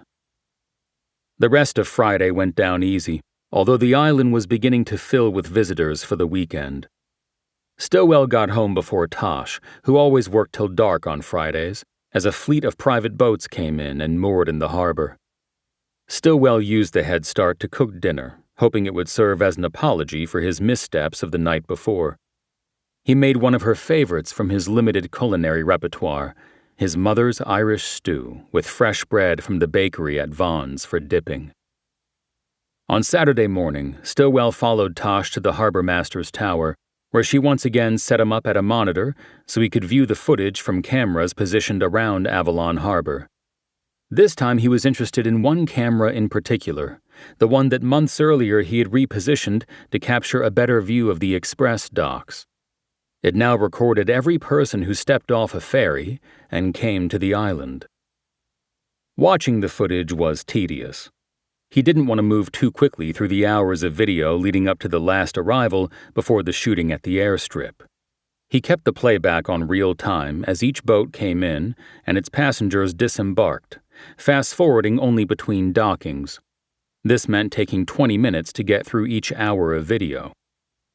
He suspected that if Lambert arrived by ferry, he might have worn some sort of disguise. But the one thing he would not be able to camouflage was the 45-inch length of an M40A3 sniper rifle. Stillwell had researched the weapon's dimensions and learned that it was not collapsible. He had looked at various carrying cases sold online, and now, while reviewing video of the express docks, he wasn't looking at people, but at luggage. Every guitar case and rucksack drew his attention. He had seen Lambert only at Quigley's funeral, but since Lambert gave the eulogy, he'd had Stillwell's attention for a solid 10 minutes, while he spoke so eloquently about his fallen comrade, and then afterward when he was talking to a gathering of his troops. Stillwell felt confident he would be able to identify him, even in a disguise, once drawn to him by the bag he was carrying. But 4 hours of video watching went by without Stillwell spotting a single contender. He also kept an eye out for the arrival of Gonzalo Callus, but by the end of his review, he was certain that neither man had come to the island by ferry. Stillwell thought it would have been a mistake for Lambert to come by public transportation, but he'd felt he had to eliminate that possibility. Now Stillwell had to decide whether he should commit the rest of his afternoon to watching video from the day after the shooting, in case Lambert had boarded a ferry to leave the island. He was temporarily relieved of having to make the decision when Tosh came over and invited him to lunch. "You can leave?" he asked. "Yes," Tosh said. "Audrey can cover. It will be good experience for her. Besides, all our reservations are in. She'll only have to deal with stragglers." Audrey Goodson was the interim assistant harbor master who'd been hired when Tosh moved up to interim harbor master. "Where to?" Stillwell said. "I made a res at Blue Water," Tosh said. "Going fancy, huh?" "Why not? Plus it's close if Audrey needs me." "Let's do it." Stillwell stood up from the desk where she had set him up to watch video. He had trouble focusing because he had just sat for 4 hours looking at a screen 2 feet away. "You okay?" Tosh asked. "Yeah, just too much screen time." "That will do it to you. You want to sit down?" "No, I'm good. I have to remember to take breaks and walk around when I come back." "How much more do you have?" "I'm about halfway through." "Ooh, you're going to have a whopper of a headache tonight." "We'll see." It was a 2-minute walk down the pier and then right on Crescent to the Blue Water. Tosh ordered the lobster roll while Stillwell went with the sand dabs. Stillwell had not explained why he had to review video from the camera focused on the express docks, but when he told her the date he wanted her to queue up, she knew it was related to the airstrip case. "Is there anything I can do to help?" she asked.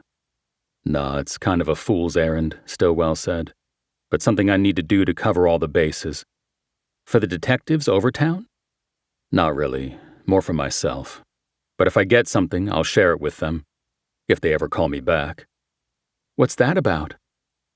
To tell you the truth, I don't know.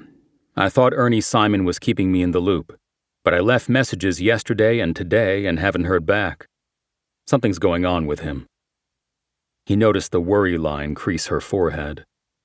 Not a big deal, he said. He's probably just taking the weekend off. He's been running on this thing from the start. The truth was, Stillwell was beginning to think something or someone was blocking Simon from making contact. He had decided to give it till Monday morning before he did something about it. Are you going to be able to stay here for a while? Tosh asked. I have no plans to leave the island, Stillwell said. The crease was now gone. You want to watch a movie tonight? He asked. Yeah, she said. If you'll be home. Planning on it. Chinatown? What happened to all ashore? After last night's dinner, you can have Chinatown. I'll have to cook more often. The waitress brought their food, and without speaking, Tosh cut her lobster roll in two and put half on Stillwell's plate, at the same time as he forked half of his sand dabs onto her plate. Then they laughed at each other. When they got back to the tower, Stillwell tried Ernie Simon on his burner and regular cell phone. Both calls went to voicemail. He didn't bother leaving a message. After that, he got back in front of the screen and went to work on the video review, moving to the morning after the shooting. He continued looking at the packs and suitcases people were carrying as they arrived to board the express ferry. Then he saw himself in the video. He had forgotten that he went to the dock to hunt for the man he had chased on the mountain the night before. Watching it now, he felt like it had occurred a year ago, not just a couple of weeks. He watched for another 4 hours, but didn't see a case that might have held a sniper rifle. Nor did he see any passenger resembling Lambert. The day had been a bust. But at least it told him that if Lambert was the shooter, he had used a different way to get on and off the island. Most likely, a private boat. Stillwell went over to the command post where Tosh sat with a 360-degree view of the harbor. I'm going to head out, he told her. Did you find anything? She asked. No, but I had to do it. You want me to pick up dinner? How about Mrs. T's? Sounds good. What do you want? Want a split kung pao chicken? Sure. And shrimp fried rice. Got it. See you at the house. Stillwell left the tower and walked down the pier and over to the sub. He unlocked the door and entered an empty substation. The second shift had started at 6 p.m., and both deputies were out on patrol. Stillwell dropped the two-way he was carrying into the wall charger and grabbed a fresh one. He then checked his desk to see if there were any message slips left for him by the deputies. There were none. He looked at his watch. It was 6:30, and he knew that Tosh would be another hour buttoning up things. He grabbed the key to his ATV and headed out, locking the door behind him. He drove south toward the industrial area of the island, then took Wrigley Road over the shoulder of the mountain and down to Pebbly Beach Road. He cruised by the Buffalo Nickel and over to the Avalon Boatyard. The boatyard was where most locals kept their small watercraft. All vessels were dry docked, that is, stored on wooden cradles lined in rows like a parking lot. Customers leased spaces, and a forklift picked the boats up and put them in the water at the floating dock.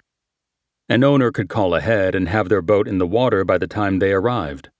The cost for dry storage was dramatically lower than the cost of keeping a boat floating in the harbor full-time.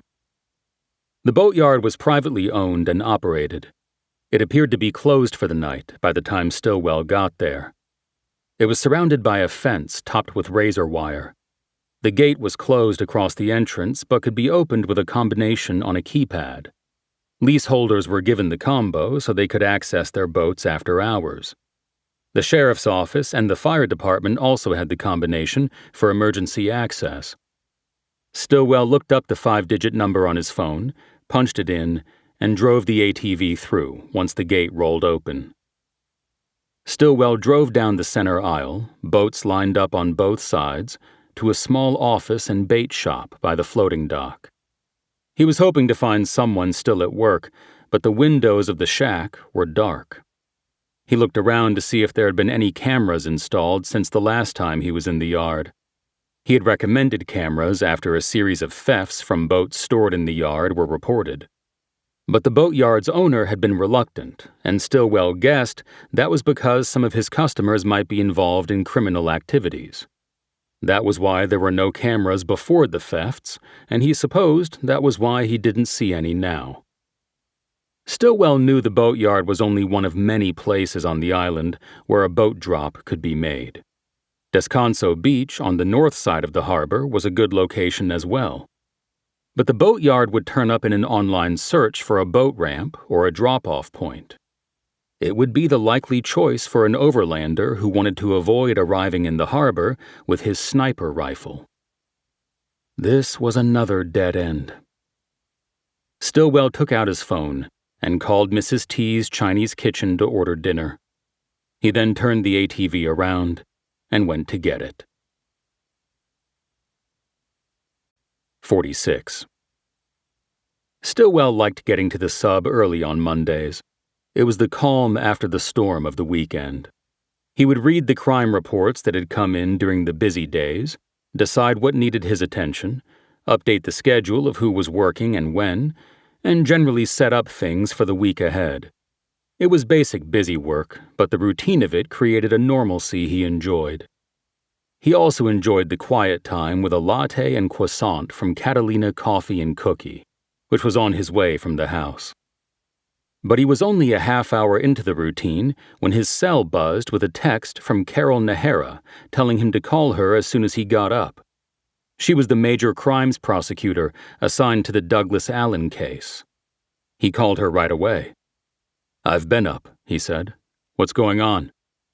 "Allen filed an electronic motion over the weekend accusing you of harassing his family," she said. Stillwell had to take a moment to get his focus back on the Allen case and figure out what this was about. "He's calling not arresting his son harassment," he finally said. "I don't know the details, but they're using whatever happened to try to remove you from the witness list," Nahara said. "Yeah, well, it's bullshit." Stillwell spent the next 10 minutes recounting the graffiti investigation that had led to his sit-down with the ex-mayor's son. "Can you get on a boat and come over here?" Nahara asked. "I need you to tell all this to the judge. Allen's really grasping at straws at this point." "I guess so," Stillwell said. "When?" "This morning, right now. Allen's lawyer has asked for a hearing on it." Stillwell looked at his watch. He could catch the 8 a.m. ferry if he hurried and if there was room. The first boat back on Mondays was often packed with tourists returning home after the weekend. "Okay, I'll try to grab the next boat. Meet at the courthouse?" "Come to my office. But listen, his son might be coming on the same boat to testify. If you see him, don't go near him. You understand?" "Got it." "Okay, see you soon." Stillwell left a handwritten note on Mercy's desk, saying only that he had gone to the mainland for a court appearance. The 8 o'clock boat was sold out, and the waiting list was in double digits, but Kim Craybill was in the captain's chair and got him on board standing room only. He stood outside the open door of the pilot house. It was a good spot for viewing the flying fish that leaped from the water in front of the bow as it cut through the waves toward Long Beach. Stillwell thought he would never grow tired of seeing the dolphins and flying fish and the occasional whale on the ride to and from the island. Craybill had once told him that hitting a whale was her biggest nightmare as a captain.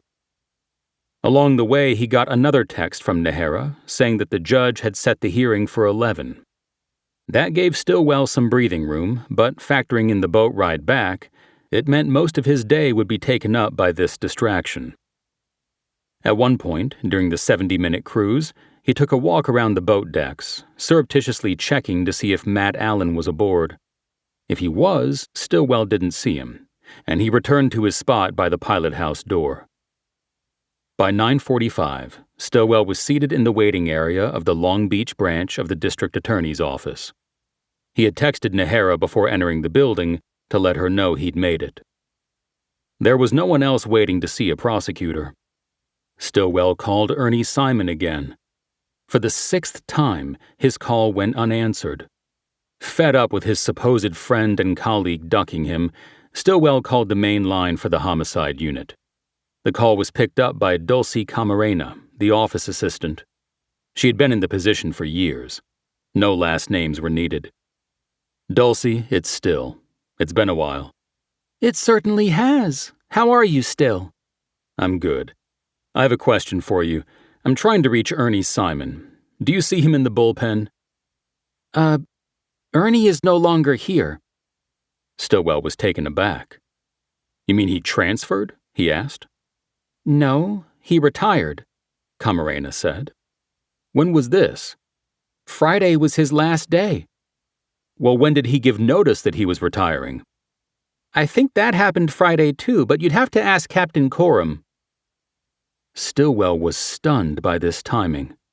His immediate conclusion was that Simon had been forced out to avoid something that threatened more than his job. Is Tressel there, Dulcie? He asked. I need to talk to him. He's on vacation this week, she said. Actually, for 2 weeks. I'm looking at the vacations calendar here. I heard he went on a cruise. Well, who's handling the Quigley case while he's gone if Simon's retired? I'm not sure, but the captain told me to send all inquiries to him. Should I see if he's free? No, I'll call back later. Thanks, Dulcie. He disconnected and dropped so deeply into dark thoughts about this that he did not hear the receptionist trying to get his attention until she nearly yelled his name. He finally looked up. Carol can see you now, she said. The hearing with the judge was held in chambers because of the sensitivity of the claim involving a juvenile.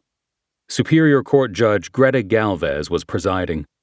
Douglas Allen was there along with his 2 attorneys, Martin Klein and Avril Gardner.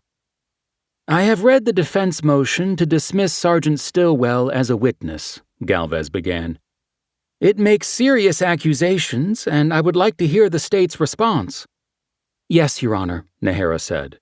The state's response is that this is a spurious claim and a desperate effort to undermine the case before it has even gone to trial. As you can see, I have Sergeant Stillwell here, and he is ready to present testimony and evidence as to what really occurred involving the defendant's son. Very well, Galvez said. Sergeant Stillwell, I am going to put you under oath. Stillwell raised his hand and took the oath to tell nothing but the truth. The judge told Nahara to proceed. Sergeant Stillwell, can you tell the court what brought you into contact with Matthew Allen last week? She asked. Happy to, Stillwell said. My office on Catalina was contacted by multiple citizens reporting that 2 of Avalon's most important historic structures, the Chimes Tower and the casino, had been defaced with graffiti. I investigated and confirmed the reports. From there, Stillwell recounted under questioning the investigation that led to his identifying Matt Allen as the suspect. He shared the photos he had taken of the graffiti and the stills from the video at the casino. Who mentioned the name Matt Allen first? Nahara asked. You or Olester Bryant? It was Bryant, Stillwell said. He recognized the letters FSID and told me there was a group of kids at the school who used it as a name for their informal club. Did he look at the photo you have shown us? He did, and he said it was Matt Allen. He agreed to set up a meeting with Matt the next morning. We had that meeting, and Matt arrived wearing a hoodie that matched the one the suspect was wearing in the surveillance video. It also had blue paint on the sleeve. Did you accuse him of the crime? No, I didn't need to. It was obvious to me, and I didn't think my purpose there was to make an arrest. I just told him the graffiti needed to stop, and if it did, I would let it go. Did you at any point threaten him with arrest, or try to coerce him into revealing information about his father? No, not at all. Did you talk about his father? I didn't, but he did. And what did he say? Klein objected to Stillwell giving an answer, saying it would be hearsay. Nahara argued that what Matt Allen said should be allowed under the excited utterance exception. I'll hear what he said and consider the objection after, Galvez said. You may answer, Sergeant. He called his father a crook, and then he called me stupid for taking so long to get him on anything, Stillwell said. Did he say anything else about his father? Nahara asked. No, that was it. Now, was there any witness to this conversation? Yes, Bryant was there the whole time. It's a rule that when you talk to a juvenile during an investigation, you have to have another adult present. I asked Bryant to stay, and he did. Did you record the conversation? I did, yes, on my phone. And did you bring that recording with you? Yes. Nahara asked the judge for permission to play the recording. Klein objected and seemed surprised to learn there was a recording. The judge overruled the objection, and Stillwell played the short conversation he'd had with Matt Allen in its entirety. Nahara asked no questions afterward. I have nothing further, Your Honor, she said. It was the defense's turn, and Klein launched a weak effort to attack Stillwell's credibility, noting that he had not filed any reports on the 2 acts of vandalism. Were you trying to conceal the fact that you had put the mayor's son in a room and pressured him to confess? He asked. First of all, he's not the mayor anymore, Stillwell said. And second, by choosing not to file a report, I was using my discretion and doing Matthew Allen a favor. A reporter was already calling me about the graffiti. We keep the names of juveniles private, but anything can leak, and I didn't want that for Matt. I thought his intentions were good, just misguided. But that was against the rules, right? Klein insisted. You broke department regulations. Where else have you broken the regulations? It was a judgment call, Stillwell said. And, Mr. Klein, I make them every day. I'm going to step in here, Galvez said.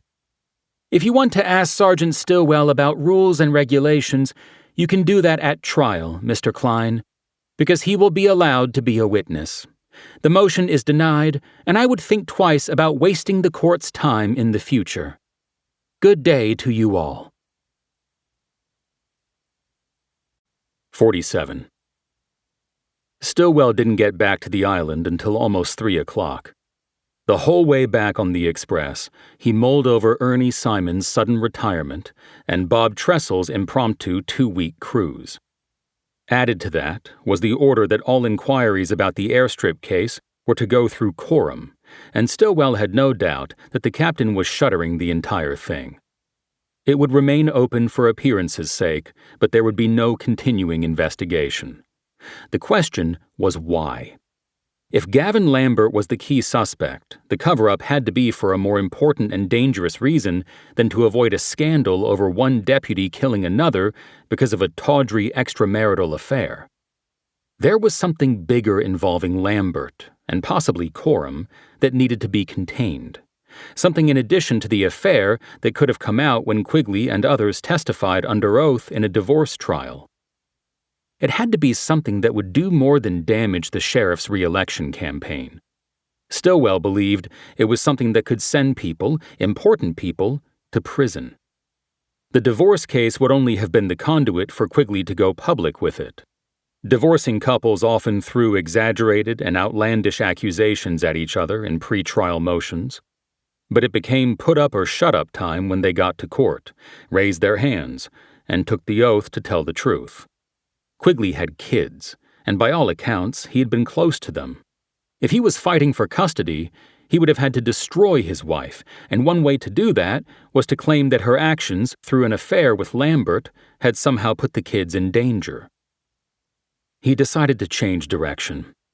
Instead of trying to find the spot where Lambert arrived on the island, he would look for the mode of transport he took to get there. When the express docked, he went back to the substation, checked in with Mercy, and closed himself in his office. In the state of California, motor-operated vessels were treated similarly to automobiles. Every boat with an engine of any size had to be registered and licensed. Every operator of a boat with an engine had to have a boater card, which was much like a driver's license and carried the same information about its holder. As with autos, all this was under the control of the Department of Motor Vehicles. Stillwell used his DMV access to enter the state's boating records and quickly determined that Lambert did not own a registered boat or have a boating card in his name. Stillwell knew that many in law enforcement liked to fish or sail as a means of getting away from the job. He had gone through a heavy boating and fishing period himself before transferring to Catalina, and still liked to go out on a boat with Tosh from time to time and drop a line.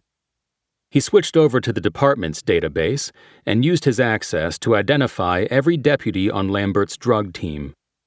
He also wrote down the names of any spouses listed in their mini bios because he knew that most cops, especially those assigned to drug units, were hesitant about putting their IDs and addresses into databases. Lambert's major narcotics unit had 12 members. After switching back to the DMV database, Stillwell went through the list of names one by one to see if any of the deputies under Lambert's command owned a boat. He went through all 12 names and got no hits. He started running the names of the spouses, and on the fourth try, he got a hit.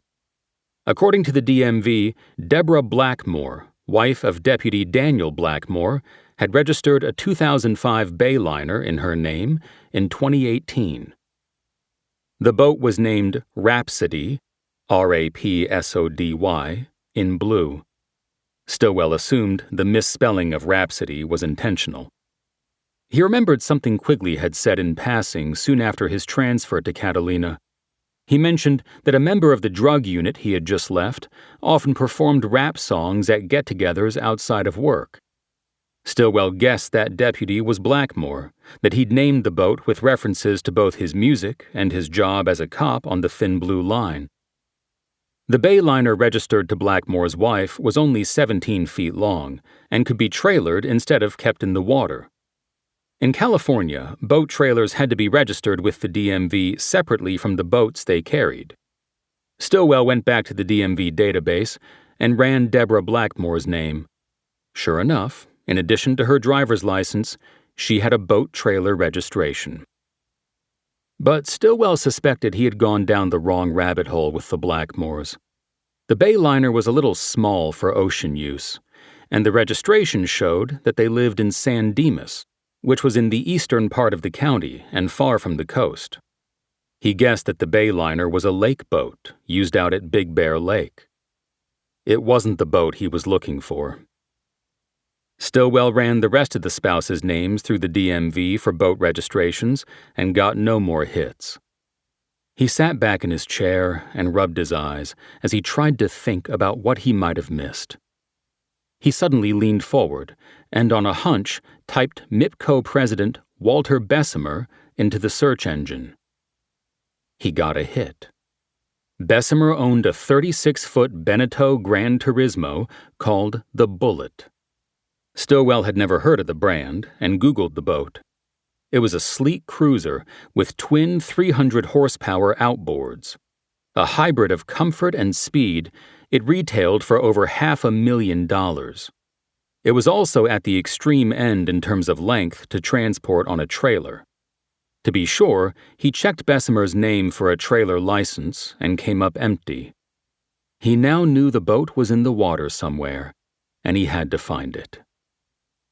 Bessemer didn't enjoy the same anonymity as law enforcement officers when it came to DMV registration. His boat was registered to an address on Grand Canal in the LA suburb of Venice.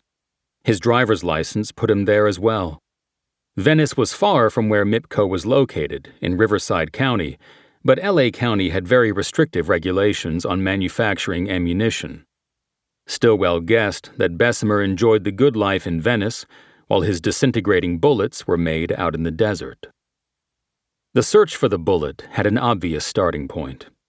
Venice was adjacent to Marina del Rey, the largest man-made harbor for recreational boats on the continent. It was home to several private yacht clubs and offered some of the most expensive dockage in California, hence the name Marina del Rey, which translated to the King's Dock. The likelihood was high that Stillwell would find Bessemer's boat in the marina. The only issue was that there were 5,000 other boats floating there with it. What Stillwell had going for him in his search was that Marina del Rey was owned by the county and therefore fell under the jurisdiction of the sheriff's department. The marina had hundreds of liveaboards and was surrounded by high-end condo towers and commercial businesses. The MDR substation was much larger in terms of personnel than the Avalon sub, and Stillwell had strong connections there because so many of the boaters from MDR put Avalon Harbor on their itineraries. There had been much intel sharing and many cross-investigations in the time Stillwell had been posted on Catalina. He called Sergeant Dave Akins, his counterpart at the MDR sub. "I got a boat in the marina I need to find," Stillwell said, "and hopefully some video of its comings and goings for the past week or so." "Not a problem," Akins said. "Give it to me." The boat's called the Bullet. It's a 36-foot bend. "I know it. Nice boat." "How do you know it?" "The name sort of stood out to me when that boat showed up. Turns out it's actually owned by an ammunition guy, but I didn't know that until we checked it out. Before that, I was wondering if we had some made guy or a gangbanger wanting to get into the marina." "How long ago was this?" "Maybe 2 years." "And you've talked to the owner?" "Yeah, briefly. I've got his card somewhere here." "Walter Bessemer?" "Could be. Sounds right." "Do you know where he docks it?" "Yeah, he's in the PMYC basin." "What's PMYC?" "Pacific Mariners Yacht Club." "They got cameras on the boats there?" "Oh yeah, they got cameras up the yin-yang." "They cooperate, or are we talking a warrant?" "Oh no, they go along to get along. Tell me what you need." "I want to come over and look at video of the Bullet going back 8 days." "Okay, what else?" "Can you send somebody over there and shoot me a photo of the boat?" "Not a problem. I'll do that when I go talk to them about you coming in." "Perfect." "Now, do I want to know what this is about?" "No, you don't. And you want to keep all this to yourself. For now." "I gotcha. I'll call you back in about 20. "Good deal. Call me on my cell." They disconnected. Stillwell looked at the photos of the boat model on his screen. He scrolled down and read that Beneteau boats were built in France and that the company was 140 years old. He wondered about Bessemer choosing this particular company and boat. He guessed that Bessemer was the kind of guy who wanted a boat nobody else in LA had. That said something about him that might be useful down the line. 48. Stillwell needed to know more about the connection between Bessemer and Lambert. He had linked them together simply because of the familiarity he'd heard in Bessemer's tone when he mistakenly thought he was speaking to Lambert. They knew each other. Stillwell was sure of that. Bessemer's biography on his company's website revealed the connecting points of the Marine Corps and Fallujah. But there had to be more.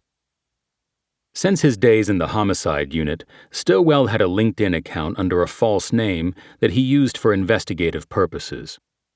He pulled up Bessemer's profile and found additional details, potential connections to Lambert that could not be ignored. According to LinkedIn, Bessemer had also grown up in Riverside and joined Blackwater after serving in the Marines. The profile said he'd founded MIPCO with funding from the private security firm and contracted to provide munitions for Blackwater. Stillwell was interrupted by a call on his cell. But it wasn't Akins calling him back. It was Carol Nahara, the prosecutor.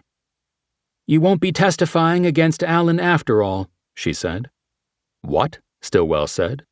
"The judge reversed her ruling?" "No, you won't testify because there won't be a trial. Allen is going to take a deal." "And plead to what?" "A single count of bribery. He'll probably do 4 years." "Is that enough for what he did over here?" "I'm not handling the negotiation. I'm a trial attorney. His offering to take a plea bumped it over to a negotiations team. So to answer your question, no, it's not enough. But it's not my call." "Shit." "I know what they're doing, avoiding the risk of going to trial. They're getting something instead of rolling the dice and maybe getting nothing." "Is he pleading guilty or no contest?" "No contest." So he doesn't even have to admit guilt. This is fucked up. We should go to trial and nail him to the wall. "We should, but we're not. This deal has been signed off on by the DA herself. It avoids a costly trial that was by no means a slam dunk. At least he'll be going away for a while." "When is the sentencing?" "It hasn't been set. Once he goes into court and enters the plea, the judge will put it on the calendar. Stillwell's phone buzzed with another call. "Look, I'm not happy about this," he said, "but I need to go. When does he go to court to enter the plea?" "Probably Friday," Nahara said. "I'll let you know. You should be there." "Okay, I'll talk to you before then." "Look, it's a conviction. That's all that matters. And he'll never hold office again." "Right." He disconnected and immediately connected to the other call. It was Dave Akins. "Listen, I'm here and the boat's not in its slip," he said. "Anybody there know when it left?" Stillwell asked. "Yeah, just a few hours ago. The guys here saw 2 people on it, Bessemer and a second guy they didn't know." "Will they let you look at video?" "They're bringing it up for me right now." "Good." "Hang on." Stillwell overheard Akins talking with somebody, but the sound was muffled and he couldn't make out what was said. Akins came back to the call. "Okay, I'm looking at it," he said. Stillwell waited.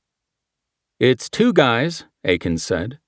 "They're getting on the boat and getting it ready to go out." "Did they bring anything on board?" Stillwell asked. One has a backpack." "How big?" "Just standard size. The one that had the backpack just got the lines and pushed off. The other's in the helm driving. They're heading to the channel." "Can you take a photo of them and text it to me?" "Stand by." This time Stillwell heard Akins tell someone to back up the video, then freeze it. A few seconds later, his phone dinged with a text, and he took it away from his ear to look at the photo Akins had sent. The photo was grainy, which was to be expected, and appeared to be from a camera that was at least 100 feet away from the boat. It showed 2 men standing on a dock next to a boat with bullet painted in script across the stern. Stillwell used his thumb and forefinger to expand the shot and get a closer look at the 2 men. One of them was facing the camera. It was Lambert. A stab of fear went through Stillwell's chest. Not fear for himself, even though he instinctively knew that they were coming for him. "Hey, isn't that one guy with us?" Akins said. "He's in narcotics, I think." "That's him," Stillwell said. "But he's not with us. Not anymore." "What's going on, Still?" "I'll tell you when I can. What time was that on the video, when they left? The time code is blurred on this." The time code shows 3:10. "Then they're already here." "Where? Catalina? How do you know they were going—" "Because I made a mistake, and now they're coming for me." "What mistake?" "I made a call I shouldn't have made. I need to go, but can you ask them to show you video from 2 Mondays ago? I want to see when that boat left and when it came back." 2 Mondays ago, you got it. But are you sure Call me back. Thanks." Stillwell disconnected and immediately called Tosh. He knew he might be overreacting. There was nothing suggesting that Tosh was under threat. But he had missed signs last year when one of his investigations put her in danger. He was not going to make that mistake again. She didn't pick up right away. Come on, he said. He was getting ready to leave the sub and run down the pier to the tower when she answered. "Hey, what's up?"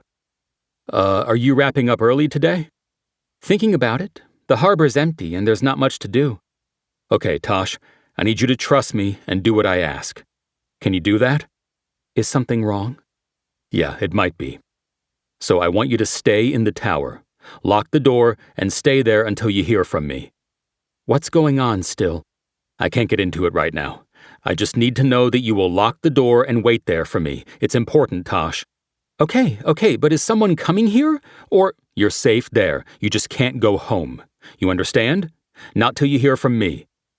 "They're coming for you?" "Look, Tosh, I have to go. I'll explain everything later. Just stay there, okay?" "All right, I'm staying right here, and I'll lock the doors." "Good. I love you." Still, he disconnected. Lambert believed he had the element of surprise on his side, but he was wrong.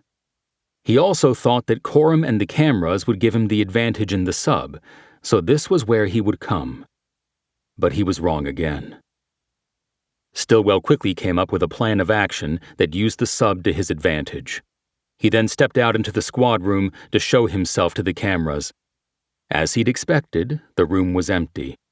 Mercy had gone home for the night, and the second shift deputies were out on patrol. He went to his locker in the bunk room and got the 2 extra ammo magazines he kept there. He stuffed them into a back pocket, then pulled his Glock from its holster, racked the slide, and chambered around. He was ready. He went back into his office, closing the door behind him. He set up the desktop computer and pulled up the sub's cameras on his cell phone. Then he opened the office window, removed the screen, and climbed out into the dark. 49. Huddled against an outside wall of the Civic Center and using the hedge as a blind, Stillwell pulled up the exterior cam package and expanded the video. The camera was located in the entry courtyard shared by the substation, the town library, and the single courtroom. He watched and waited, guessing that Lambert wouldn't make a move until Coram gave him the all-clear. He would tell him that Mercy had left and the second shift deputies were out on patrol, leaving only Stillwell in his office. 10 minutes went by, and Stillwell started to wonder if he had it all wrong. He went through the suppositions that had led him to be hiding behind a hedge outside his office and waiting for a killer to come looking for him. He started with the phone call he had made to Mipko and his using Lambert's name to get to Bessemer. If Bessemer thought the hang-up call was suspicious, he would have told Lambert about it. If he provided Lambert with the number the call had been made from, that would have led to the substation and Stillwell. But Lambert could not have pushed Simon and Tressel out of the way. He would have needed Coram for that, and that tied the captain in. Stillwell finished the mental review, feeling confident in his conclusions and his plan. He just needed to be patient. He knew Lambert was coming for him. It was just a question of when. Stillwell called Akins. "You checked the video from 2 Mondays ago?" he whispered. "Just finished," Akins said. "The same 2 guys took the boat out at 5 that day. It was daylight then, so you could see them clearly. Then I fast-forwarded, and when the light came up on Tuesday, I saw the boat was back and I'd missed it coming in. So I went back and found it. The boat came back about 3 that morning. 2 guys got off, but it was too dark to see if it was the same 2. "Were they carrying anything, either going out or coming back?" "Yeah, like a backpack, but it was tall. It went above the back of the guy's head. Kinda looked like an electric guitar case. Or a gun case. And he had it coming and going." Stillwell nodded to himself. He had been right about Lambert wanting to keep his sniper rifle. Otherwise, he would have thrown it into the Pacific on the way back from killing Quigley. "Can you get me a photo of that?" he asked. "Sure I can," Akins said. "But what's going on, Still? You're whispering like you're hiding or something. Are these guys coming for you?" "I'm whispering because I can't talk right now. Can you send the photo?" "I just did." "Okay, now delete it, and don't tell anybody about this." "I don't know what you're into, brother, but are you sure you don't need my help? I could be there in an hour." "I appreciate that, but I have a feeling an hour will be too late. If you don't hear from me by tomorrow, send out the troops." Just as he said it, Stillwell saw a figure enter the courtyard on his phone screen. It was Lambert. "Jesus, man," Akins said. "I think you—" "Dave," Stillwell said, cutting him off. "I gotta go." He disconnected and started moving. Phone in one hand, and now his Glock in the other, Stillwell moved along the wall to the corner, made the turn, then advanced out in the open to the entrance of the courtyard. He paused, and on his screen he watched Lambert go into the substation. He went into the courtyard himself and crossed to the door to the courtroom. He pulled his keys, unlocked the door, and entered the darkened interior. A short hall directly connected the courtroom to the substation jail so that detained offenders could be delivered securely to court. Stillwell moved down it quickly and stopped before entering the jail to switch his phone to the interior camera package. He could see Lambert in the squad room approaching the closed door to Stillwell's office. 50. As Stillwell watched, Lambert turned his head and leaned his left ear to the door to listen to the voices inside. Stillwell saw that he was holding a gun in a standard combat grip. As Lambert took a step back from the door and readied to breach it, Stillwell pocketed his phone, raised his own weapon in two hands, and moved quietly out of the hallway and into the jail. He moved toward the squad room on a line leading directly toward Lambert's back. He was closing in on him when Lambert raised a leg and kicked the office door open. His momentum carried him into the room with his gun up. The room was empty. Stillwell's recorded interview of Gonzalo Callus was playing on the computer screen. Stillwell moved in swiftly and put the muzzle of his Glock to the back of Lambert's neck. "Put the gun on the desk," he said calmly, "or I'm going to put your lights out." Okay, Lambert said. "I thought something was wrong. I was just trying to help." "Sure you were. Just put the gun on the desk and slide it to the other side. Now." "I'm doing it, man. Don't worry. There, I slid it over. Can we talk now?" Stillwell kept his gun hard on Lambert's neck. With his free hand, he reached under Lambert's windbreaker and ran his fingers along his belt line until he found his cuffs. He yanked them out of the clip-on holster, reached around, and tossed them onto the desk. "Okay. Without turning around, I want you to cuff your right hand and then reach it back to me," he ordered. "Are you sure you want to do this, Stillwell?" Lambert said. "Do it. Now." All right. Your call." "Yeah, it's my call. Do it." Stillwell heard the snick sound of the cuff's teeth as it closed. Lambert slowly reached his arm back, as instructed. But then he started to turn with the motion. "No!" Stillwell yelled. He threw his weight into Lambert and bent him down over the desk. Lambert's gun was now within his reach, and Stillwell swiped it off the desk. It clattered to the floor. "Give me your fucking left hand," he ordered. "Now!" Lambert complied. "I wasn't going to do anything, man," he said. "I still think we can talk this out. Just stay down." Stillwell took his weight off Lambert and grabbed his left wrist. He yanked it behind him, put the gun down on his back, and quickly snapped the second cuff on. He tightened both cuffs and picked up his gun. Lambert was secured. "Come on, man, they're too tight," he protested. "That's too bad," Stillwell said. "Are you carrying any other weapons?" "No. I mean, yes, I've got a pocket knife, front right pocket." "Stay where you are." Stillwell holstered his weapon, then put one hand on Lambert's back to hold him in place while he reached around with the other to check the pocket. He pulled out the knife and dropped it to the floor. He then proceeded with a standard pat-down, finding a badge wallet, a clip of cash, and burner phones in his pants and jacket pockets. He put them all down on the desk. When he moved down Lambert's legs, he felt a hard object above his right ankle. "You forget to mention the boot gun," he said. He pulled up the cuff and pulled a Ziploc bag containing a small handgun out of Lambert's sock. He stood up and looked at it through the plastic. It was a 2-shot Derringer. "Huh, not a boot gun exactly," Stillwell said. "And not really a throwdown. You brought this for me, right? That's why you have it in plastic. I was going to be a suicide. Was that the plan?" "I don't know what you're talking about," Lambert said. "I came over here to pay my respects to my man Quigley, who you didn't protect, by the way." "Of course you did. Get up. Let's go." Stillwell grabbed the chain between the cuffs and yanked Lambert up off the desk. "Ow, man," he protested. "Take it easy. I told you these are too fucking tight. I can't feel my hands already." "Then why'd you say ow?" Stillwell asked. He used his grip on the cuffs and one hand on the back of Lambert's collar to pivot him toward the door and walk him out of the office, through the squad room, and into the jail. He marched him into the first cell and closed it.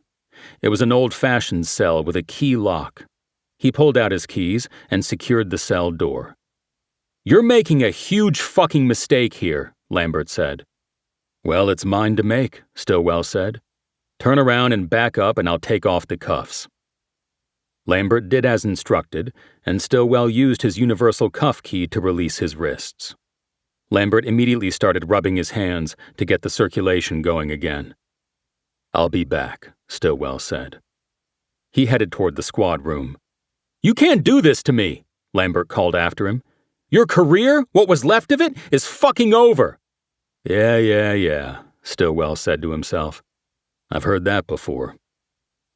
He went back to his office, collected the weapons off the floor, and put them on the desk. He held up the baggie containing the 2-shot Derringer. He was sure that the plan had been for Lambert to use it on him and then build a suicide scenario.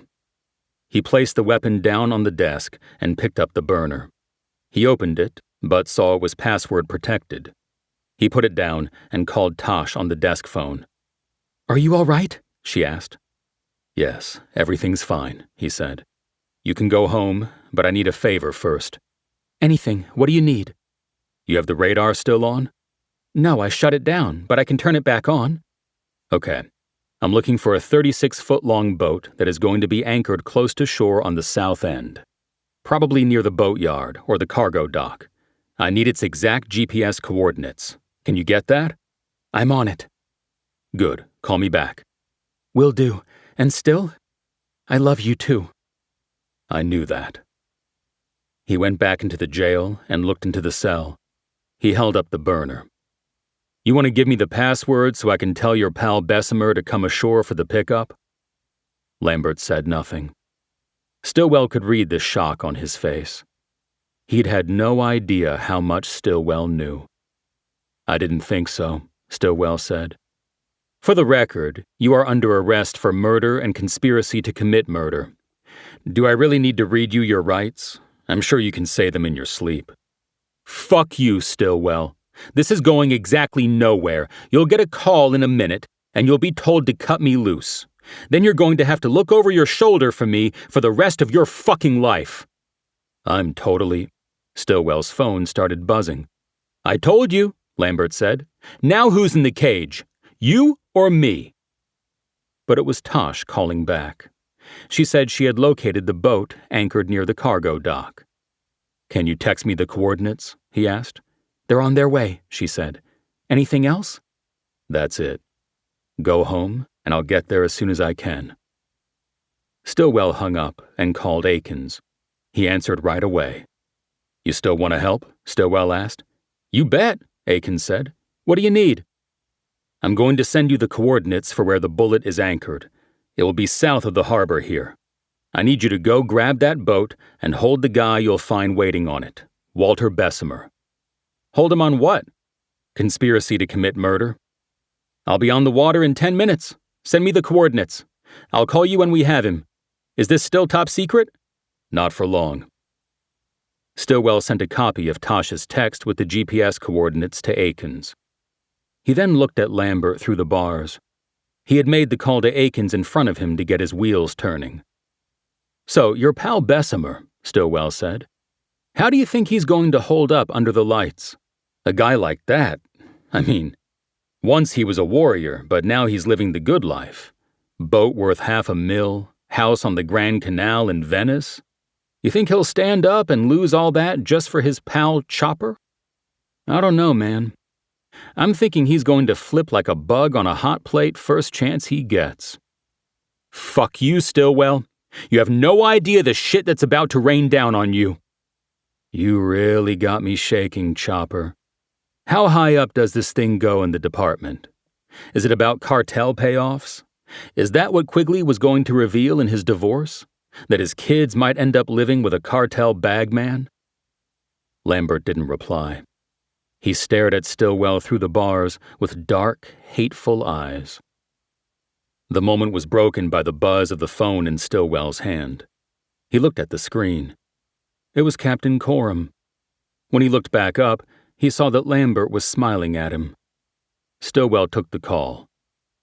"Captain?" "Still? I'm looking at the camera feed from the jail out there, and I see we have a big problem." Stillwell glanced up at the camera mounted in the upper corner of the room.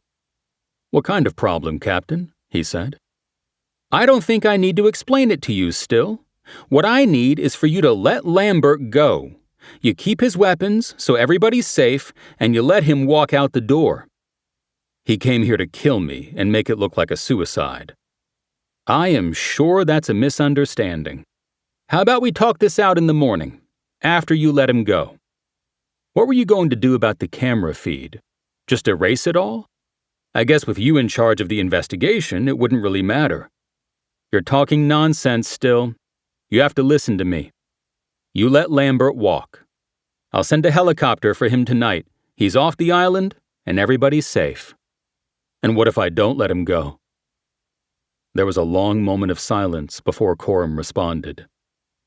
Your career is on the line here still, he said. You know that, right? You know what I have on my desk here? A report that holds you responsible for the escape of a prisoner suspected in the shooting of 2 deputies, one fatally. That's a career killer, you know that. Now, I can file it and let it take its course, or I can shred it. What do you want me to do, Still? Stillwell said nothing. He walked out of the jail and into the squad room. He opened the door to the audiovisual equipment closet and hit the main power switch, shutting down the cameras and every screen in the office. Come on, Still, I want to see what's happening, Coram said. Stillwell maintained his silence. He walked back into the jail. Talk to me, Still, Coram said. How do you want me to handle this? Don't you want to stay out there on your island with your pretty little girlfriend and your happy life? Or do you want it all to go away? Like the way you made Simon and Tressel go away, Stillwell responded. Simon retired, and Tressel's on a cruise to Hawaii. Nothing's happened to them. What we need to do is fix the situation at hand. Can we do that, Still? It would be best for everybody. Stillwell realized he was pacing in front of Lambert's cell. He also realized he was at a point of no return. If he didn't stand down now and let Lambert go, he could lose everything he had built for himself on the island. "Captain, I gotta go," he said. "Stillwell, don't hang up on me," Coram said. Stillwell disconnected and looked into the cell at the man who had killed Alton Quigley and ruined Ilsa Ramirez's future. "What are you going to do?" Lambert asked. "The right thing," Stillwell said. He walked out of the holding area and back to his office. He sat down behind his desk and contemplated things for a long moment before raising his cell phone and punching a name. It was answered right away. "This is Lionel McKee at the Catalina Call. How can I help you?" "Lionel, it's Stillwell. Are you busy? I have another story for you."